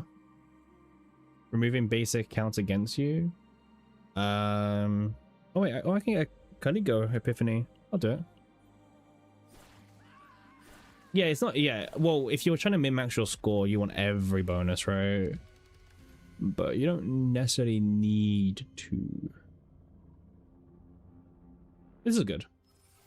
This could help me unbreak potentially. Like, don't forget, we are doing 30-30, so we are still playing with a 4-card starting hand. It's just that on the first turn we draw. Oh, nice. I will keep adding this card to my deck because this is like the best Tenebria card that you can pick. Nice. We have 3 versions now. 3 damage. Yeah, literally just 3 damage. Yep. 3 copies of Call and Response with the exact same attunement. Huge. So much free damage now.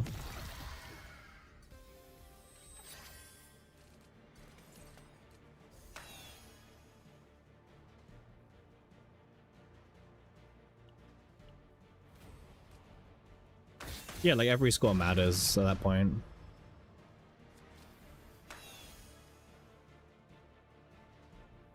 I'll pick this.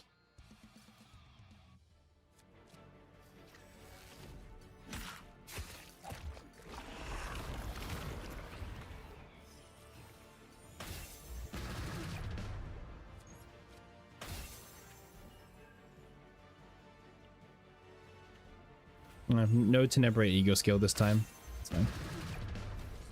Bit too late.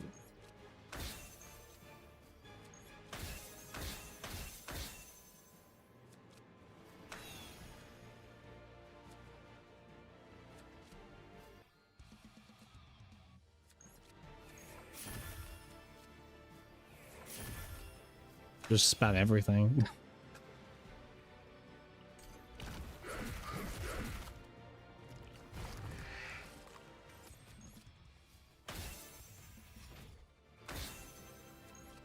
Deck is really good. We just need more power. We need better like gear on Tenebria basically as well. Yeah, if we did the Tenebria Ego skill, it was an easy first turn kill, but we didn't, so it wasn't an easy first turn kill. Oh, this Encore is really good actually. I'll take it. Oh, talk about a good weapon. Ask and you receive, by the way. Ask and you shall receive.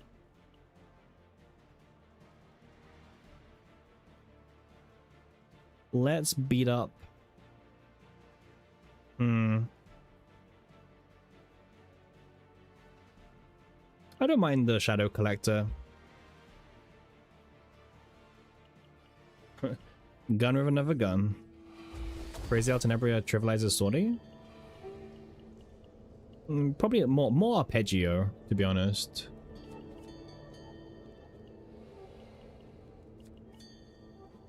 I just click randomly for this. I don't really care what I get.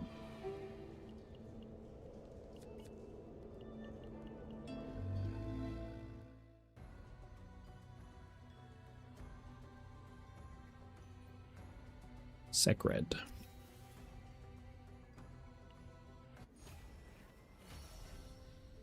Sure.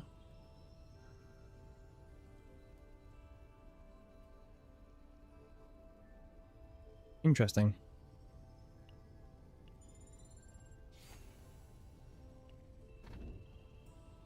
Yeah, it's your favorite part? Yeah. I'll do more of these because it gives me more heal.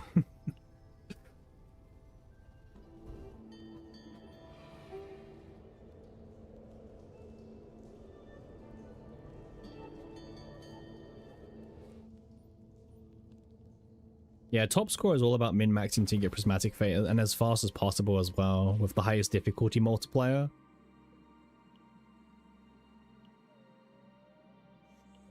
No bonuses. All right, who's the best like random character?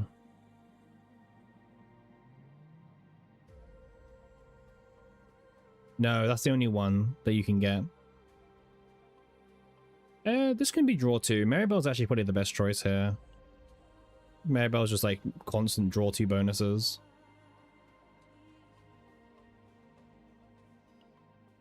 We will go down. Why not?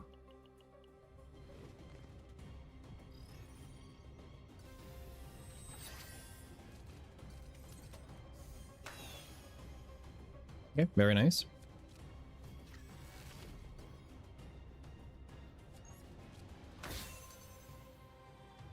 Yeah, exactly. Yeah. Fates that can like scale into more fates is always really strong and worth considering.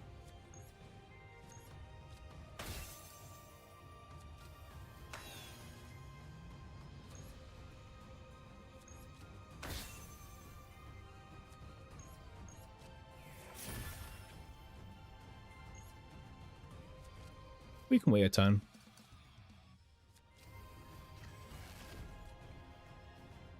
Nice ordering. Where's my AP? Sad.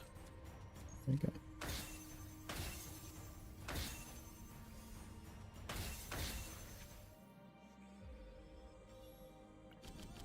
How many stories have we done today? Like 2 or 3. We got the good one, by the way, but you know, we have 2 pop-eyed poppers now because the car's not unique. So you wish titles weren't some little blip on the Sorty leaderboard? Well, the devs made it a big deal to not make it so you like the leaderboard had FOMO basically. They didn't want to like make anything where it was like a sticker. Very high viewers for a Sorty stream. I know, right? I'm very surprised, Pompon. We usually drop off hard during Sorty, but we're doing a good job keep maintaining today. But yeah, the devs kind of mentioned that like they didn't want to make it where Sorty had something that like even a sticker. They didn't want to put stickers behind the Sorty leaderboards, for example. Not only your regulars, I mean, you don't drop, so what's that say about you?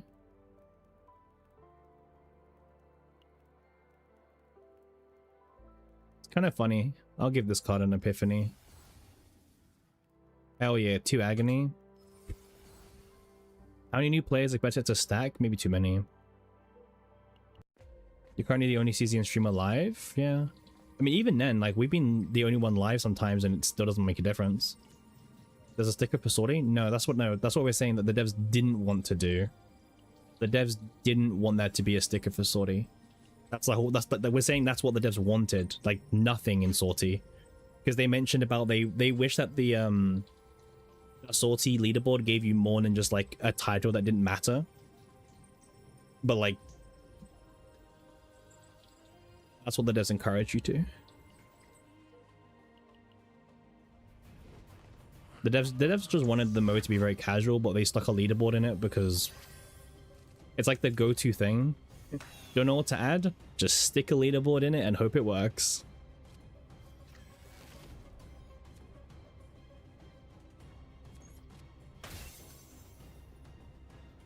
They aware that burning out is inevitable? Yep.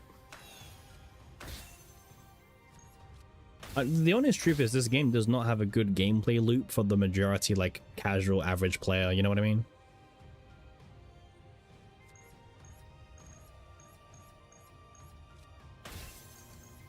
Like, the gameplay loop is a bit rough.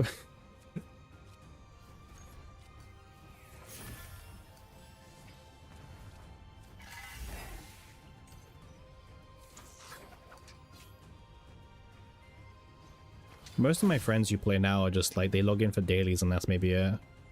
They don't really even do save data anymore. Because like that part of the gameplay loop's just not really for people, to be honest. I could have done that in combo delf actually. Bump. Bump.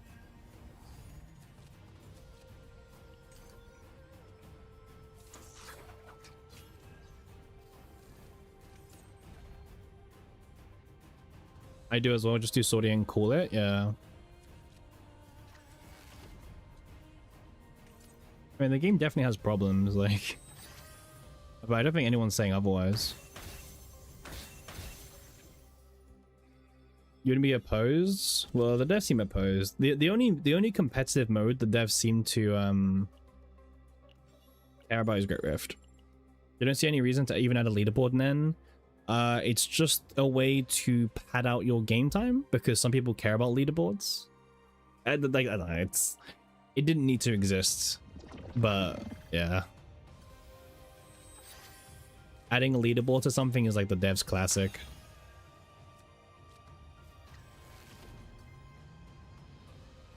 Casuals are just happy clearing offensive with whatever team they bring. True. True.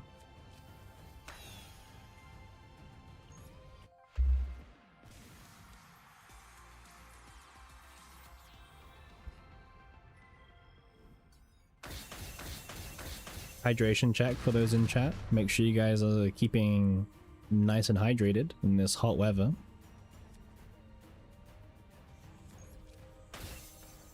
Wouldn't want anything bad happening to anyone.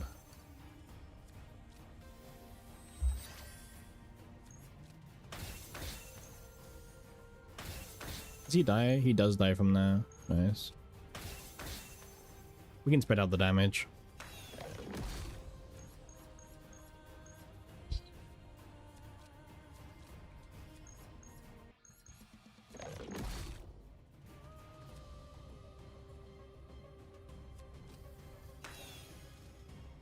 Nice.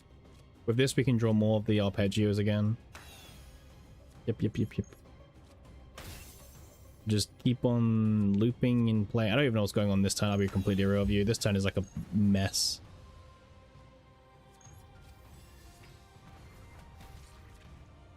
Like something is happening.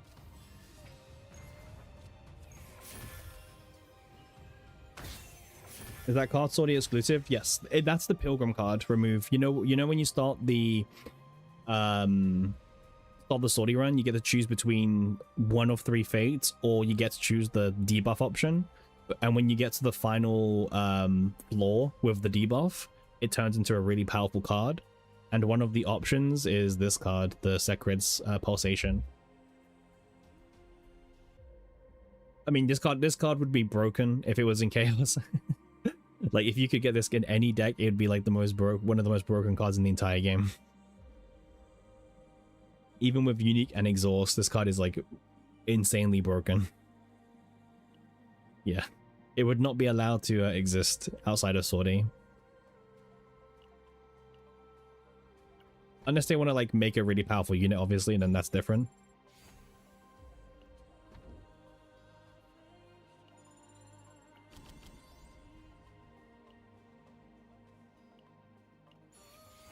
That was really fun with Faye, yeah. One in each character, true. Alright, Chaos Core. We'll see you very soon. Alright, give me a crazy divine. Sekred on Sekred, huh? Draw until 4 cards in hand. I mean, that's like terrible.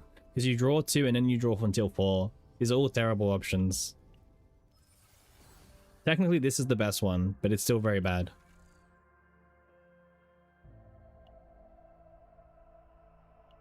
Oh,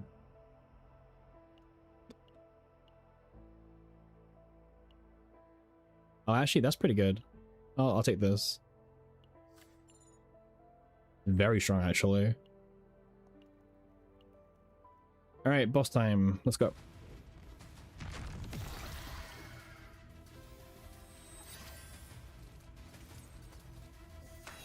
Ew, of confusion. I completely forgot this boss has of confusion. Nasty debuff.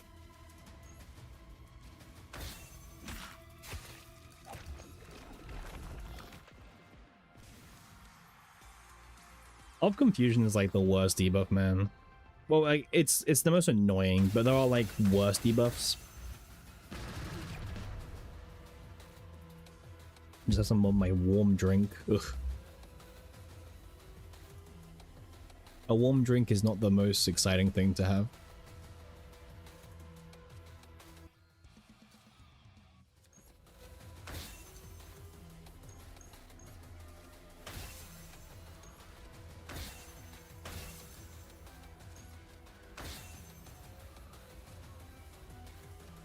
You just get a new one. I was more waiting for you to do that, Pon Pon, but hey. Oh well, we can't get everything we want, huh? Just replace. Aye. What do you mean aye? I was hoping you would come with the ice cubes or something, but no luck. No luck. I think they'll create other sortie and call it "This is the one for fun." For real, yeah. I don't know, man. Their philosophy is kind of weird. Don't use any of these, but sure. I'd rather draw them, but hey. Okay, well we drew this one. Oh, he's dead. Oh, okay. I was ready to like play more cards, but you know, things do happen.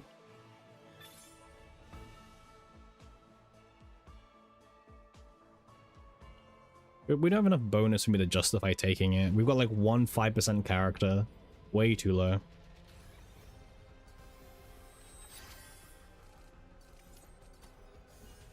Ugh. Of confusion, gross.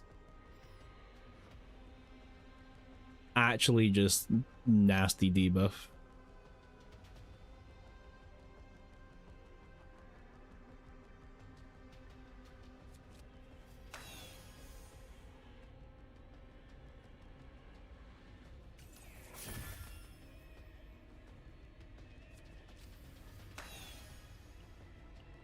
We can take it slower. Not really a fight that I'm concerned about.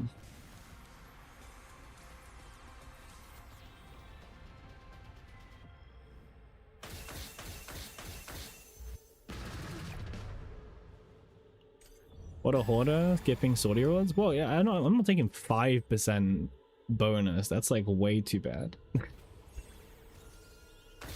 I'm not that desperate.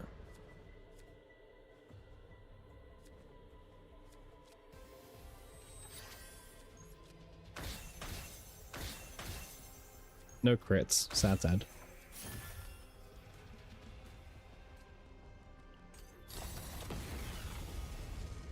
Certified hoarder? No, you.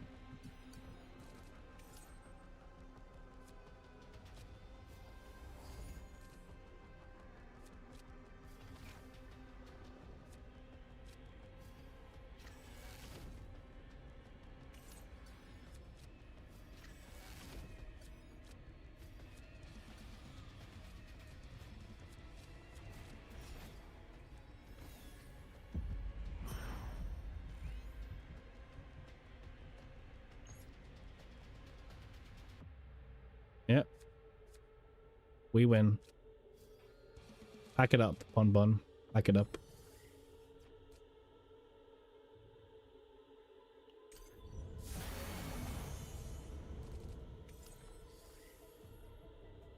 Hey, all my cards are back now.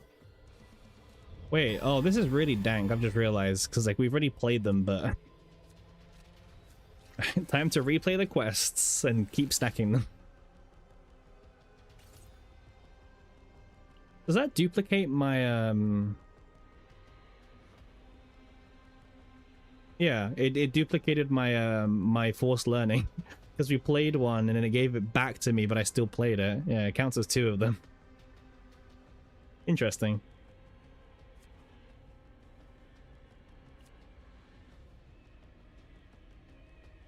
That's a cool interaction, yeah. Alright, let's blast this shield apart. Ideally.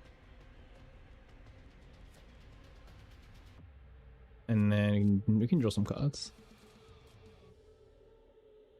Wait, what's left of my deck actually? Wait to this. And then this does 2 hits, which breaks the shield.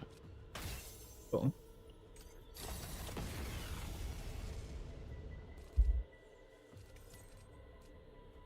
All right, yep, just draw my whole deck. Perfect. I don't have all the rhythms anymore. No, I do. We just played 0, 1, 2, 3, well 4, 5, and then 3 is in here.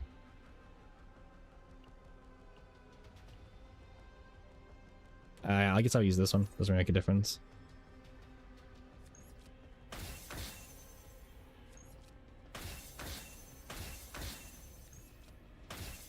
There we go.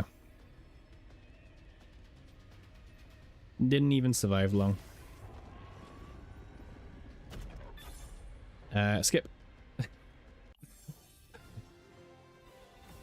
There's much better rewards, okay? Much better rewards.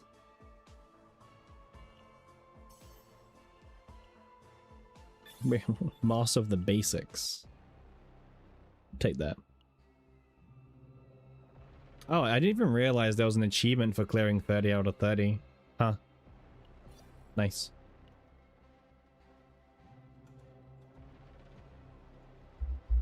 They do. Bro, they give way too many.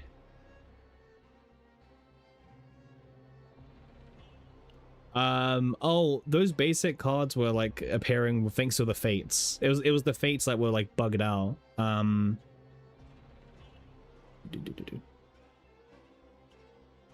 It was a combination of this one where it keeps making random basic attacks, but the basic attacks it makes is those that were originally in Tenebria's deck.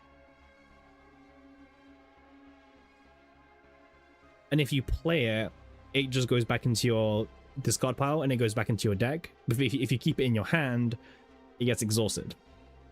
So this card was causing some really buggy interactions with Tenebria. Trash Fate, 100% trash. This thing is like borderline unplayable kind of trash.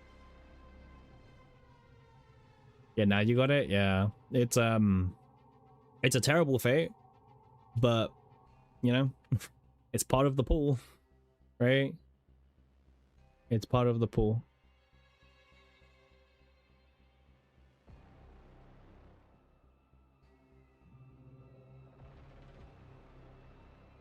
You're kind of trash, yeah. Yeah, it's like super trash, but it's fine. It's fine.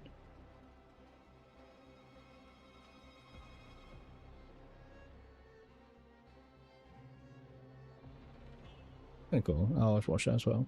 Only time it's slightly useful is with Rita. Yeah, I can see that. Like with Rita, I guess I can see the vision more.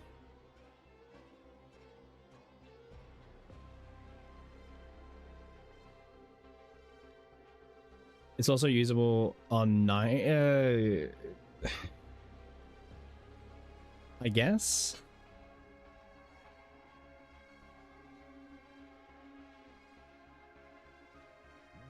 Like I guess it's like okay on 9.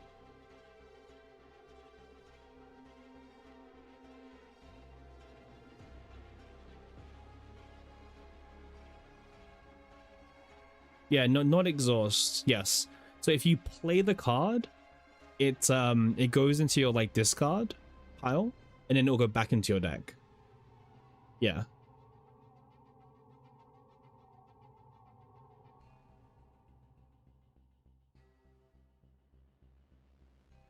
If you play it, bloats your deck. Yeah, exactly.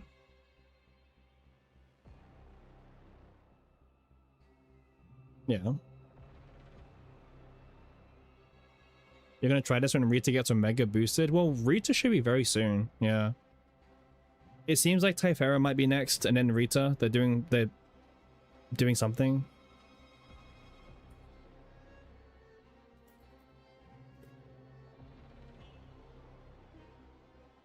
Like now they're doing a pattern all of a sudden. But they skipped Serenial, right? Serenial's not worthy of being a super drafted combatant according to the devs. I mean, the real reason's probably because she'll get a rerun soon, probably. So That's probably why.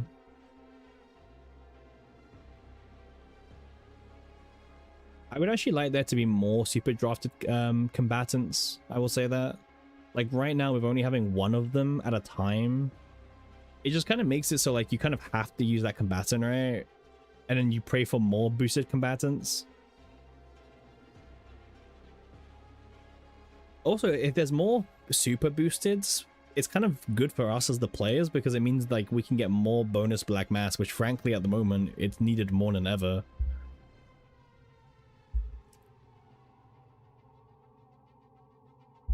Also, like, it also makes like no sense. Like, why does the banner character only have 5%? Like, surely that they would be like trying to encourage you to use the new character, you know?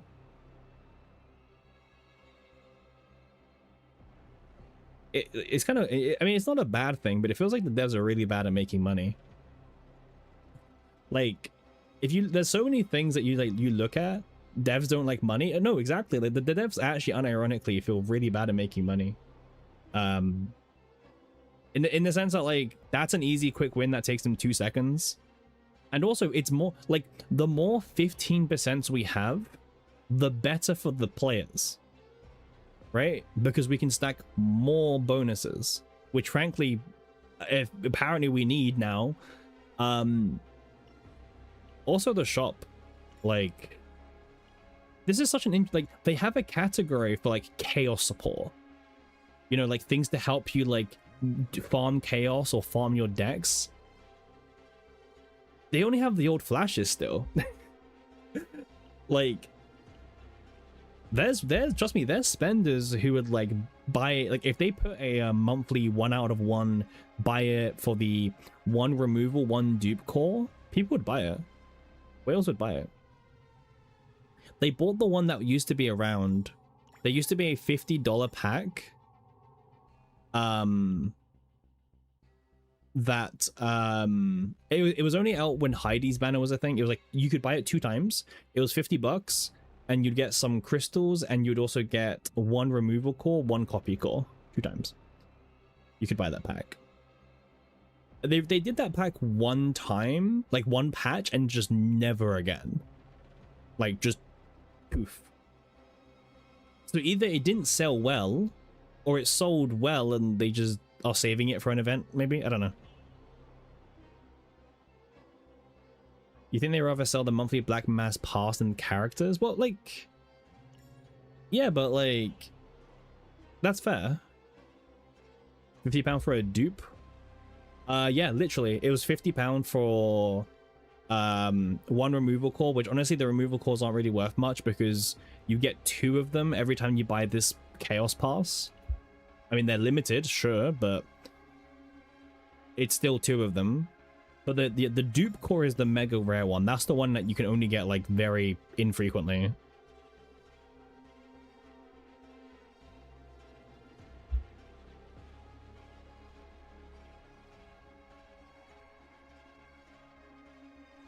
Until in the past is really open. Yeah, exactly. It's like this kind of like tanks the overall valuation of how valuable a core of annihilation is.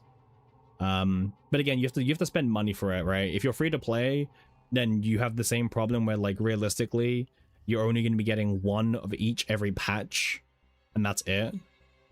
And then sometimes the devs make a 4-week-long patch and that's even worse for you. When they make the 4-week-long patches, it's just like, damn. Yeah, and then they always have like these new cores as well, the common card core and then the gear one, right? Those are like the bonus ones they add in.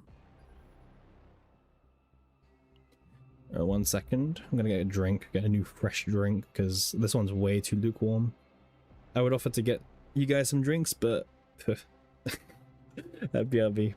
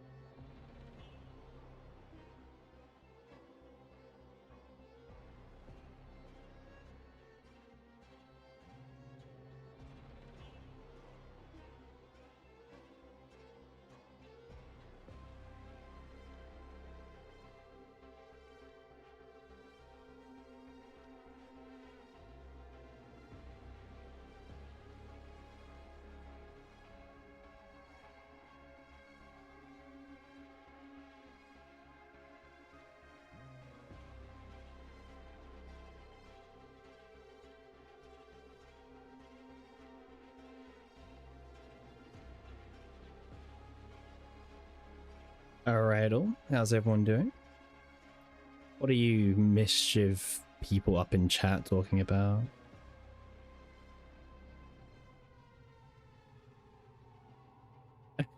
Yeah, it's the weekend. We're being very healthy citizens and totally not like staying up for like crazy amount of hours as we usually do.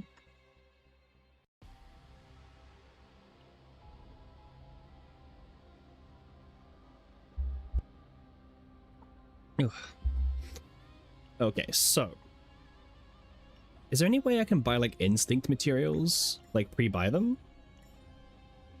I think I already got all the ones from this shop actually. Oh, I have so many of these by the way. Actually, wait. Because you can get more currency from these chests. Yeah, these are the ones. I have 108 of them. Huh. So, like 10k? Yeah, 10k. You know what? Actually, in hindsight, that's not a lot. Well, okay. It's a lot, but like, it's also not a lot at the same time. It's a mixture. Math is hard? Wait, what do you mean math is hard? Wait, what? No.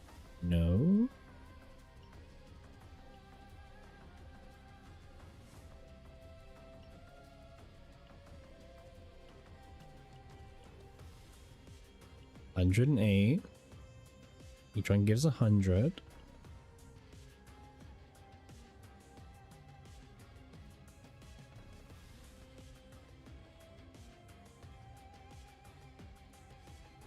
That's 10,000, no? Oh, you mean I was wrong? Oh, okay. Sorry. Sorry. Yeah, I thought I was being called out by Pon Pon. I was like, what? I thought Pon Pon was like trying to... Oh, you can't give me an answer. Oh. Don't worry, Pon Pon. I wasn't relying on you. Okay.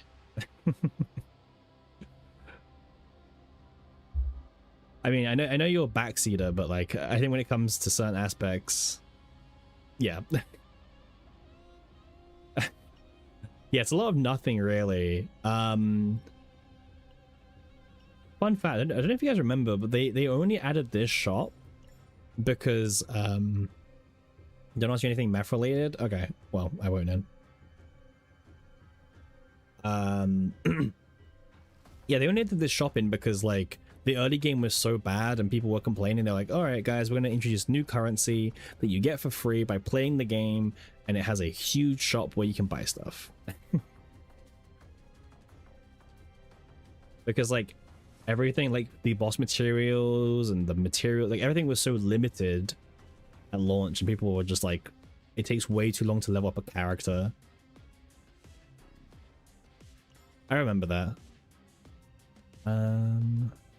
This shop is kind of whatever.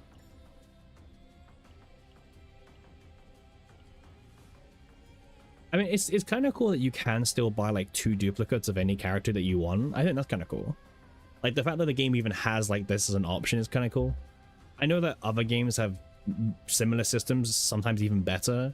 Like Nikkei probably has one of the best systems in the gacha market when it comes to mileage and maintaining it and spending it. Yeah, the omega codes are goated. Like, yeah, 100%.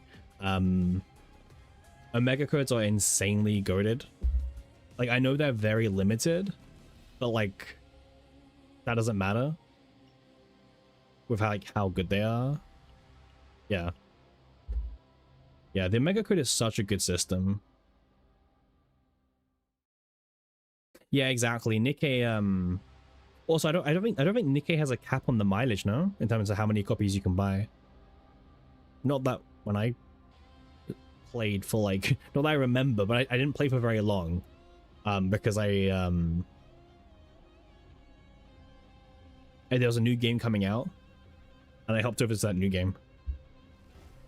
But I spent a lot of money on Nikkei. I played for a while, like a bit, but I spent a good amount of money. Nikkei was a fun game, mind you. The early game was quite cool. I really enjoyed it.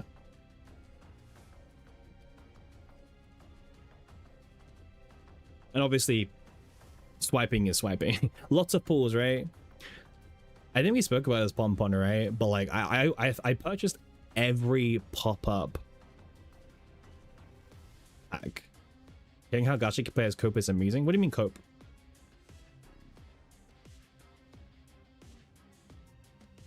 I mean, I drop some games sometimes. Like, it depends on why, but I usually only try to play 2 gachas at once, because like I can't really do more than 2 personally.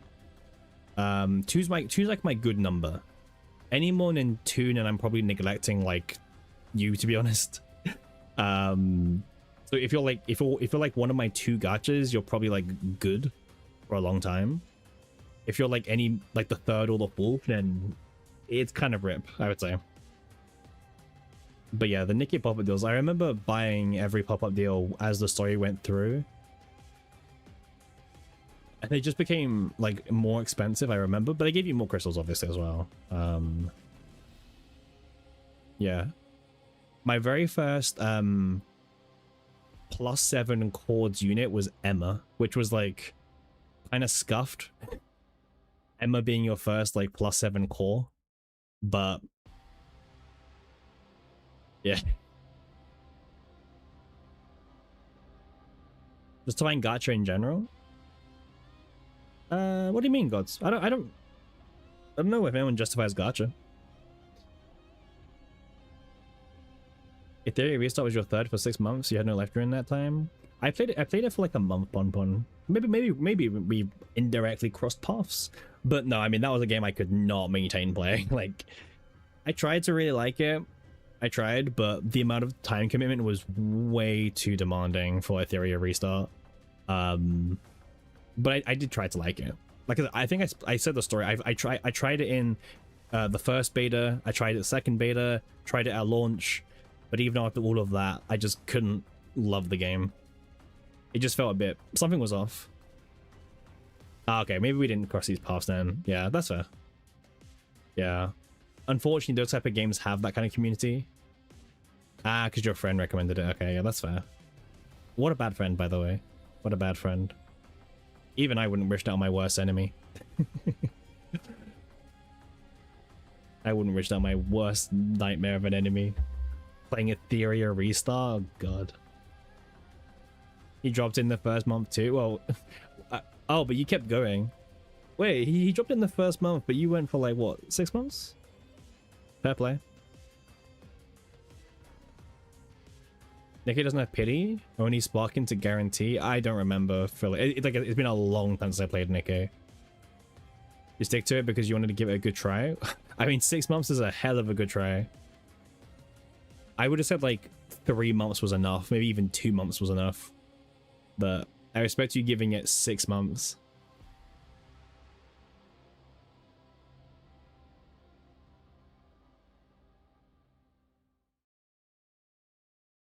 Yeah.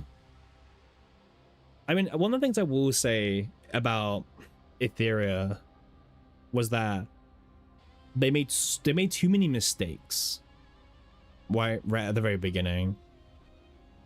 Like, they didn't balance PvE properly. They did nerfs, right? And then the PvE nerfs were insane. People were mad because, once again, low rarity characters were goated. Yeah, I don't know. They got into like way too much drama way too soon, and like that kind of stuff just kills a game's momentum. But honestly, if you ask someone like, what's the appeal of Ethereum? Honestly, like, you would have to say PvP, which it sounds insane, but like unironically, that's what they were trying to market was the appeal. It's like we're Honkai Star Rail, but we're PvP. Because to be fair, right? Some people may like be shocked at this, but for some people, they love PvP games. Like, some people will only play PvP gachas. Like, which is fair, because, you know, some people think that PvE is boring, you know? Personally, for me, I don't love a PvP gacha. I prefer PvE. But at the same time, I'm more of a PvE co-op kind of person. If I can have PvE and multiplayer in my game, perfect. You know? I'd rather fight together than fight against one another. That's kind of how I've always said it.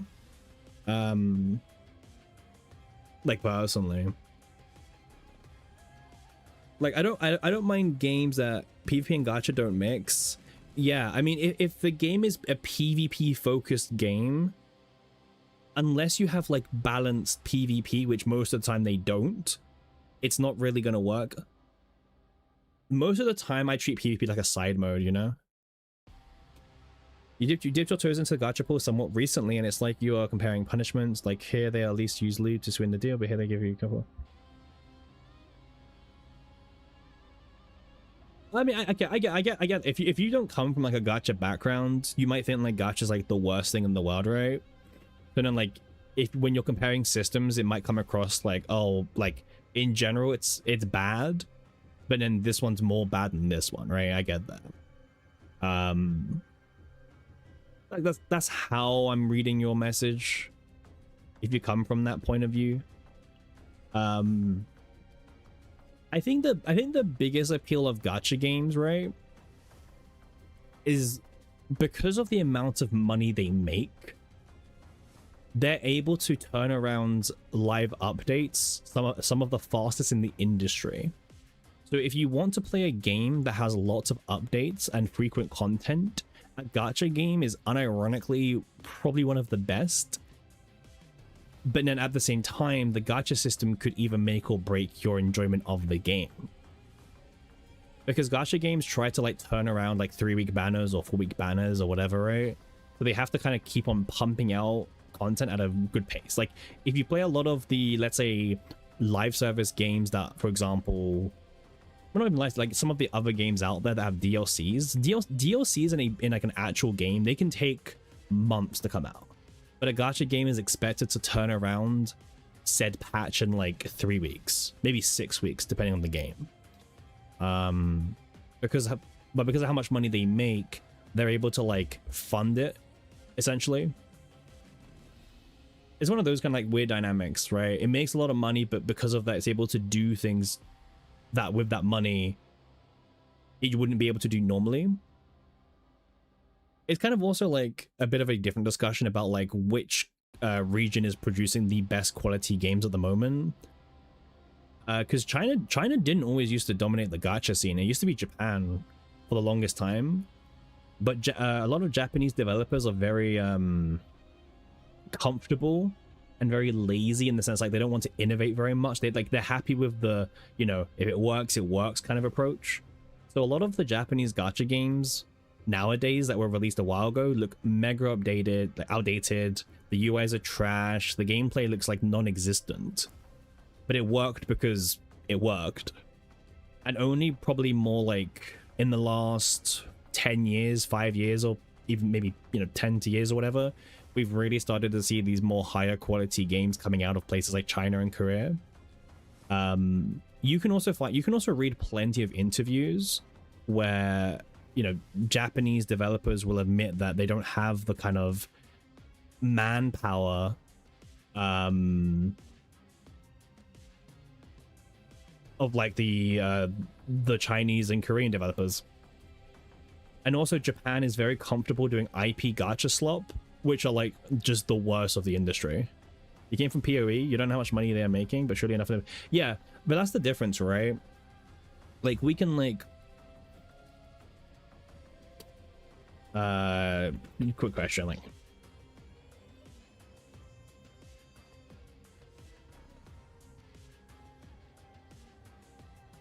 oh, I have to like actually like type it. 1 second.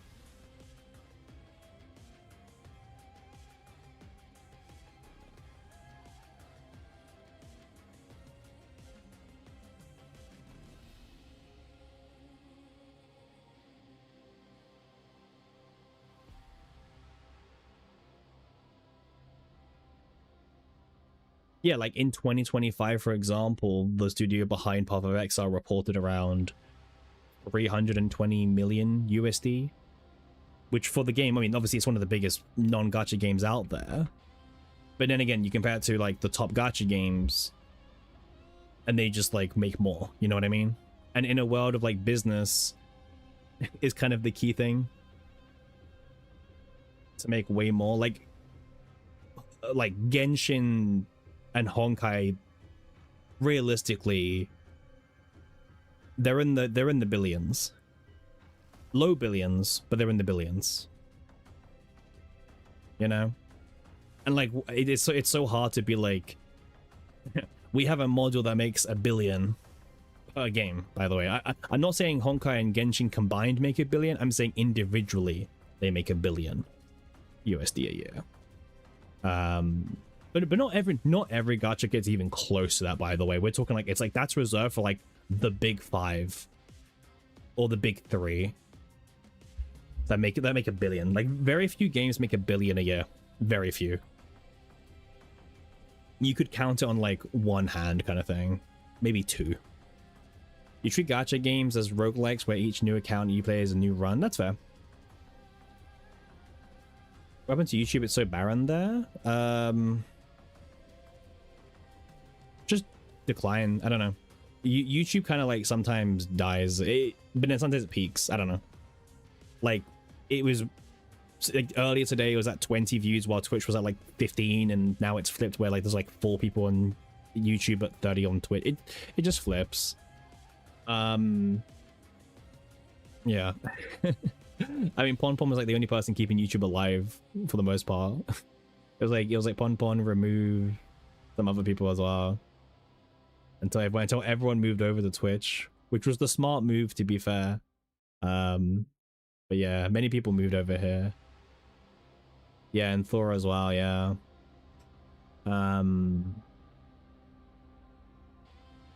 But yeah, like it depends how you want to treat your gacha, right? You thing is you can treat gachas however you want to. Like when I've played gachas unironically for how do I know? I've played gachas for like way too long. I can tell you. Let me check when did this game come out. I've been playing gachas for around 14 years now. 13 years. But like back then I had no money, man. Like I didn't have whale money. I had no money back then to spend on these kind of games. Like back then I was like, I don't think I even had enough money for the monthly pass. Back then. YouTube breathes. Yeah, like back then I couldn't buy the monthly passes. I didn't have that kind of money. You know? But also back then gacha games were way different. Way different. They were proper mobile games, right? Like you would only play them on your mobile. But I've gone through phases of like different, right? I've gone through phases of being pure free to play. I've gone through phases of like no pull accounts, right? Just to see like how far you can play a game with not even pulling, because some games gave you like, it doesn't happen very often nowadays, but back in the day, the very old gacha model was they would release an event, and in the event there was always like a free unit that you got, and there were accounts that were dedicated to only playing with the free units to see how far you could go with them. That kind of module isn't very common nowadays, right? We've kind of shifted how gacha games operate now. But back in the old days, it was like spend your stamina, get currency, spend the currency in the shop for the free character, and then you could the welfares. Yeah, exactly. But yeah, the welfare systems kind of like died down a lot more nowadays. It's not as common anymore. But that used to be the fun thing used to be playing these types of games with a new welfare character and like, you know, seeing the new free unit, right? Because you would log in for the update and then you wouldn't bother looking at the gacha unit because you didn't care about the gacha, you care about the free unit. And sometimes the free units were really good and interesting and they made you play the game very differently because you didn't have like the OP banner units. So that was quite fun. Enjoyed playing gacha games like that as well. And then on the opposite side of the spectrum, I've played gacha games where I've whaled like the kind of money that like you would probably like you know, you'd probably freak out kind of thing, you know. So like I don't know, I've had like different experiences over like 14 years of playing gacha games. Very different experiences. I've seen the highs, I've seen the lows. Depends how you want to like see it. CZN's a high, I would say. CZN's actually a very like good free-to-play gacha game. There's like no need to ever spend a single penny on this game. It's a single player PvE experience, really. Like, if anything, there's a lack of content even. Like, yeah. And if you skip the partners, you can probably get every unit for free anyway if you have average luck. Yeah, CZN's a really good one, for example. Trust me, I've played some absolute stinkers of a game. Absolute just terrible ones. Oh my god, the 1% rates. I mean, back in the day, gacha rates for a 5-star character used to be between 5 to 7%. That was the norm back then. Like, unironically, 5 to 7% was the norm back then for a 5-star character. And as time went on, it became less and less. Like 5% was the norm for a really long time, and then it slowly started becoming 3%, and then it kind of is now settled at 1% gacha rate. Like, yeah, now we've and back in the day, those gacha games, they would have dupes, but all the dupes did was increase your stats. Like, there were no extra effects locked behind dupes. That wasn't really a model. It was just dupes equal more stats, not dupes equal new effects. But unfortunately, with the rise of Hoyo, we've moved into an era of 1% gacha rates, 50/50s, and also the dupes now give you extra effects. So if anything, we're probably in the darkest timeline, but also the game quality is in the best timeline. So it depends how you want to read about that. The games are far higher quality, but in return, the gacha module has become the worst it's probably ever been, to be honest. So I don't know. Think about it like that. So in theory, the game is better for free-to-plays. I mean, Fate was always regarded one of the worst pull rate gachas even back then. Like Fate was never good. Even back for then, Fate was never considered good for like the pull rates. Like Fate's reputation was always really bad because it was like the one game that had low rates, but every other game had like 5%, 4%. But also like, look what game stood the test of time because of the IP is so strong, you know? You and Pompon have played some gachas? Oh, some games? Yeah. Yeah. For sure, like absolute stinkers I've played. The one genre so when I was like, you know, younger,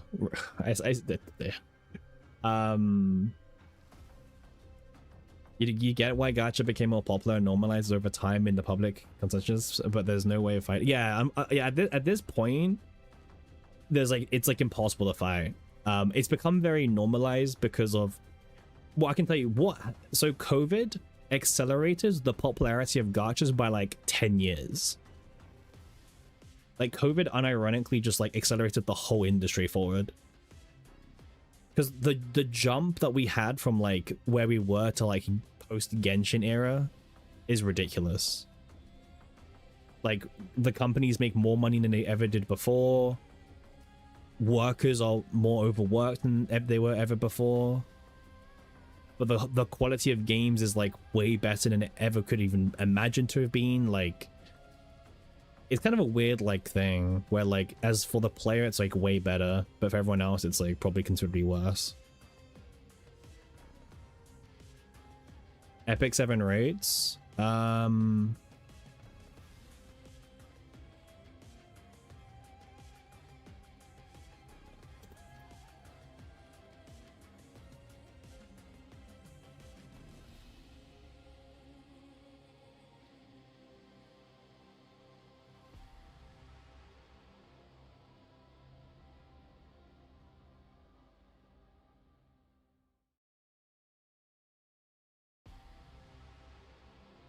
You don't like this timeline, Bomb Bomb? I agree.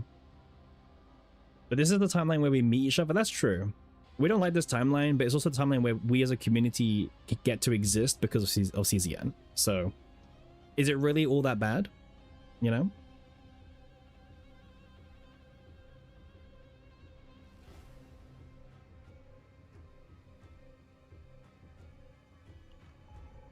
Kinda. Well, it depends on how you value community. Yeah, I mean, like, a game quality like CZN would be like kind of unrealistic even back then. But yeah, this timeline is a little bit on the weirder side for sure.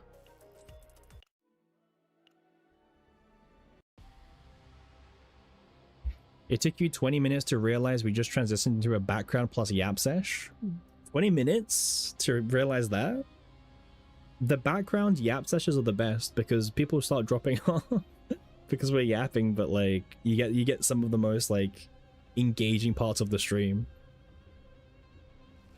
It was too natural. Yeah, I mean we're pretty smooth with it. This is the CZN classic at the moment. Yeah, exactly. Yeah, the CZN quality before they rehashed it was so bad, yeah. It's like one of the worst things for sure.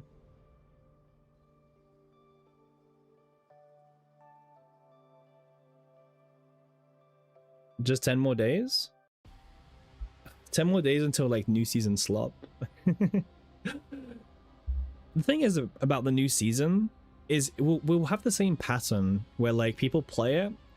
Granted, there's more to do, but then like, what are you farming for? Because like, obviously you don't know what the rift is going to be yet. You don't know what the content's going to be. Like, it'll be like different for a few days, and then people are like, hang on a second, what am I actually building for? Like, what content?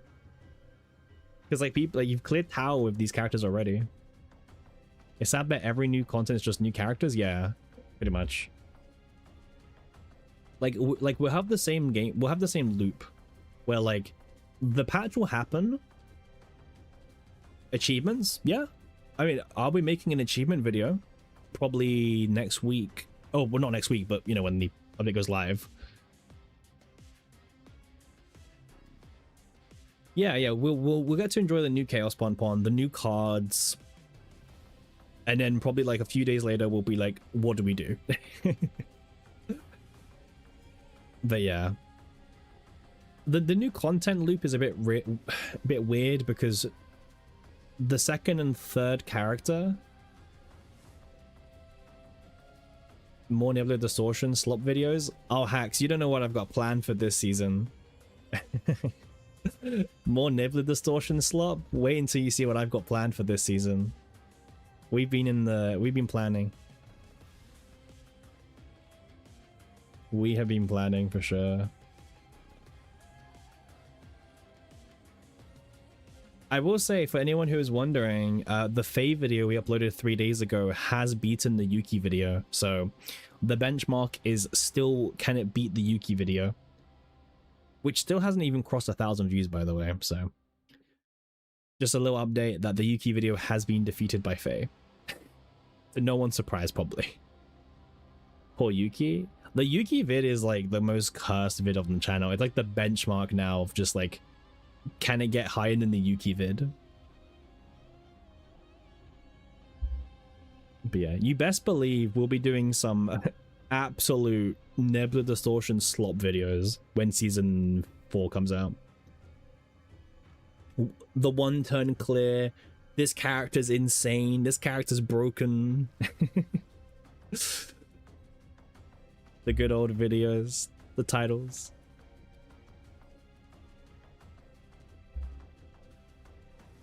The magic special.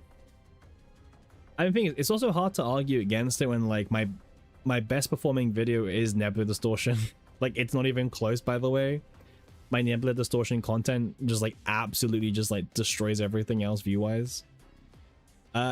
There was a Great Rift video that did really well. Is the Beryl video on Colossus. That video did really good as well, actually.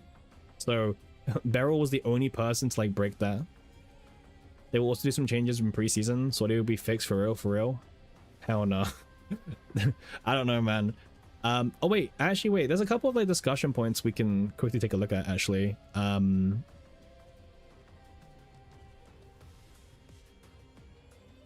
Unigram ASMR, my top video guaranteed. Will you be like spam watching it, Pon? Is that why? Okay. Let me... Unigram tier list? We can probably do a Unigram tier list eventually. I think we're becoming way more like experienced with it, so we're able to like slowly get better. Let me move over to X. Okay. You think of your hundreds of rewatch would still count as, you know, it would still count as one anyway. Okay, let me just move some stuff aside. There we go. Okay. So the other day, oh, by the way, did you guys play along with this? To celebrate World Emoji Day, we recreated a combatant using emojis. Could you guess who it is? So the hints they gave you is wolf, briefcase, blossom.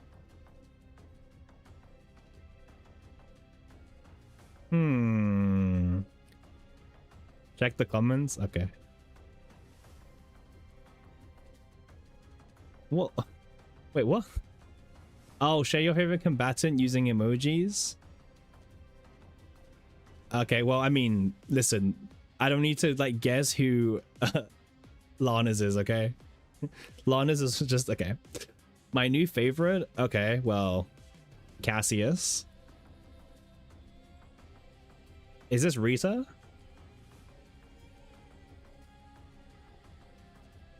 Is that me in the photo? Well, it's not me, it's like a pixel version of me, but yeah.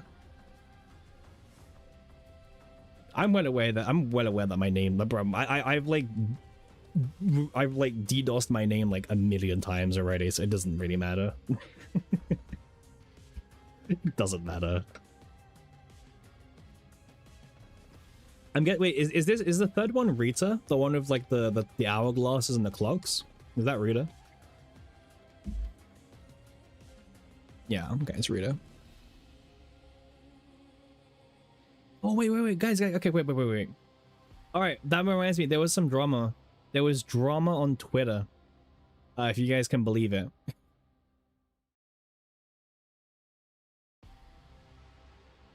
Okay, I don't know if you can believe it, but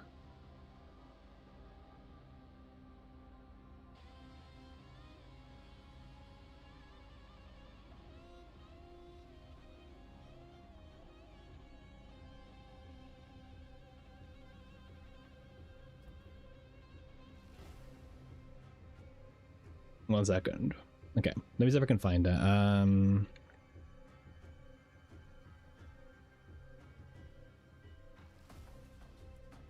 Okay, let me pull up the thread. CZN drama, by the way.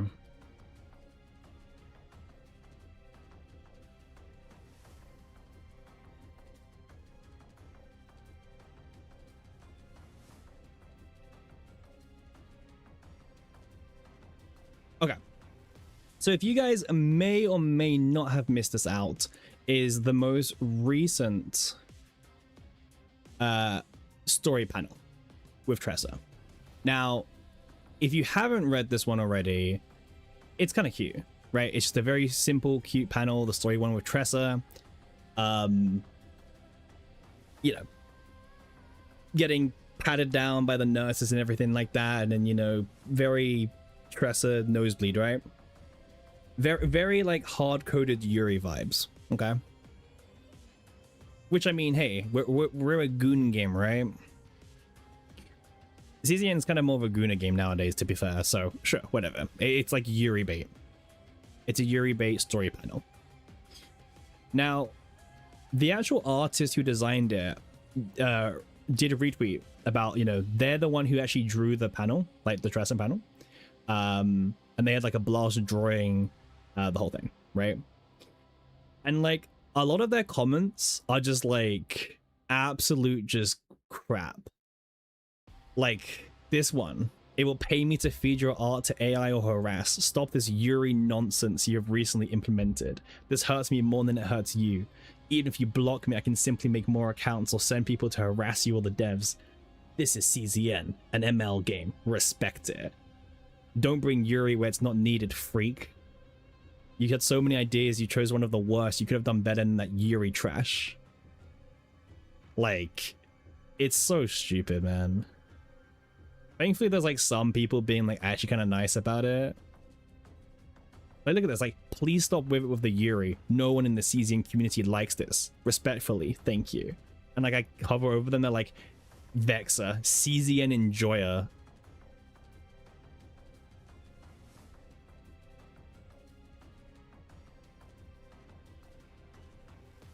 Why are you Yuri baiting for an ML game?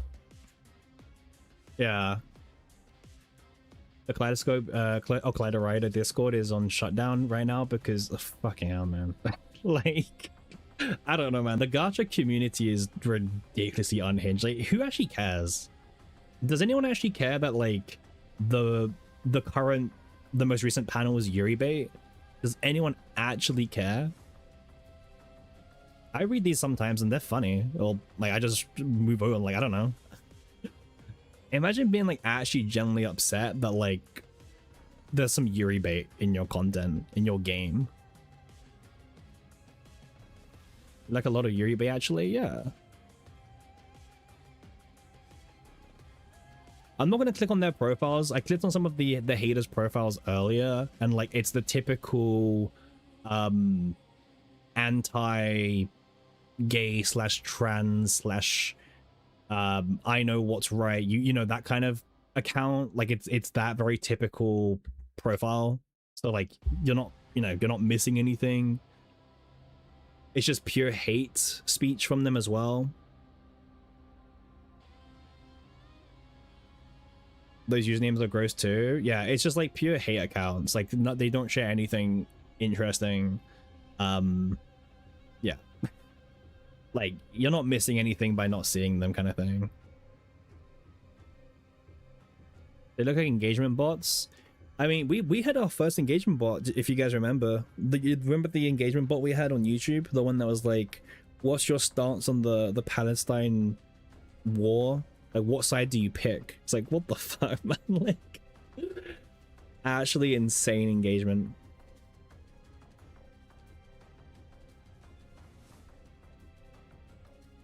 My first engagement bot about the Palestine war situation. People hating on Yuri, why? It's more that they're hating on Yuri being in their game, their CZN enjoyer game, you know? It's like, well, that's what they're hating on, and it's just like, who cares? Like, actually, like, no one cares. Like, look at this, like, get this Yuri bait shit out of an ML game, like, from Tryhard94. Woo. You know? Press a Q so you don't care? Exactly. Like, and you shouldn't care either.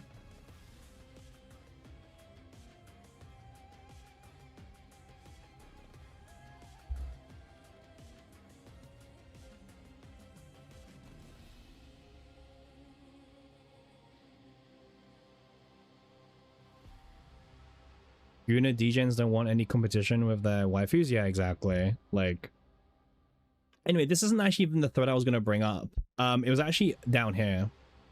Oh yeah, guys, make sure to buy your Veronica Hugo plushies, by the way. Pinned link on Twitch, you know. Thanks to Smilegate for sending us a free plushie, of course, as well. I chose the Veronica one. If anyone's curious which one I chose between the two, I chose Veronica. So yeah. Where is it? She's cute, yeah. Okay, this one, salty improvements.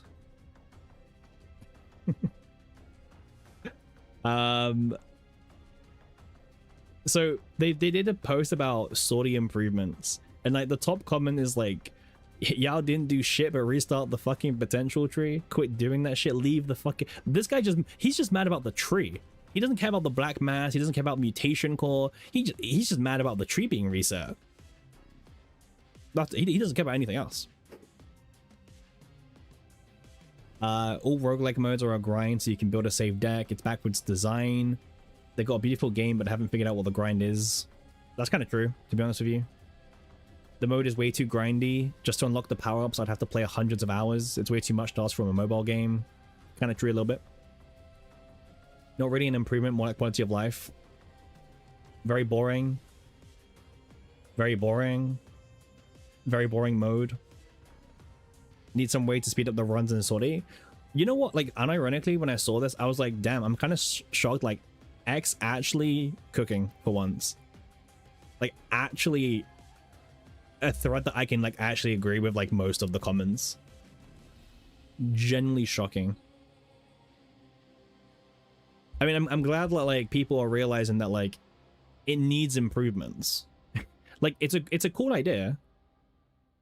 It just needs more improvements. Like, straight up, that's all it needs. And then it's good to go. If Sortie had a lot more variety and balance, you'd actually not mind the grind. That's the problem, right? It's too samey. There's no, like, variance. There's no surprise. It's very samey. And because of the black mass system, you're encouraged to basically pick the drafted characters they tell you to pick. Because if you don't pick the characters they're telling you to pick, you're basically playing inefficient. Just straight up.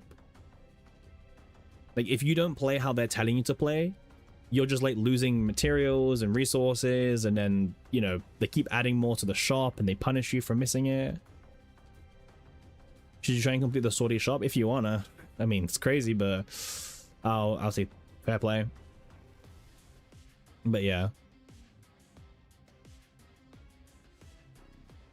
We need Sortie-specific unique epiphanies for combatants. Knowing all the builds and having too little options is boring. That's true as well, yeah.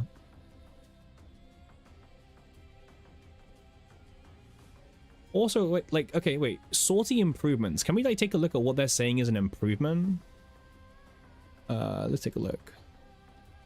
So, okay. Sortie improvements. We've added the archive.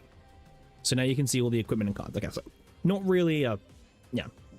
Sure, but whatever. Leaderboards. Improvement is again a big word for this. Engagement data / title. I mean, the achievements, I guess, are kind of cool, but they're also kind of the same thing. You know, it's not. Yeah, I mean that maybe the engagement data titles are probably the most of an improvement out of all three of these. But yeah. It's not the greatest thing. You know? Again, no shot to the devs, because this is just social media intern was told to, like, make a graphic for Twitter called Sortie improvements. You know, this is just a poor intern. If they want it to be a genuine game mode, they need to add actual progression outside of a generic skill tree and add a story or something to exclusive to it. Yeah. Yeah, no, I agree with you, dog. I think the mode is very shoved in. And it's not very utilized as much as it could be. Yeah. There's definitely a lot more that they could do. I agree with that 100%. There's, like, so much more they could do, in fact. Will they actually do it? Not sure. But yeah. Maybe some sort of lore like Slay the Spire has, you guess? Yeah.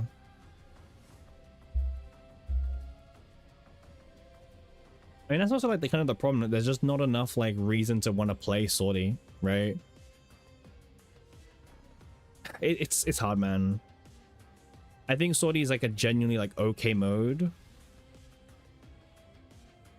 but there's so much to improve it. There's so many ways they could improve it, but it's hard, man. You don't think adding any story to it would improve it? I like our chat. The answer to Sorty is more story. Listen, our chat is a peak, okay? Our chat is like insanely peak. The duality of men. Men, right? What can I say, Bon Bon? Man, being on X is like the scariest thing ever, because all it takes is like one misclick on your homepage and you don't know what's gonna show up, and it's like, damn, stream taken off forever, cancelled, etc. You know, it's why I always like have to like check X stuff like off stream, because I don't trust X at all. I really don't. You're surprised they made this character flat-chested? It's been a while. It's been a while since like there was a non-kid flat-chested unit. If it's good, you wouldn't mind just saying. It doesn't matter if you wouldn't mind, it matters if it's against Twitch's TOS, because I don't know, man. Twitter sometimes has the most random stuff showing up on like the homepage.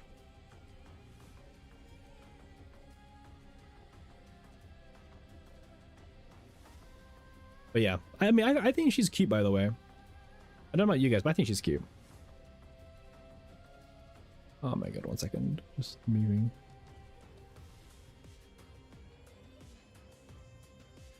Very cute. Yeah, I think she's very cute.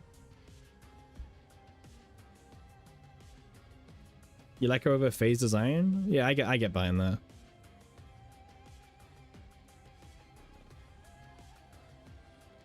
Saw a silhouette in the story and was like, yep, new character. I don't mind if there's always going to be a new character. I just hate the fact they're so close together.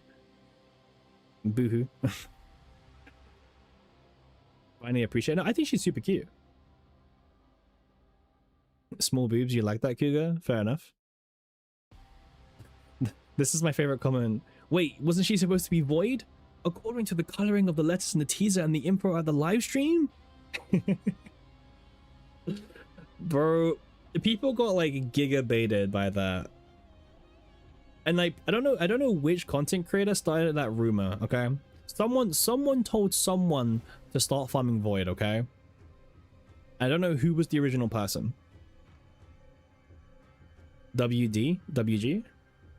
Ah. One letter off. Oh, I knew who you're talking about.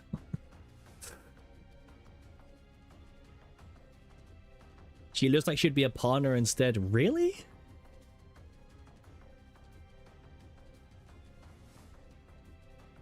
New in CZN, is she a support unit?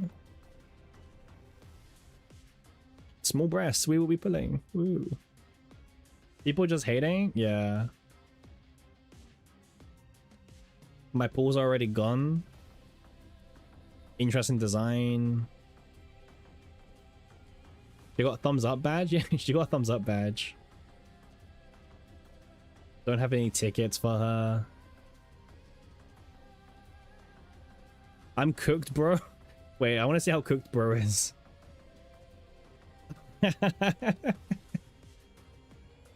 Oh man. Oh, bro is like actually cooked. I haven't seen like cooked like this for God knows how long.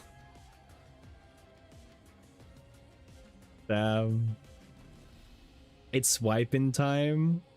Bro, this is beyond swiping time. Like, this is, yeah.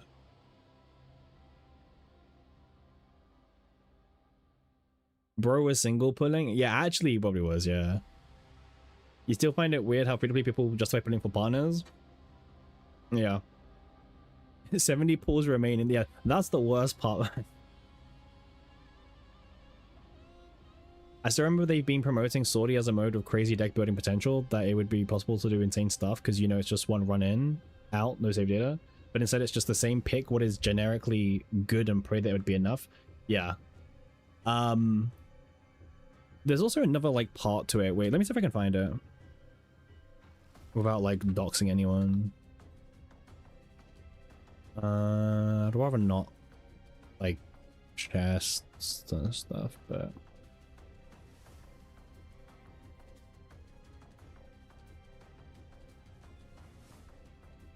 you know when you have like a chat with someone, it's like way too many messages. You're just there like, well, where's the thing I'm trying to talk about?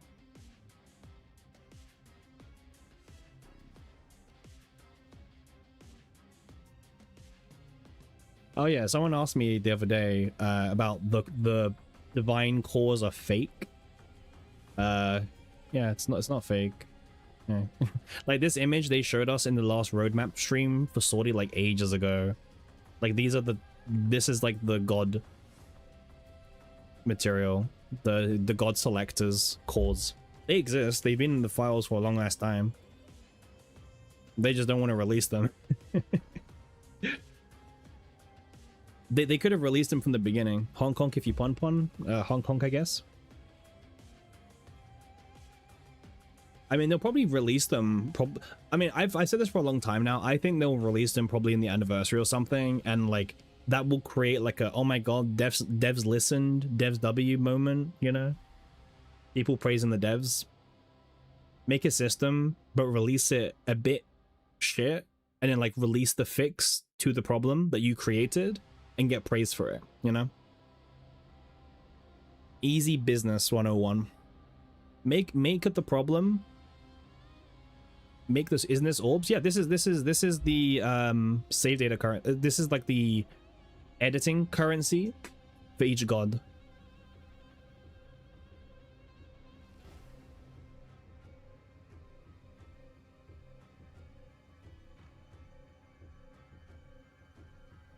By the way, they showed us this before we saw the far right, because the far right one is Caligo. They actually showed us this before we even knew Caligo.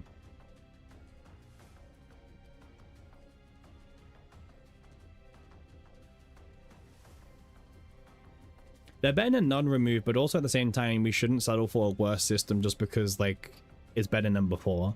You know what I mean?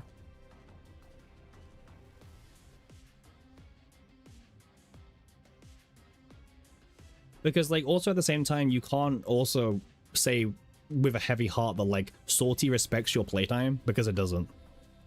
Like, the whole Black Mass grind does not respect your time as a player. Like, just straight up, it doesn't.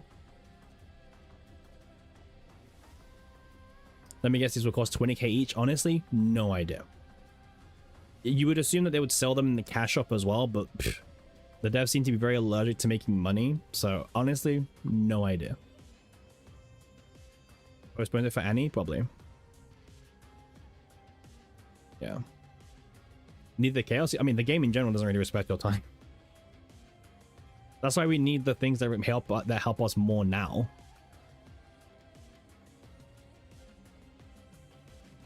One random per reset. Don't let chat be the devs. Don't let them cook.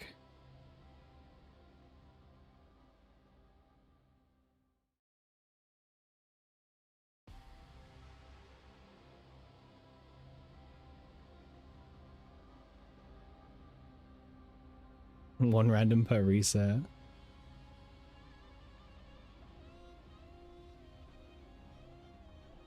This is like the most time-sinking gacha game you've ever experienced. Even the haha, you don't have to grind to clear content takes like one delegation a day. I agree with you. I agree with you. Like straight up remove.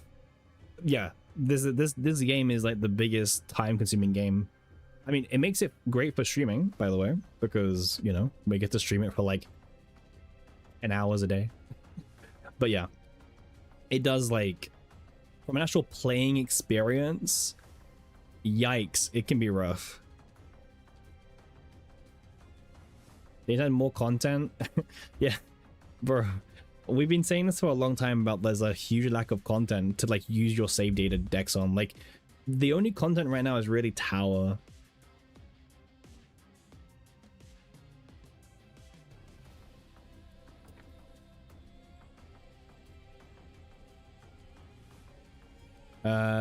Let me put up something for 2 seconds. All right. Is this the article that I wanted to pull up? Let me see.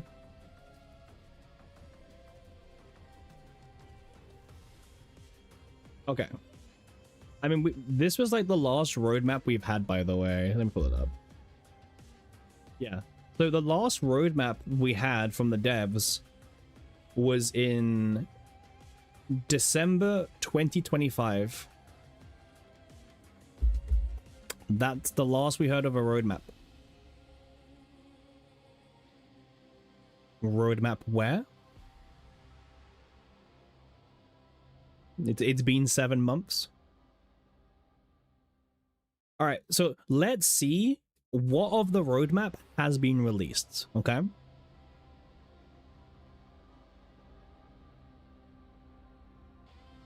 Oh yeah, so they aimed to reduce farming save data, which, I mean, compared to then, they definitely did, but could be better. A roguelike experience that pushes beyond existing limits, which was Chaos. Yeah, it used to be called Chaos Assault. Chaos Assault got scrapped for Sortie, basically. This was the mode where, if you guys remember, they said that in this mode, Chaos Assault, there would be like no used pile. So if you drew your deck, it would keep on looping. Like, you know, you could do infinites and everything. And they mentioned it would be like really difficult, lot of waves, and yeah, very different to what we got in the end, but hey.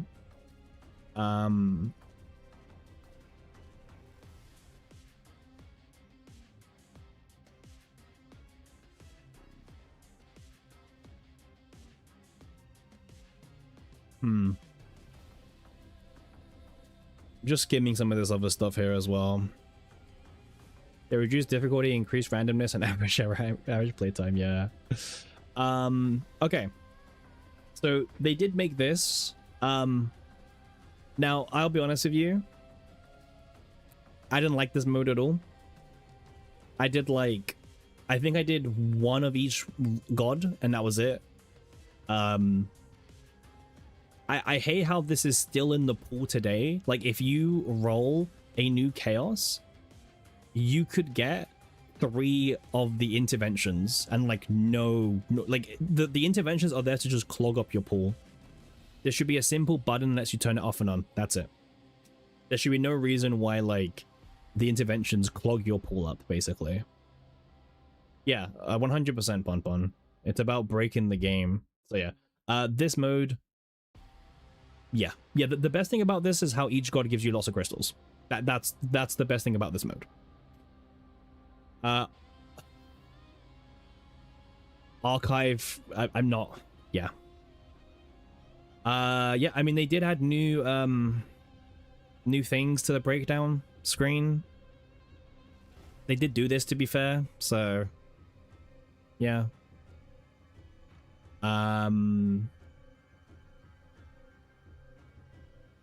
Did they do this one, by the way?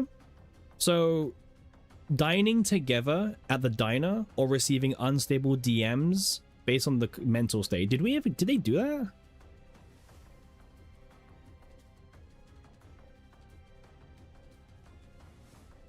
I don't think so. I might be wrong, but like, can we dine with our combatants? Did I miss this? Unigram? This was after Unigram came out. This has been mentioned post Unigram.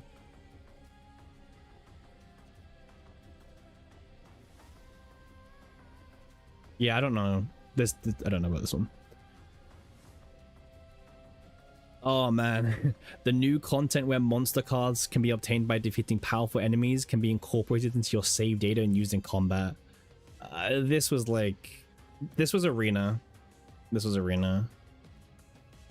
New monster. This was Colossus. Oh yeah, this was the concept for the seasonal board, by the way. This was the original concept for the badges and everything.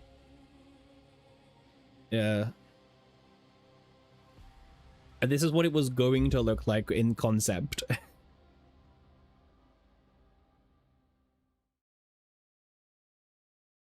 Is that Malin sticker in the game? No. I don't believe so. That's a like Wamako thing.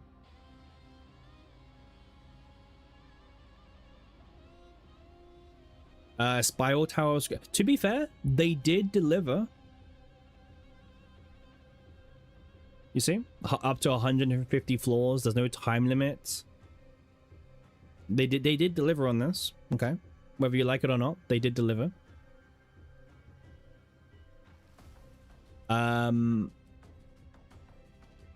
This was.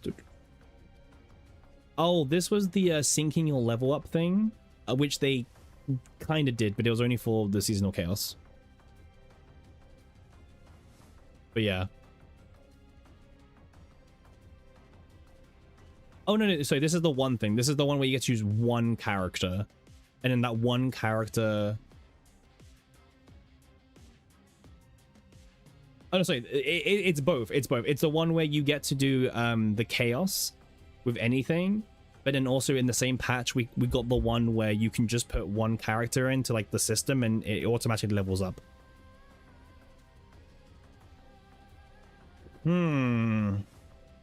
Save data presets, huh?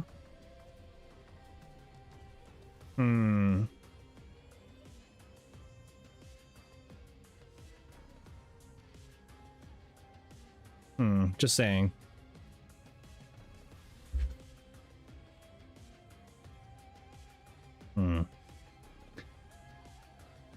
They did this? Preset. We don't have presets. No. We have the team presets, but the team presets don't necessarily save the save data that you select. Yeah, because my Dream World team gets messed up all the time because it has like different. Yeah.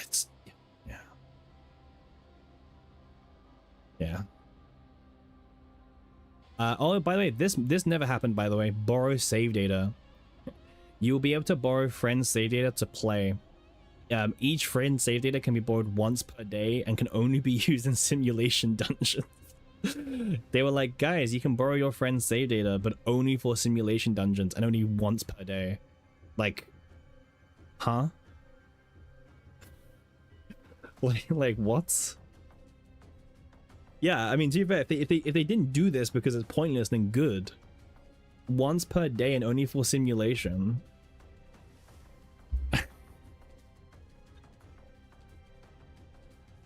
Yeah, well, in a good way, because they haven't done this, hopefully it means that they didn't waste their time and they spent their time doing more valuable things for the game. Guild Office, we didn't get this.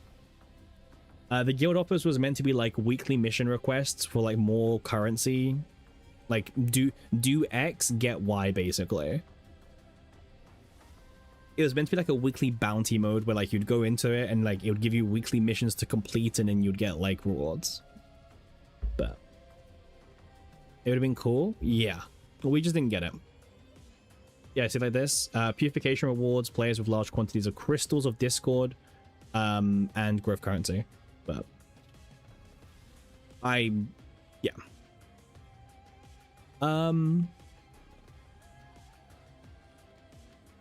The zero system upgrade was completely reworked.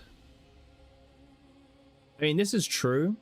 Okay, I think people saw this tree image when they showed it and they were expecting something kind of like dramatic, like a big tree.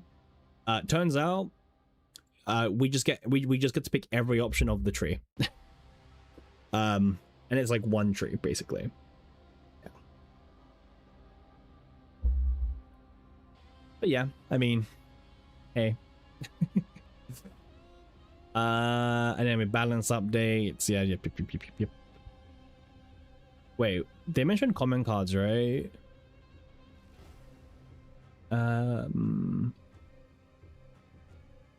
Okay, can we talk about this for a second? At the start of each new season, balance adjustments. Common cards with low play rates will be improved.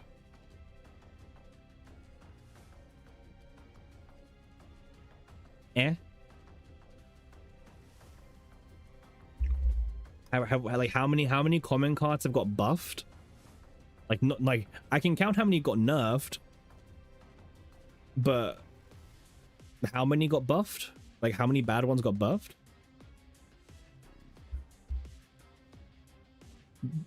They also nerfed the one more as well. It was like the poison grenade one as well. Pon Pon. They nerfed 3 and 1.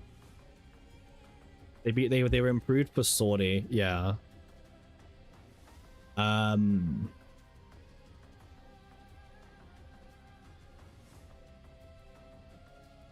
So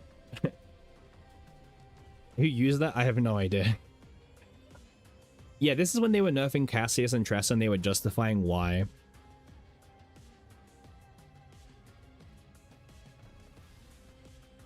So they listed like multiple reasons as to why they nerfed him in the end.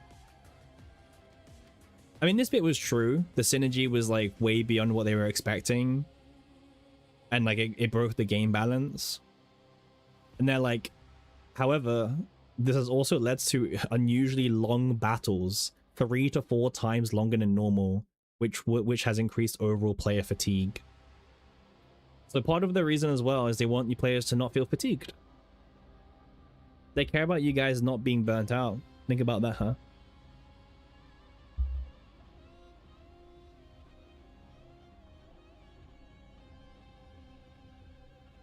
The goal was to not weaken the combatants themselves.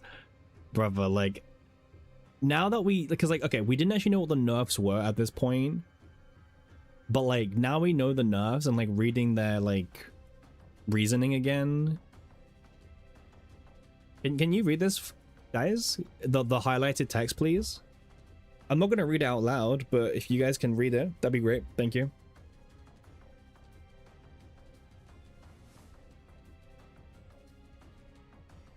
I'll give you guys some time to read the highlighted text.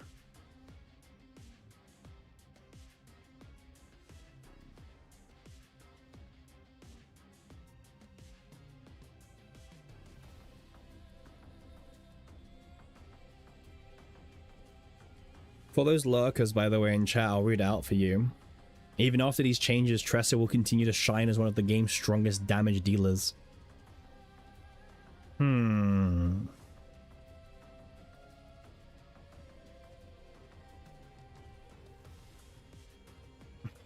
Bro, like, the fact they, by the way, the fact they said this is, like, actually just insanity.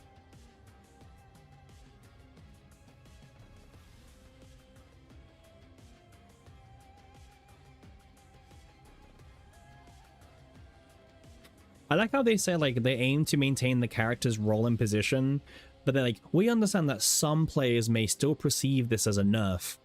Well, yeah. It was a decrease in power. It was a murdering for Tressa.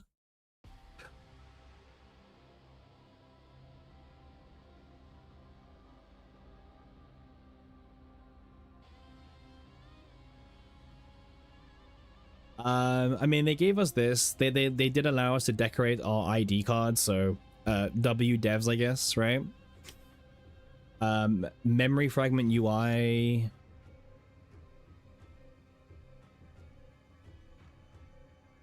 Oh, Chaos Assault. Okay, so this is what they said about Chaos Assault. This is what we got. This is what got turned into Sortie, by the way. One of the core appeals of the roguelike genre lies in navigating constant threats and choices while striving for optimal strategies and simply surviving the run.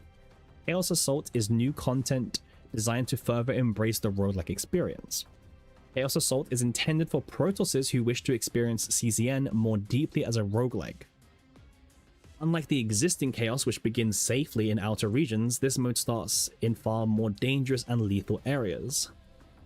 With interventions from various gods, the core gameplay flow becomes more intense and threatening, while new deck building elements are added to overcome these challenges.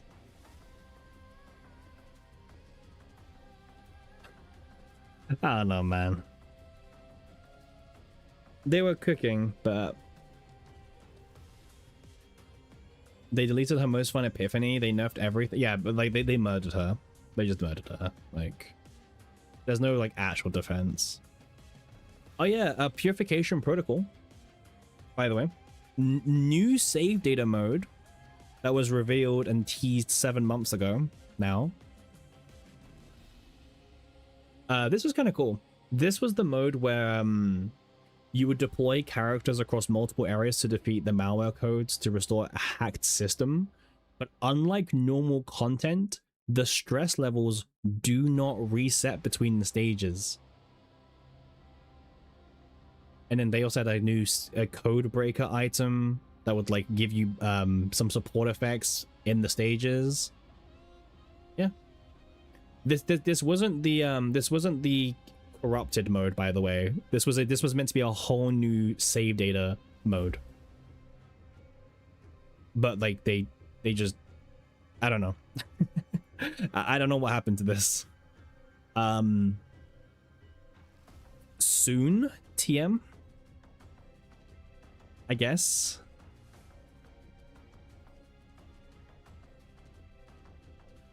They really need more events or something. I mean, this was meant to be a new permanent mode for save data content, but maybe they just didn't want to release it because they feel like it was going to be like another auto mode like every other save data mode. So maybe they're trying to cook something more interesting. Maybe that's why. It's hard to say.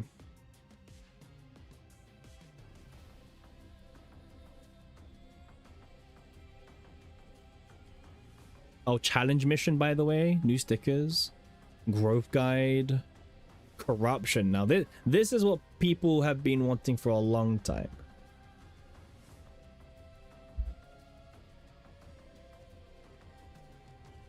Corruption mode, huh? So, corrupted or layer. It's been a while since we saw this image. We saw this image 7 months ago, so, you know. Corruption means less clothes, by the way, just so we're on the same page. Ripped clothes.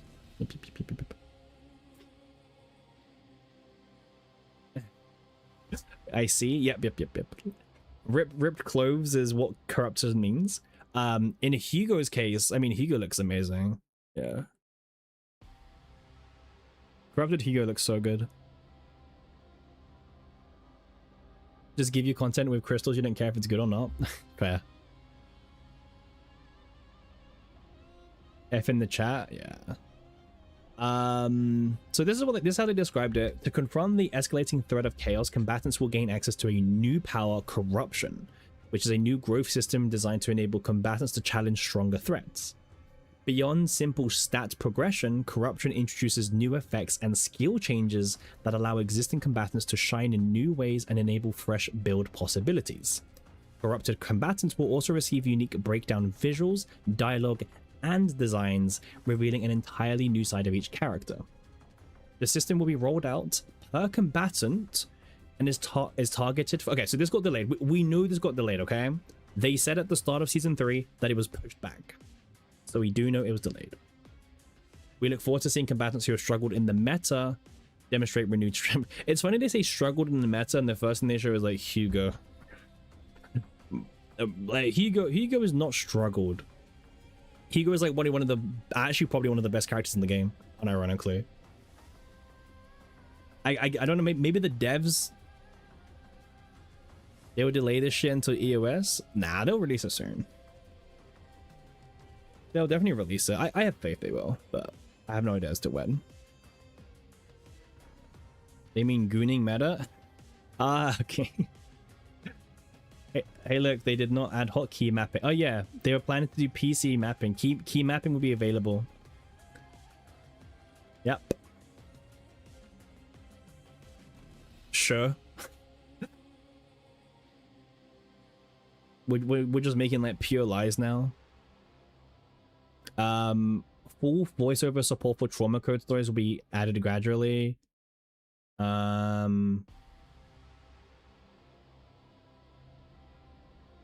Yeah, and then Great Rifts. Yeah. So yeah, this was like the last roadmap patch notes we had, and that was 7 months ago now, right? Nearly 7 months ago. Nearly.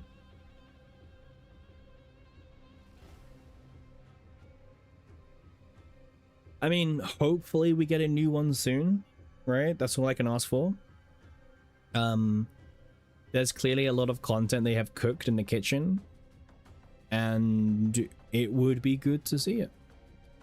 GG Game Trash. We also got this, by the way. This was the other thing that we was shown on the stream.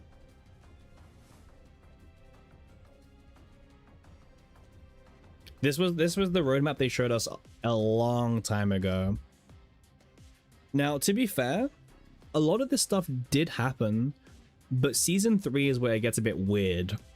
Because Chaos Assault became salty, Corruption Mode got pushed back, Purification Protocol just poofed. Just like, yeah. No idea. You want them to take as long as they can to cook for multiplayer because knowing them. Oh yeah, multiplayer take as long as they need to. Multiplayer could unironically be a stream savior, by the way. That's why I'm looking forward to it. Multiplayer could save stream content. Maybe preseason streams will be saved if it's good. Keyword is if. And that's a big word, by the way. Because there's a high chance it could, like, yeah. I don't want to jinx anything.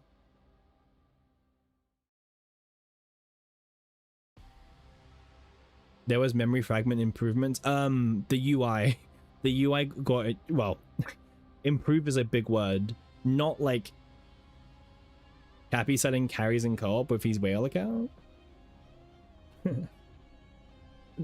Steam Stream redemption points. The memory fragment improvements was like changing the UI so it was more clearer. It wasn't like actually improving memory fragments. That's why it says memory fragment management improvements specifically,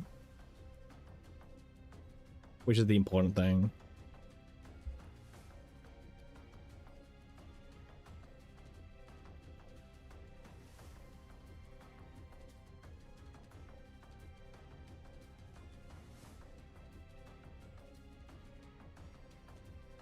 I wonder if I can find like the article.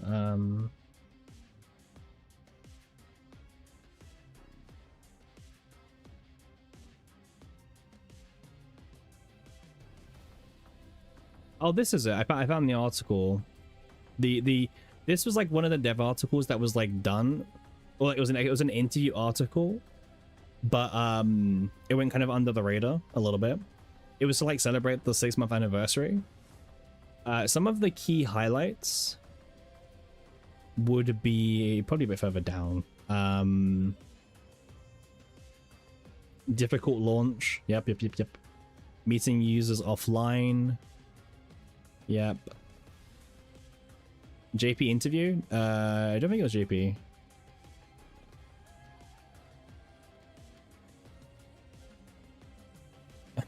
I like how they're asking about Heidi at this point, right? Because this is Heidi, yeah.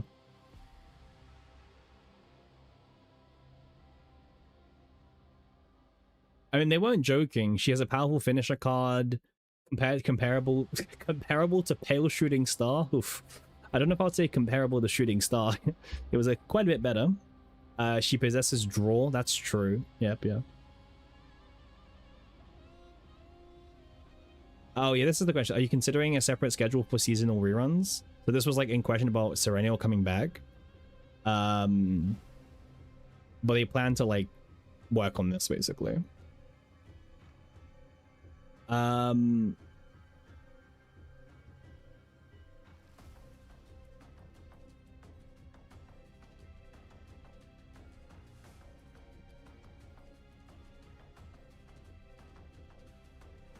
Okay, so this was quite a good question.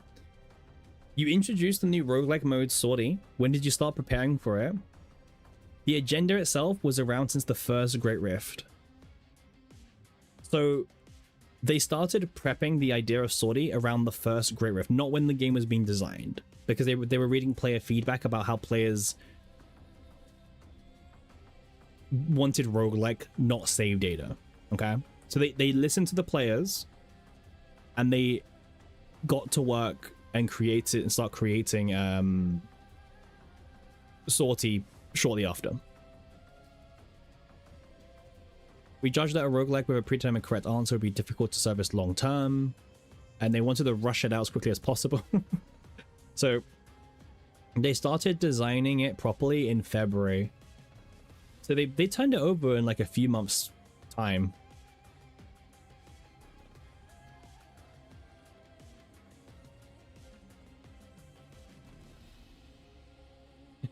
While Sortie reduces the burden of chaos runs, it is also time-consuming content. How you balance in the play ratio?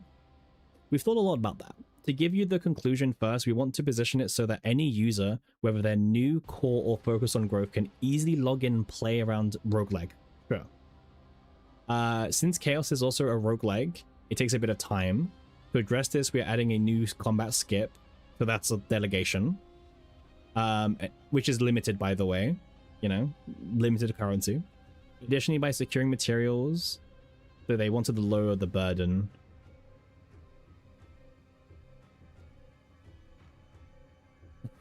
This is quite cool. So it seems that a pattern of repeating specific runs will become fixed once experience people accumulate in Sortie. So it's like, how will you stop people who just know the pattern in Sortie from like repeating that pattern over and over, you know, kind of like Tenebria Arpeggio. How can the devs stop people just gunning for Tenebria Arpeggio? And one of the ways they initially did this was with the 68th penalty.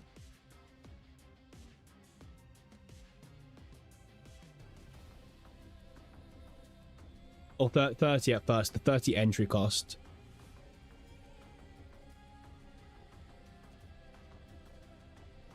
It was actually a really long article, by the way.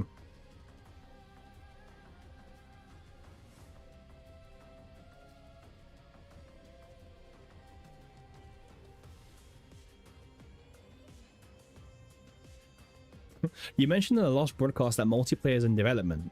What is the general direction of the game's future? Are you considering real-time PvP? Hold. We're not considering PvP.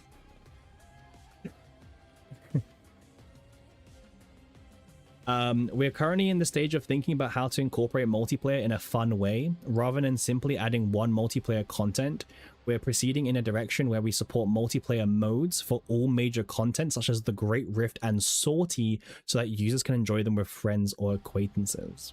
So this is something that you probably wouldn't have seen if you didn't read this interview, because, you know, why would you? But the way they're approaching multiplayer isn't just one mode, but just how can they add multiplayer to the entire game, or like the game in more ways than just one. So they're trying to cook something.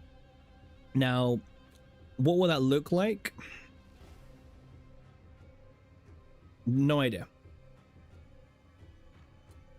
But yeah, so their stance back in April. Remember, this can change, by the way, okay? Remember, like, they might reach roadblocks in development or something. But back in April, the plan was that multiplayer wouldn't just be one mode. It would be a mode, but also like a direction where the game is more multiplayer focused. So you can do more of your friends or acquaintances. So that's interesting. And they specifically referenced the Great Rift and Sortie, two very different modes, by the way. Like, referencing Great Rift is actually kind of a big deal. Sortie, I think most people expected multiplayer Sortie. I think that's like the easy one. But multiplayer Rift? Oof. Recruiting E6 whales, hit me up. My DMs are open to any E6 whales. Contact me, please.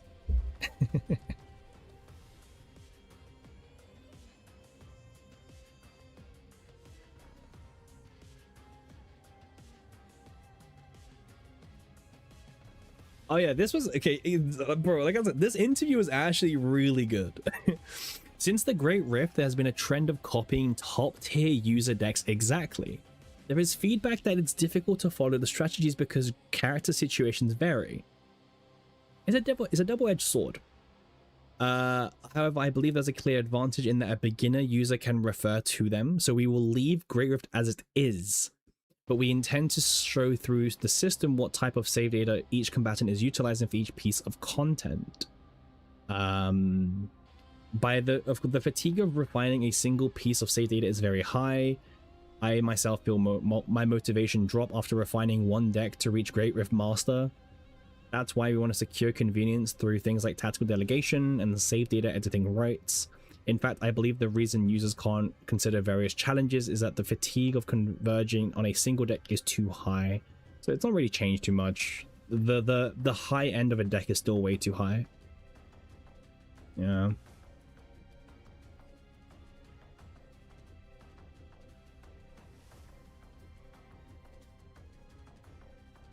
This was a long ass, by the way, like this interview was so long, by the way.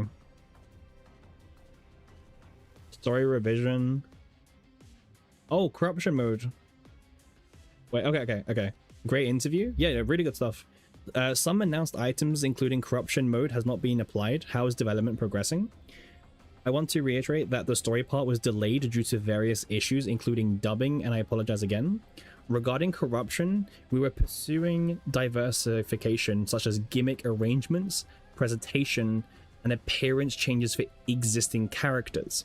However, as it seems to be a pillar of long-term live service, we delayed it to plan it more deeply. We want to prepare this as quickly as possible and share it via a developer note. Regarding Purification Protocol, we judged that the content that can showcase various combatants is needed first. So we replaced it with Total War. What's Total War? What translation is that? Oh, FSO. That's FSO. So they scrapped Purification Protocol with FSO.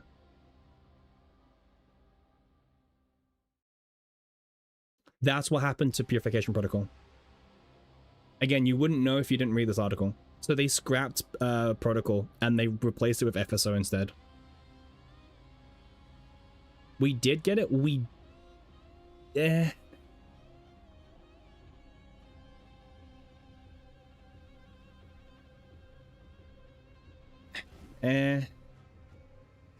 think the hacking would have been cool? Yeah. Interesting. So Purification Protocol isn't coming to CZN because it was replaced with Full Scale Offensive. I'm not sure if that's an upgrade or not, personally. I don't know.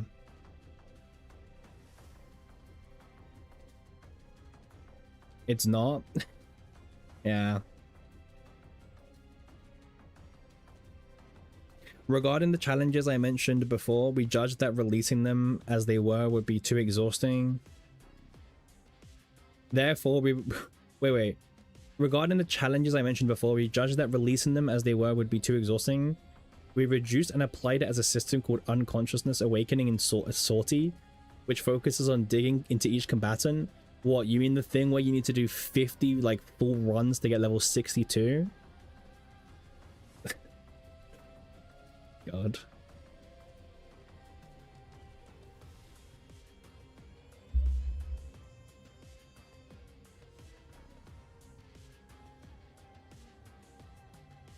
How do you plan to deal with character balance issues that differ from the development intent? I'll start by talking about the rework of Tressa and Cassius at the start of Season 2. At the time, those two characters showed explosive synergy in Season 1 Great Rift, and we judged that it would have been a fatal impact on long-term design and balance, so we had no choice but to rework them. We are alert to ensure this doesn't happen again, and other character modifications have only been upward adjustments for combatants that were not performing at the target level. This time, we also plan to perform upward adjustments for combatants that are not performing well in Sortie. We're not considering anything other than buffs. Okay, so their quote from here in April is they're not considering a single nerf, only buffs. Okay, now again, they did say at the beginning of the game that they would never nerf a character, so, you know, take what you will, okay? Take it with a pinch of salt, a very, very tiny pinch of salt. That then this is them saying that they have considered only buffs. No more nerf for real, for real. Yep. This was... Oh, by the way, I want to just say this very quickly. This experience event should have been a permanent addition into the game to help new players. I don't understand why this was limited. Like, they said that this is to like help new players catch up, but like this should have been a permanent thing for new players, because this is a lot of account experience that you just lose for no reason. So I don't know, the kind of a weird decision to like make it time capped, but actually a very weird decision, very weird.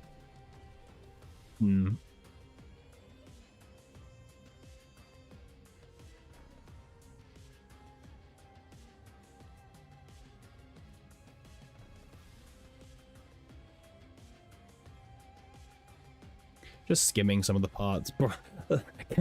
How long is this? Oh my god, we're halfway. Well, we're halfway down the page. I just looked at it. Well, okay, we're more than halfway now. Just so you can see the curse of how long this interview is, by the way. Yeah, this interview is crazy long, but it's a good interview, unironically.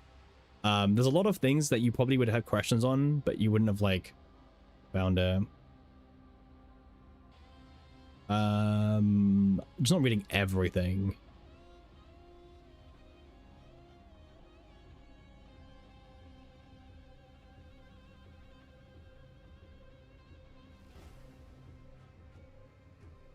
We see that a certain degree of power inflation, power creep, is inevitable. We intend to continue to buff characters who are not in the meta. Sure, man. Seasonal shilling is seasonal. Like, I don't know what to say. They want to seasonal shill to sell the new characters, and that's kind of why it's hard for old characters to ever be relevant in like Great Rift content, because you know they don't make money.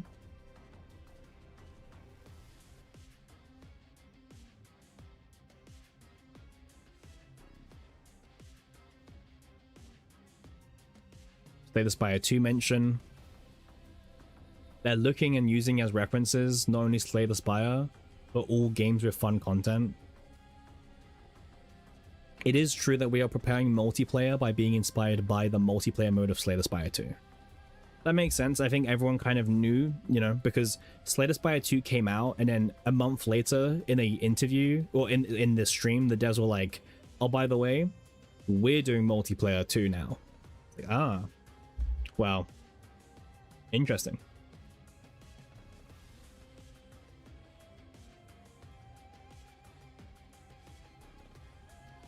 You mentioned multiplayer. How does it work there? Is it fun? Okay, so the way it works, okay, I'm going to try and paint it in for you guys' mind. In Slay the Spire multiplayer, you can go in with 1, 2, 3, or 4 players. You all pick your characters, you have your separate decks, whatever. After you defeat an enemy, you all get different, you know, you get to add cards into your deck, right? You don't share the pool. Your deck is still your deck. The way combat works in Slay the Spire 2 multiplayer is that players will take their turns at the same time, and then when every player has ended, the turn will end. Now, the difference is in Slay the Spire, there's no action count on enemies.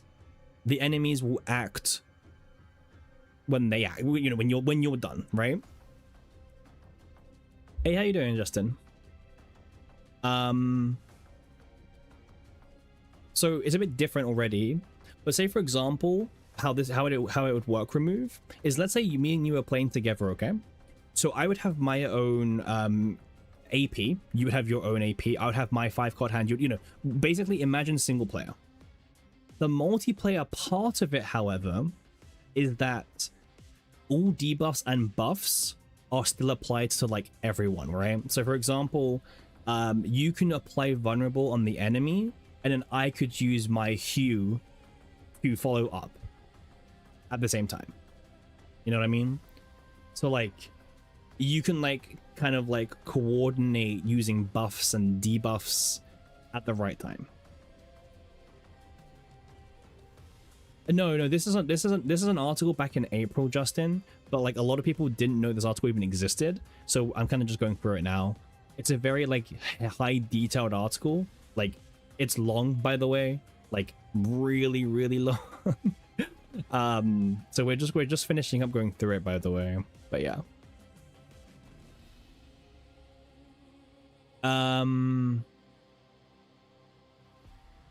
yeah, they're just working on stuff still. First year anniversary.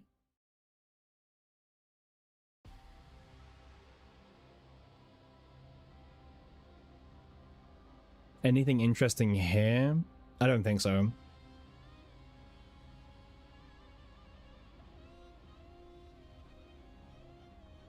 Tenebria mention.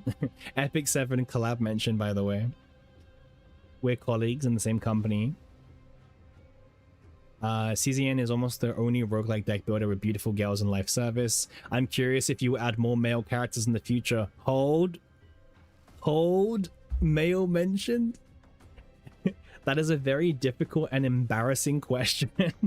This is because there are many people globally who ask why male characters don't appear. However, since adding the characters you like is a top priority, we intend to prepare by comprehensively considering feedback. I will first say that there are no male characters on the milestone yet. Womp womp. Womp womp. I like how they mention global, you know what I mean? Like they're saying like, oh, Koreans, don't get mad at us, we're just saying that global wants males, not we, just global wants males, because they know if they say we need your feedback, no, we need your feedback, the answer no, we don't like this feedback.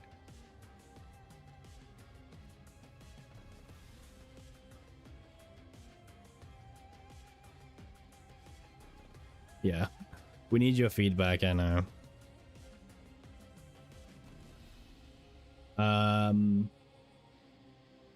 Oh, skins. Skin question, by the way. Since it's a card game, it seems like new characters will appear rather than many variants. Are you considering adding skins that can breathe new life?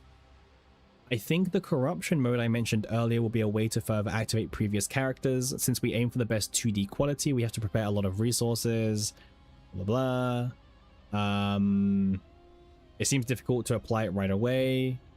We are thinking about the idea of an outing clothes system. It's a system where you can have them wear the outing clothes when you want when talking to the ship, or they mentioned this back in April. It was here all along. They fucking put this in an interview back in April. No one read it. They mentioned they were doing this system where it wasn't battle skins. It was always going to be Arc City skins. It was here the whole time. Hey Belle, good timing. How you doing? We're in the bad timeline now. It was here all along in an interview back in April, and just no one read this. That's insane, by the way. Like, the fact that no one knew this, no one read this. Okay, to be fair, look how far down we are. I don't know how many words this interview is, but it's insane. It's like, it must be like 5-digit words, right? Just for someone who just joined very quickly, I'm gonna quickly like go up and you can see how long this interview's been that we've been skimming through. It's a very in-depth interview, which is good, and there's a lot of things we're learning about, like modes that got replaced and everything. You don't read much? Well, I'm here to read for you, Justin, and you can just listen. Don't worry. Yeah. Okay, so all along they were never gonna do battle skins. Okay, well, I'm glad that we've now clarified that this was revealed to us 3 months ago, but no one read the article, so perfect. But they are still doing the whole like they're gonna bring back the April Fool's Day skins, and players can like equip them as like the actual skins, so that's kind of cool. They're still doing that as far as we're aware.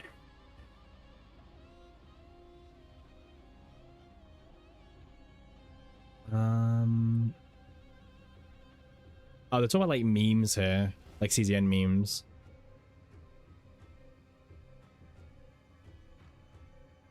Working with artists, events.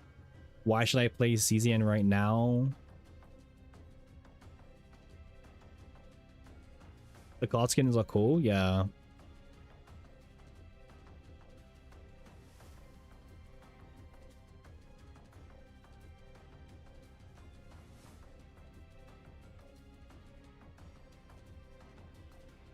What an article, by the way. This gem of an article is like the most hidden thing ever, by the way.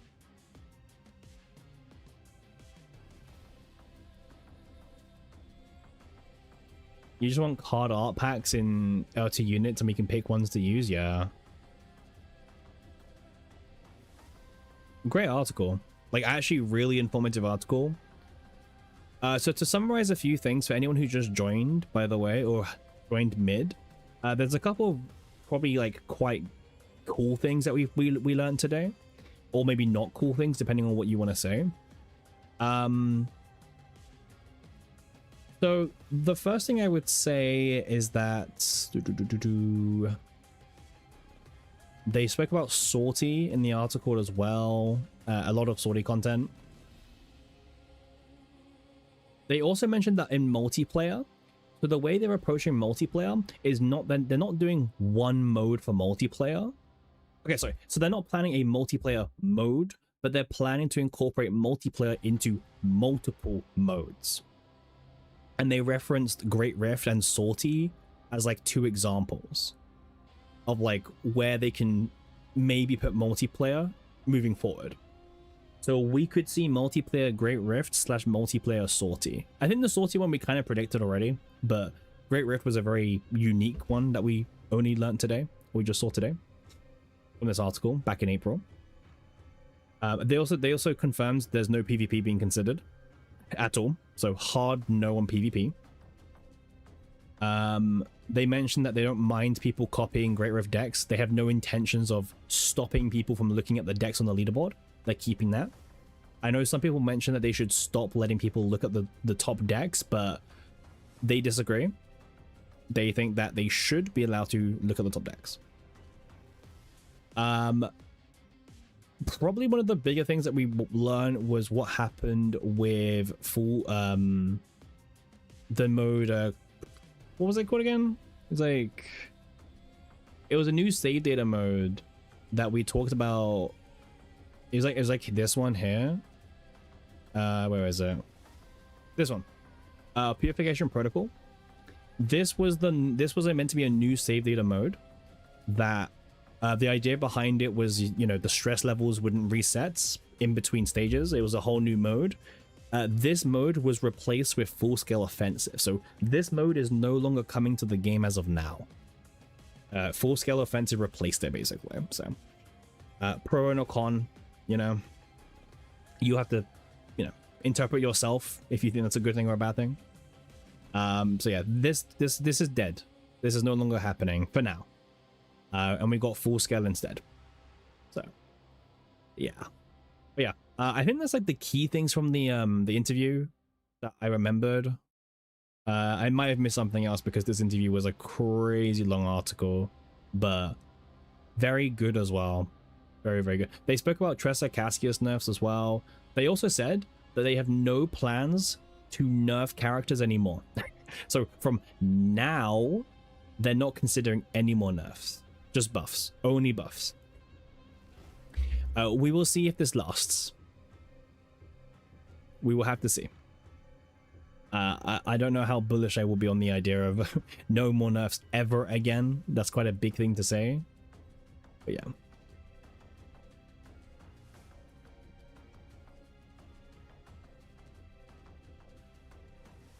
Yeah, Yuki buff? Yeah. Yuki buff. But yeah, good article. Amazing gem. And hopefully people will maybe, if anyone has any questions about this, you can then answer like, well, I read this article over at the Cappy Lyric stream and we knew about this ages ago. You know? People need to be more up to date with these kind of things. That mode looks cool in an FSO. Yeah.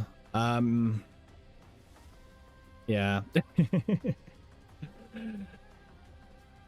Yeah, I don't know what to really say. I mean, I kind of thought this mode was still coming out, but apparently they've replaced it for now. I mean, okay, it still could come out, but at least for now, it's being replaced by FSO.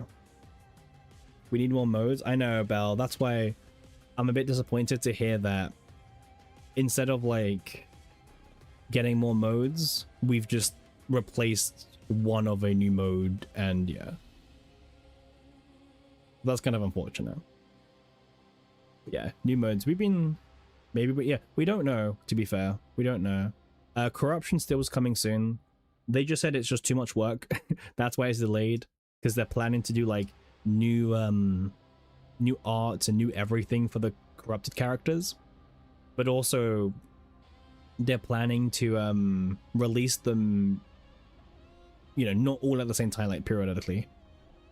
We need something more than just a bi-weekly done and clear. Oh right, yeah.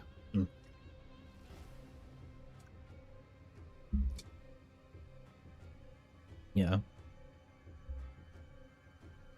I mean, that's the problem. The game at the moment,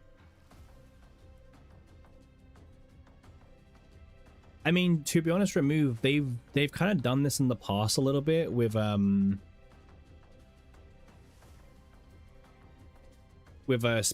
this is basically, if you played Epic 7, this is just speciality changes. It's just the same system, pretty much, just more work by the sounds of it.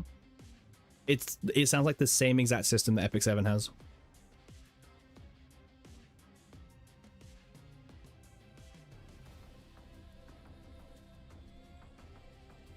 Like there's a new system comes out, by you completing the system, the character gets upgraded and they get like a different play style and everything like that. They called it speciality changes in Epic 7. 1 second. I just want to be make sure I'm not like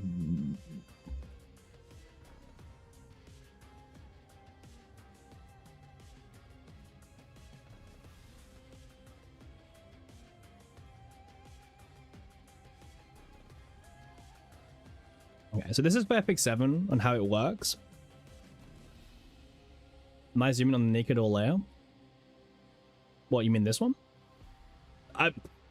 Listen, okay, I just pressed the zoom in, okay? I didn't, that was fully unintentional, okay? I was just saying, I was just making a point, okay? I didn't mean to zoom in there specifically, okay? Her boobs are getting bigger with corruption. You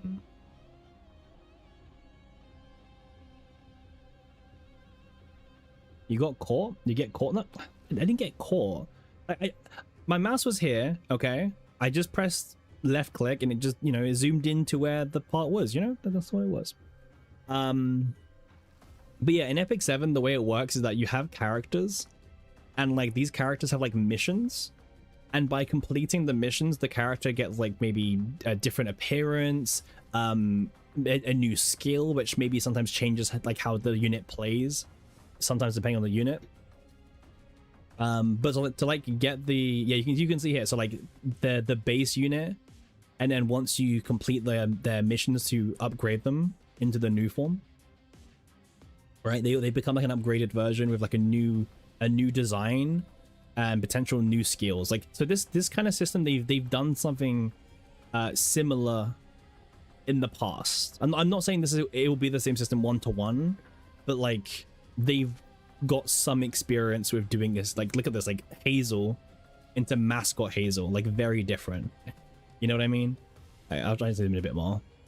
Yeah, but and like the characters are usually like quite different on how they play, different kits sometimes, you know, unique new art as well. And yeah, is Hazel a 5-star? I don't think so. I thought Hazel was not a 5-star. I don't think this page is going to tell us, but I'm pretty sure Hazel was not. I think Hazel was a 3-star, actually. Was a 3-star combatant.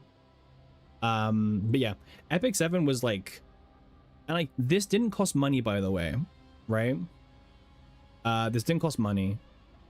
This was it was a long grind, is what I'll say, and that's about it. I don't know if there's like an example of like the missions, but like yeah, certain characters had longer missions. So I think this was a potential, I think some of the later ones were like you could maybe swipe to skip the grind, but you could also get it free to play like in no time, basically. Commander Lorena was like one of the first ones released, and this one required you to like grind a pretty hefty amount to get it. Because I think this is probably more realistic for CZN, because I don't think they're just going to give you corruption. You know what I mean? I doubt they'll release it and there's no like grind or catch to it, you know? I'm sure they'll release it and like you have to do certain things to unlock corruption. So my educated guess is that it would be something inspired by Epic 7. It's cool. Yeah, I think it's really cool. It's a good thing. Yeah, I think it's a good thing. I think that's what it's going to be, and I think that's a good thing. It gives you content to grind for and play for, which has an actual goal of giving you the corruption of the character. And this doesn't all happen at once. They mentioned in the interview that corruption will be like slowly released for each combatant that needs it or whatever, you know what I mean? So we could see like DPS or Leia, or we could see like, I don't know, Hank Hugo. You know, like we could see very like interesting designs they do for corruption in CZN. So I'm very excited. I'm very excited by it. They have a lot of potential, and like one of my favorite things about the ones in Epic 7 is just how different the art can look like post speciality change. You know, I think that's like some of the appeal as well. Hugo with 10k extra hit damage here. Okay, chill. Like we don't want to go too crazy, okay? But yeah, I mean, it is cool.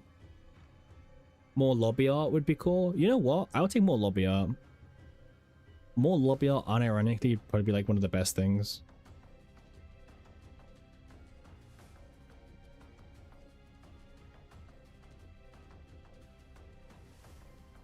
Like, I would not complain about that, for sure. Did an extreme CZN? Let me check something. Nah, cool.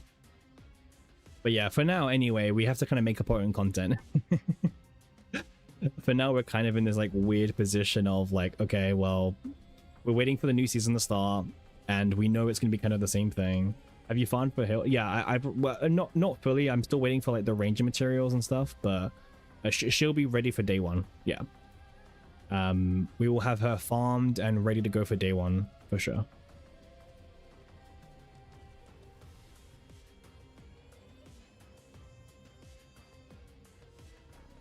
Which I think is quite cool.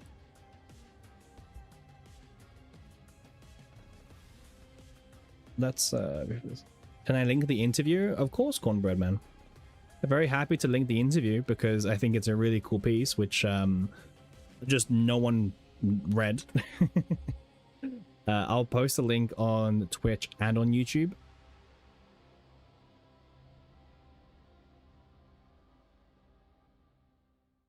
There you go on Twitch,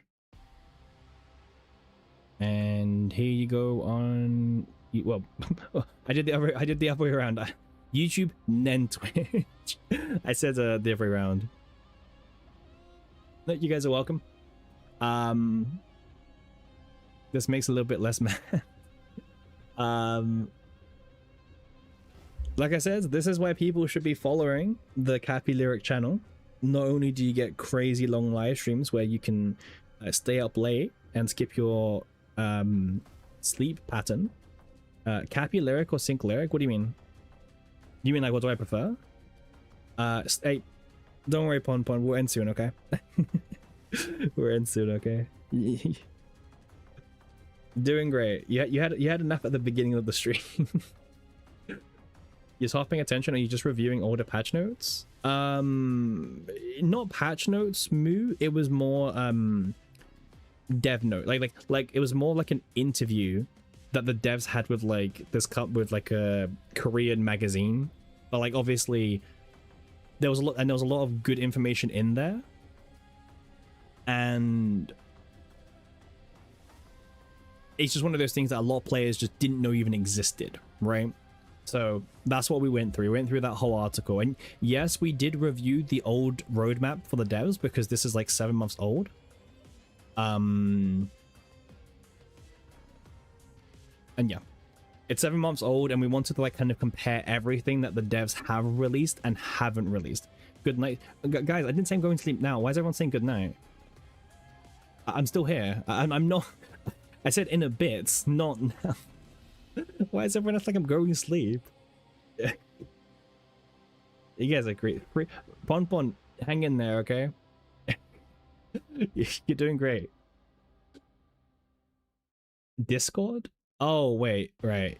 I keep forgetting to put a link to Discord in YouTube, actually. I feel bad. My poor YouTubers. I always forget to give them a link to YouTube. Because like I don't have commands, so alright. Don't worry guys in YouTube. I'm gonna give you guys a one-time Discord invite because I feel bad for those on Discord sometimes. Link to YouTube. Yeah. I'll post a link on Twitch to YouTube instead, for sure. That's what I'll do. That'll definitely work.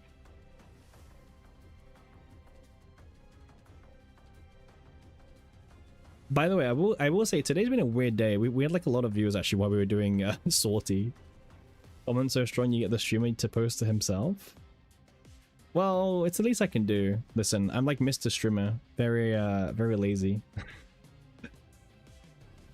Very lazy indeed. There's like so much to always monitor.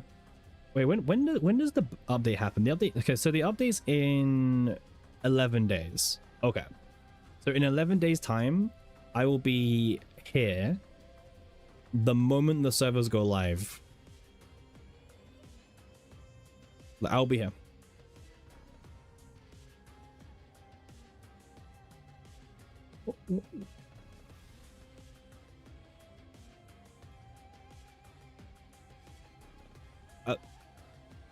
I think my chaos is bugging out. The audio is getting like kind of wonky.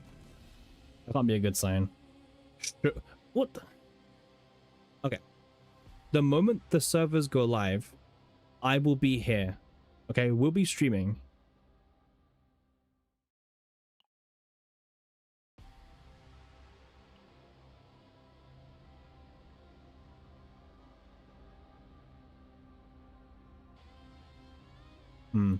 I thought I broke the audio. Sorry, I was just paying attention to it.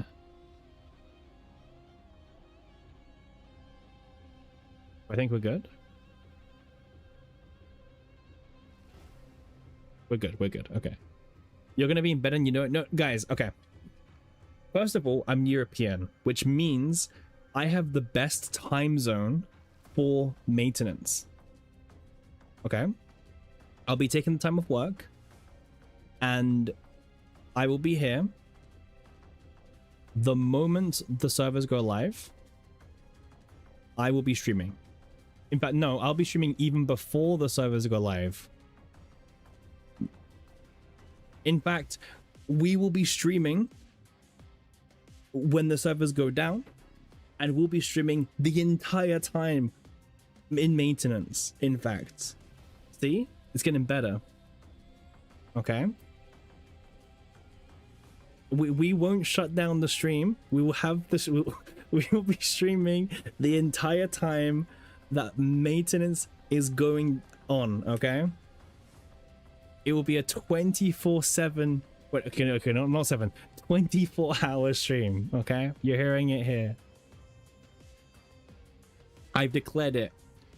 Wokage will be doing a 24-hour stream for season 4. You heard it right here. Right now. Lock it in.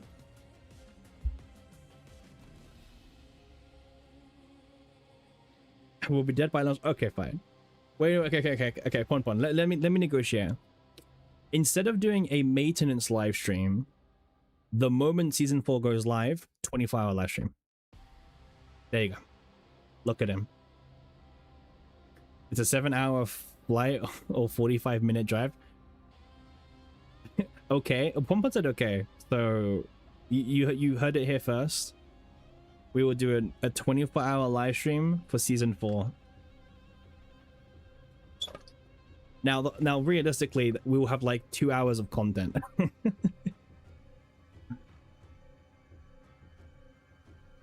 Stock up on caffeine and popcorn. I mean, you should as well. I don't think you've you're getting out of this scot-free for the most part. Not exactly innocent in all of this. You'll be fine. What, napping midstream? That's kind of cheating. Because like if you nap midstream, that means you're getting energy while I'm still streaming. So it's kind of cheating. You won't know? No, I know.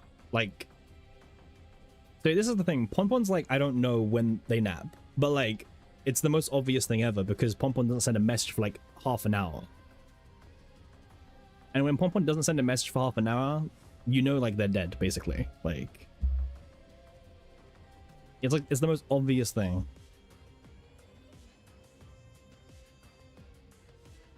Like earlier they napped and they were like, oh, I had a nap. And I was like, yeah, I know. Stalking. It's not even stalking. Pompon's the most active person in chat. So when the most active person isn't there, it's the most visible.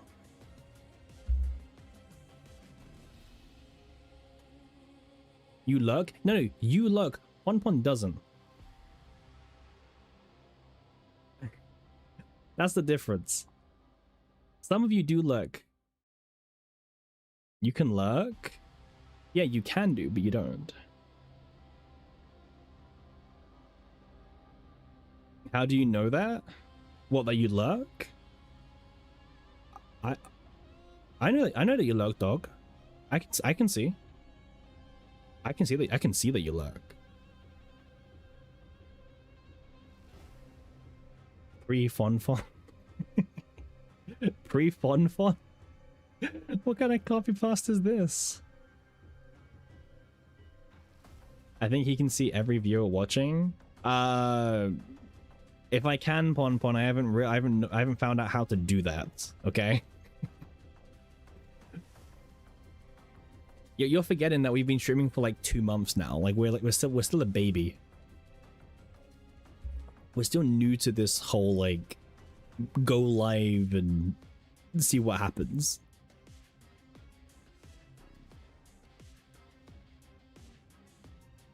Pompon is napping and not lurking. You meant that with love, don't judge me, automod. Wait, did you get automodded? Wait, did you? Oh wait, you did? The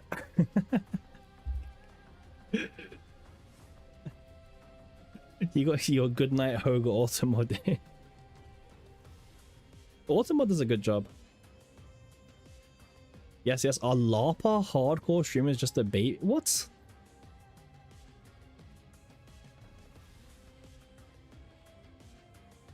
A baby to streaming, okay? Don't get it twisted. Some of you guys have some crazy fantasies, by the way. Like, I was there. I was reading your messages. Not you, but like I was reading some of your messages when I was doing the Unigram stream. Some of those messages were wild. I just skipped over them because I was too in character. Okay. I couldn't be distracted by my my in character reading by some of those comments I saw. Being in character takes a lot of work. Bottle check.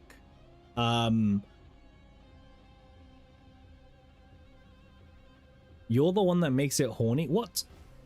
What?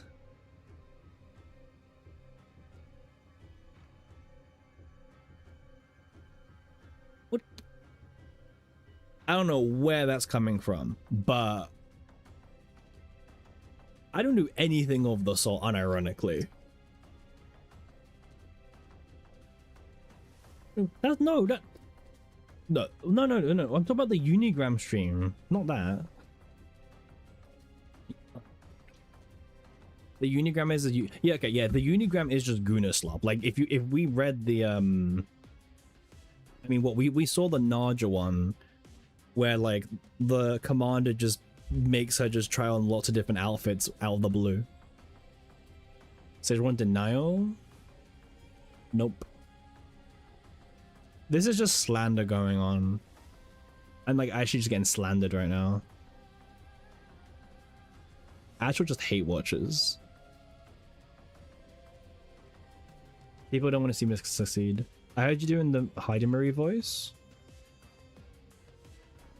I was just reading the voice in the tone. Like, I'm sorry, but like the tone of some of those unigrams were extremely sensual. That's just a fact. I was just providing an audiobook, okay? I'm just doing my job. You guys watch me. You guys watch the streamer. My part-time job at this point. I love my part-time job. Pay me like 40 cents a stream from ads.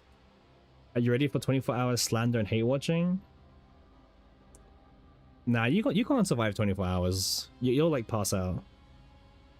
I'll get like a few hours of silence. Cosplay Cappy upcoming. I mean, like, if I did a cosplay, it would have to be like crazy like goal to justify it.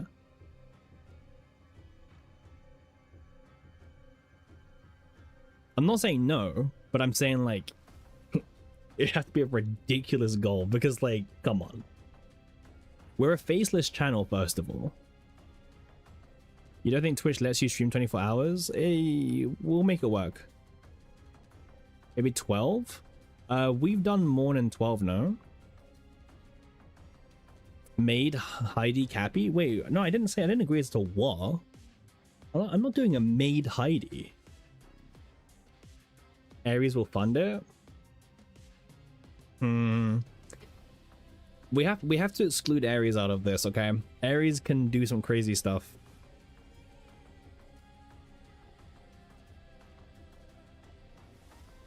Yeah, Aries can't be allowed to like take part in like whatever this is, because yeah.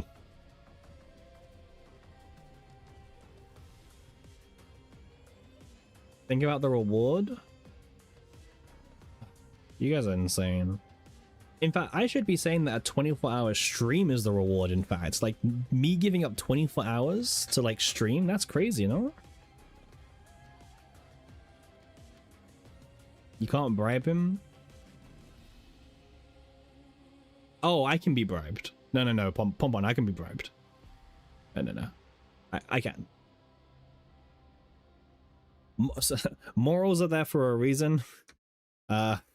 I can be bribed. But the price has to be right. Just saying.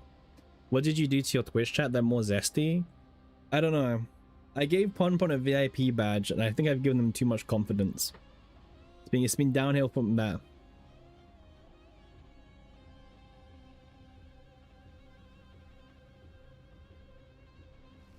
What is... Oh wait, what does it say? You hear that I was watching right now? Yeah.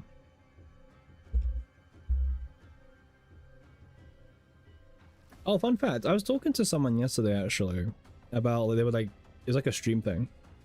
You being the same, the badge hasn't gone to my head yet. I don't know, Pon. But I was talking to someone yesterday and they were like, your channel's gonna die, and I was like, what? First of all, that's a very big dramatic way to start off a conversation. And like they were just going on about how like, because I'm a faceless channel with no face cam or VTuber model, my channel will always be like the bottom of like everything in terms of like views and search recommended. I'll get pushed down eventually, and I was like, this is just like pure hating at this point. I was like, what have I done? They were like, oh, having a VTuber model, having like a webcam, like boosts you higher up the algorithm. I'm just like, I don't care about the algorithm. What do you mean by that? I mean, it's working out for me pretty well. I don't see a problem. There are plenty of faceless non-VTuber model streamers. I mean, I actually don't really know any, I'll be honest with you. I don't really watch streamers very often, so I couldn't, like, agree or disagree. But it's been going well so far, so I mean, there's no complaints. This channel, cool, no problem. Thanks, Justin.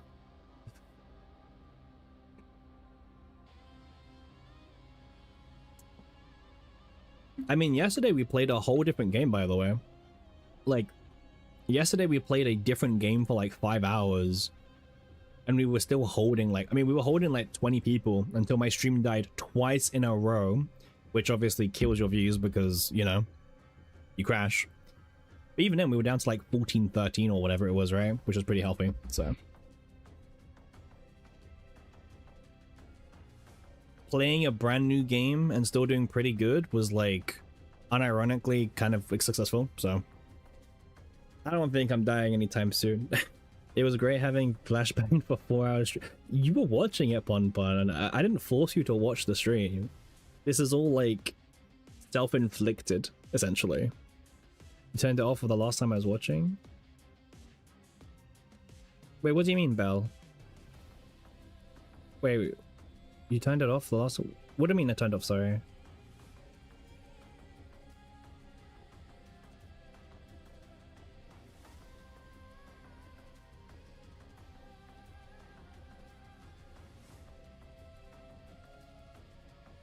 Oh, maybe you caught the end of the stream? Oh, you mean the last time I was watching I accidentally turned it off? Is that what you mean? Like the older stream, like way back? Oh, like a few days ago. Yeah. I mean, that was my fault. But like yesterday when we were playing the new game, my OBS crashed like 2 times and it was like, okay, well.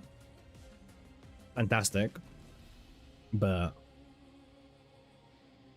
I mean, I'm happy with how that stream went. That stream did better than my Salty with 9 stream, by the way.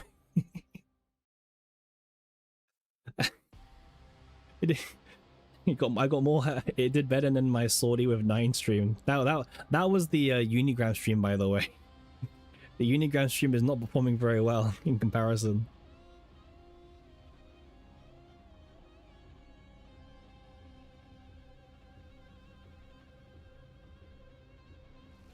Salty with 9 was so sad. I think who was there? I think it was Remove. I think Remove was there last night as well. It was me, Pon and Remove who were like active in chat. I think we were talking about this. How like Salty content is very hit or miss. But like today's Salty stream kind of just like changed all my like logic on it. Because like it did the opposite. Which is kind of weird. I don't know, Salty streams usually are like dead, but today was just different for some reason. It was me, Pon and the random guy. No, I was just... I remembered it was you. I was just making sure it was you. Probably a spiking interest because of the hide. Yeah, maybe. I mean, not like we talked about it much, by the way. I mean... Oh, that's our anniversary speculation character. Right.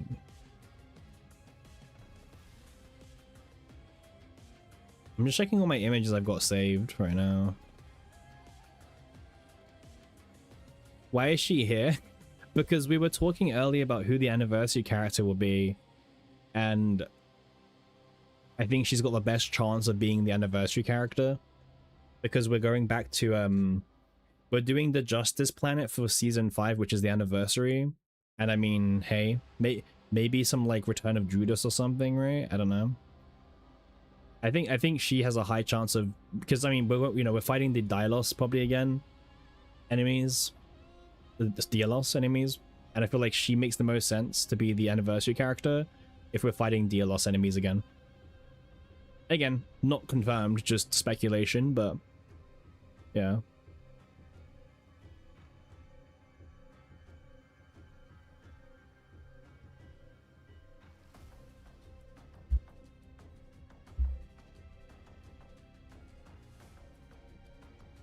She's so pretty. Oh, 100%.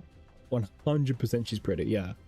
I mean, that's why I think she generally has the best chance of being the character that we get for the anniversary. Is there any character in season 4 that people, like, anyone's planning to like maybe E2? Or just is everyone going E0 for every single character? Or do you guys have to wait to see the kids? Because like, I know most people, they save their dupes for the limited unit. And there's no limited unit in season 4. So like, you know, I imagine most people will be like E0 and dip throughout the season. E0, one partner, yeah. That's like the usual. Get like base copy and then partner and dip. The last time we didn't have... Okay. Wait, here's a good question. You're not falling for the dupe baits anymore? You say that now, Pon Pon. When Olga comes out, you're pulling. You're poor? Okay. When 9 came out, how many dupes did you guys get? Just curiosity, did you go E0 partner, did you go E2, or did you go E1? 0 dupes?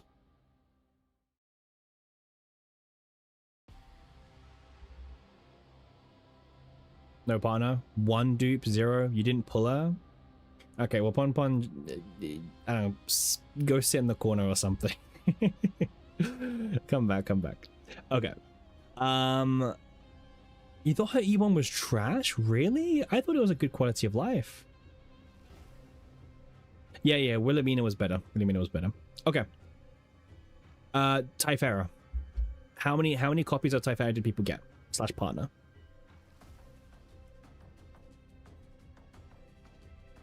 So that was 9. So a lot of E0s and E1. But what about Typhera?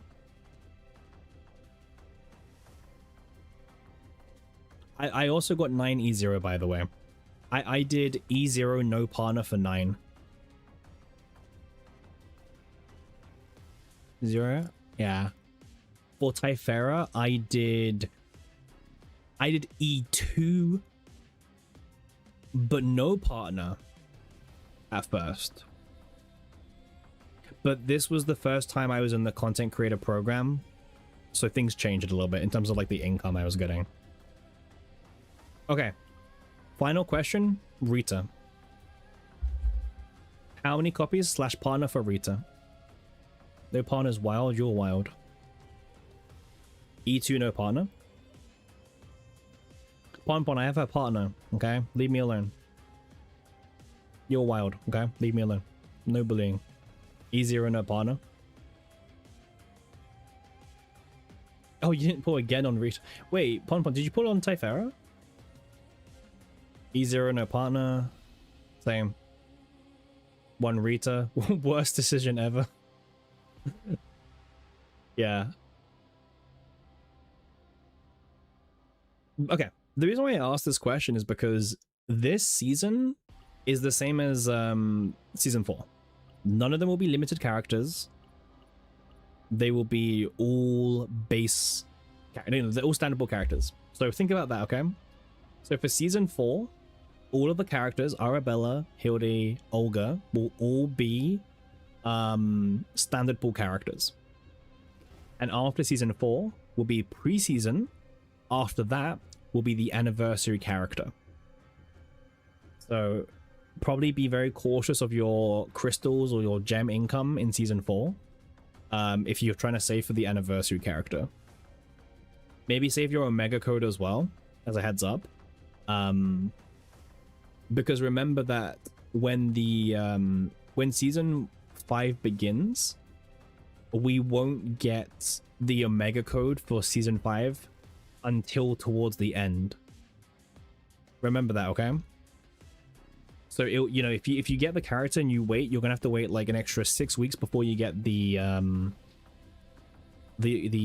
omega code for. Double packs refresh anyway anniversary. Okay, so Pon Pon, you're gonna sponsor everyone in chat. That's really generous of you, Pon Pon, by the way. Very appreciated. So Pon Pon will buy everyone some paid packs in game. That's like very generous, actually. If season start income is still around 64, it's cooked. Yeah. Hopefully it's better. We'll have to see. What? I didn't stutter. I genuinely did not stutter. You may have to skip one if you lose any 50-50s. How do you report this man? You wouldn't report me. You report me, you lose like your entertainment. You lose your like circus monkey. Appreciate it, Pon Pon. Yeah. Make sure everyone says thank you to Pon Pon, okay? Make sure you give your best wishes, your best thanks to Pon Pon for sponsoring your packs going into season 4. Okay. W Pon Pon. Yep, W Pon Pon.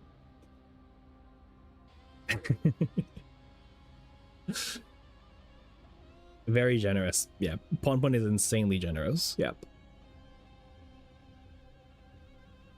But yeah, I don't think people realize this. Like, being free to play, if you lose like a few 50-50s, it is terrible for you. Like, especially with the current pool income that we get, which is not much anymore, losing a 50-50 is like so brutal on your income. Like, it sets you back very aggressively because like on average you get like around 50 to 70 pulls per patch at the moment, and like that is like, yeah, losing a 50-50 is aggressive.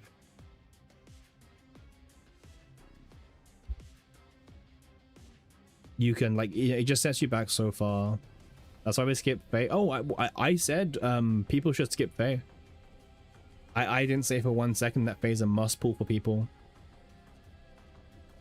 Yeah, I said for most people Fae's a skip.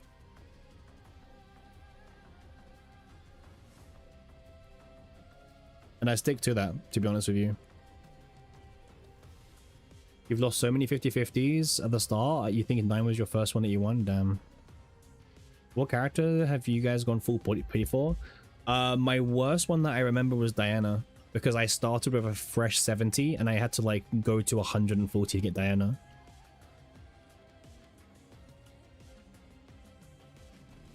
I think Diana basically ate up all of my content creator money, my income.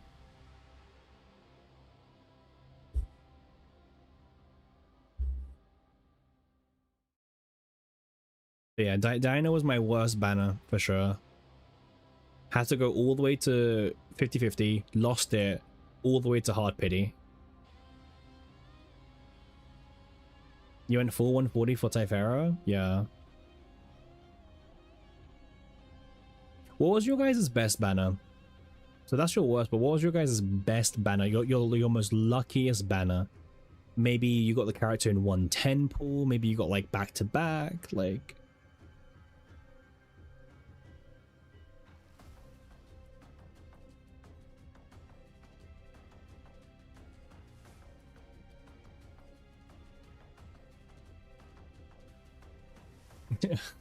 Your first 10 pull was Maylin and Magna? I mean, that's fair.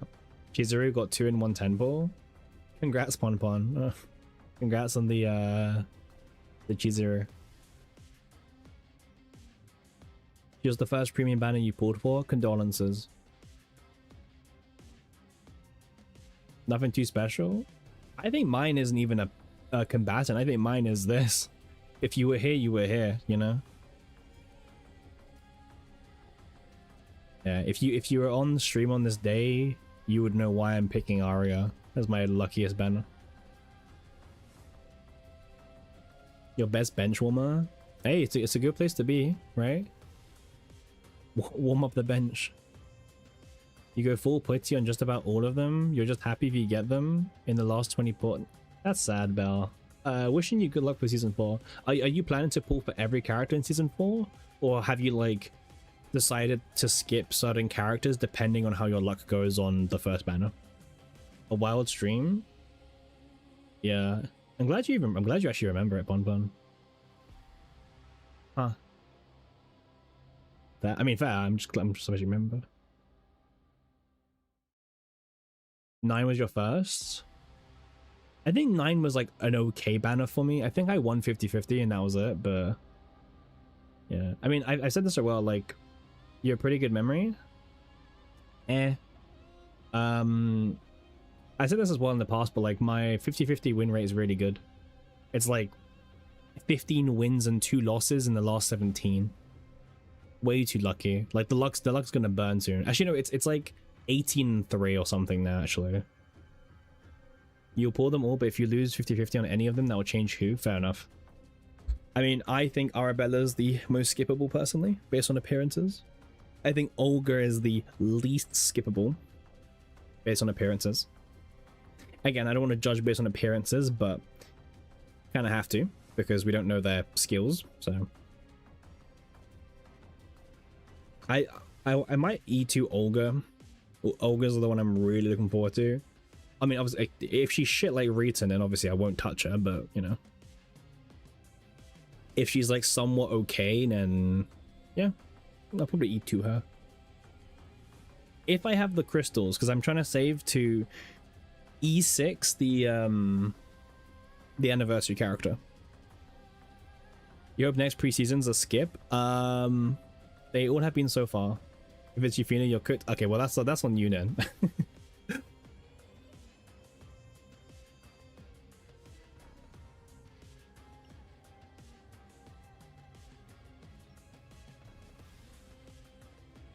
Ugh. What Rita do? Rita, what does Rita do? I mean, what does Rita do?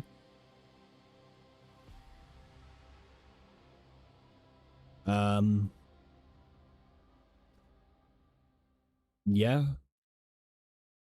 With all that said, you still have all the units right now, and most most partners with battle pass only. So you think the pools that they give over? Yeah, well, it has slowed down Bell realistically. It has gotten worse than it's been in the past because you know we don't have as much content sources coming in anymore. So it's just, you know, we also lost the regular crystals from the weekly live streams. Well, not weekly, but you know, actually, at least we're getting 2 in the same month. That's kind of cool. She does everything. I mean, she doesn't really draw, so you kind of lied already, Bon, but you know, just, you know, go ahead. Just saying. Everything's a bit of a stretch, but hey. If you ever run out of pauses free to play, you'll just drop the game. Damn, dog. You come on. You can't drop the game. You're dog, you know? Regardless of if you know, run out of pools, you gotta firm it out, you know? Think it through.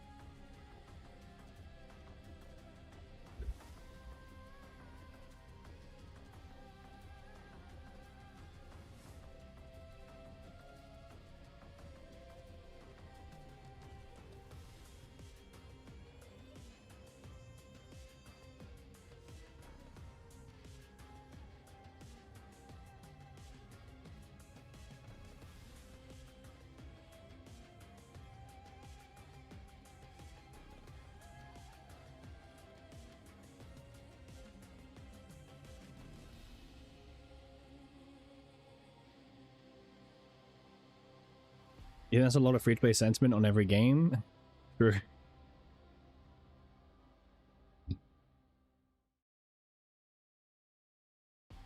I mean, aren't you like a pure free-to-play dog? I think, right? I think you're free-to-play, but like pure free-to-play. Yeah, you are? Yeah. Yeah. If you're like pure free-to-play, then that makes sense. I don't know. I think CZN is a good free-to-play game. It depends what your expectations are, I guess, realistically, because your expectations can change between, like, you know, how you're competing, right? So, like, you know, there's a big difference between like someone who wants to get rank 1 on Great Rift versus Masters, for example.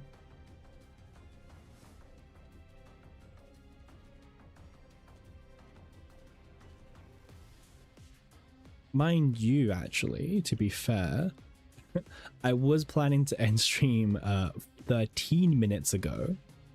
So we might end stream now, get some sleep, and we'll be back tomorrow as usual. We're up into bed soon. Pon Pon, can I finish?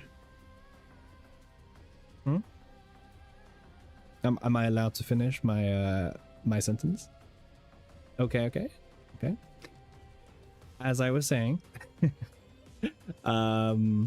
yeah, might call it now for stream, because we will be back tomorrow. I mean, how long was this stream? This stream was like, we've been streaming for 6 hours, 7 hours, 7 hours. Okay. 7 hours, pretty good stream. It's the weekend, so tomorrow we'll probably be back for around maybe 12 hours, probably maybe 10 to around 10 hours tomorrow. Probably it's Saturday. We usually do 10 hours, maybe a bit more, maybe a bit less, we'll see. And then we also be streaming again on Sunday for probably a very similar time frame. So we'll be back tomorrow. See you guys very soon. Get some rest. And yeah, great stream as usual. And I will see everyone tomorrow, hopefully. Good night, all.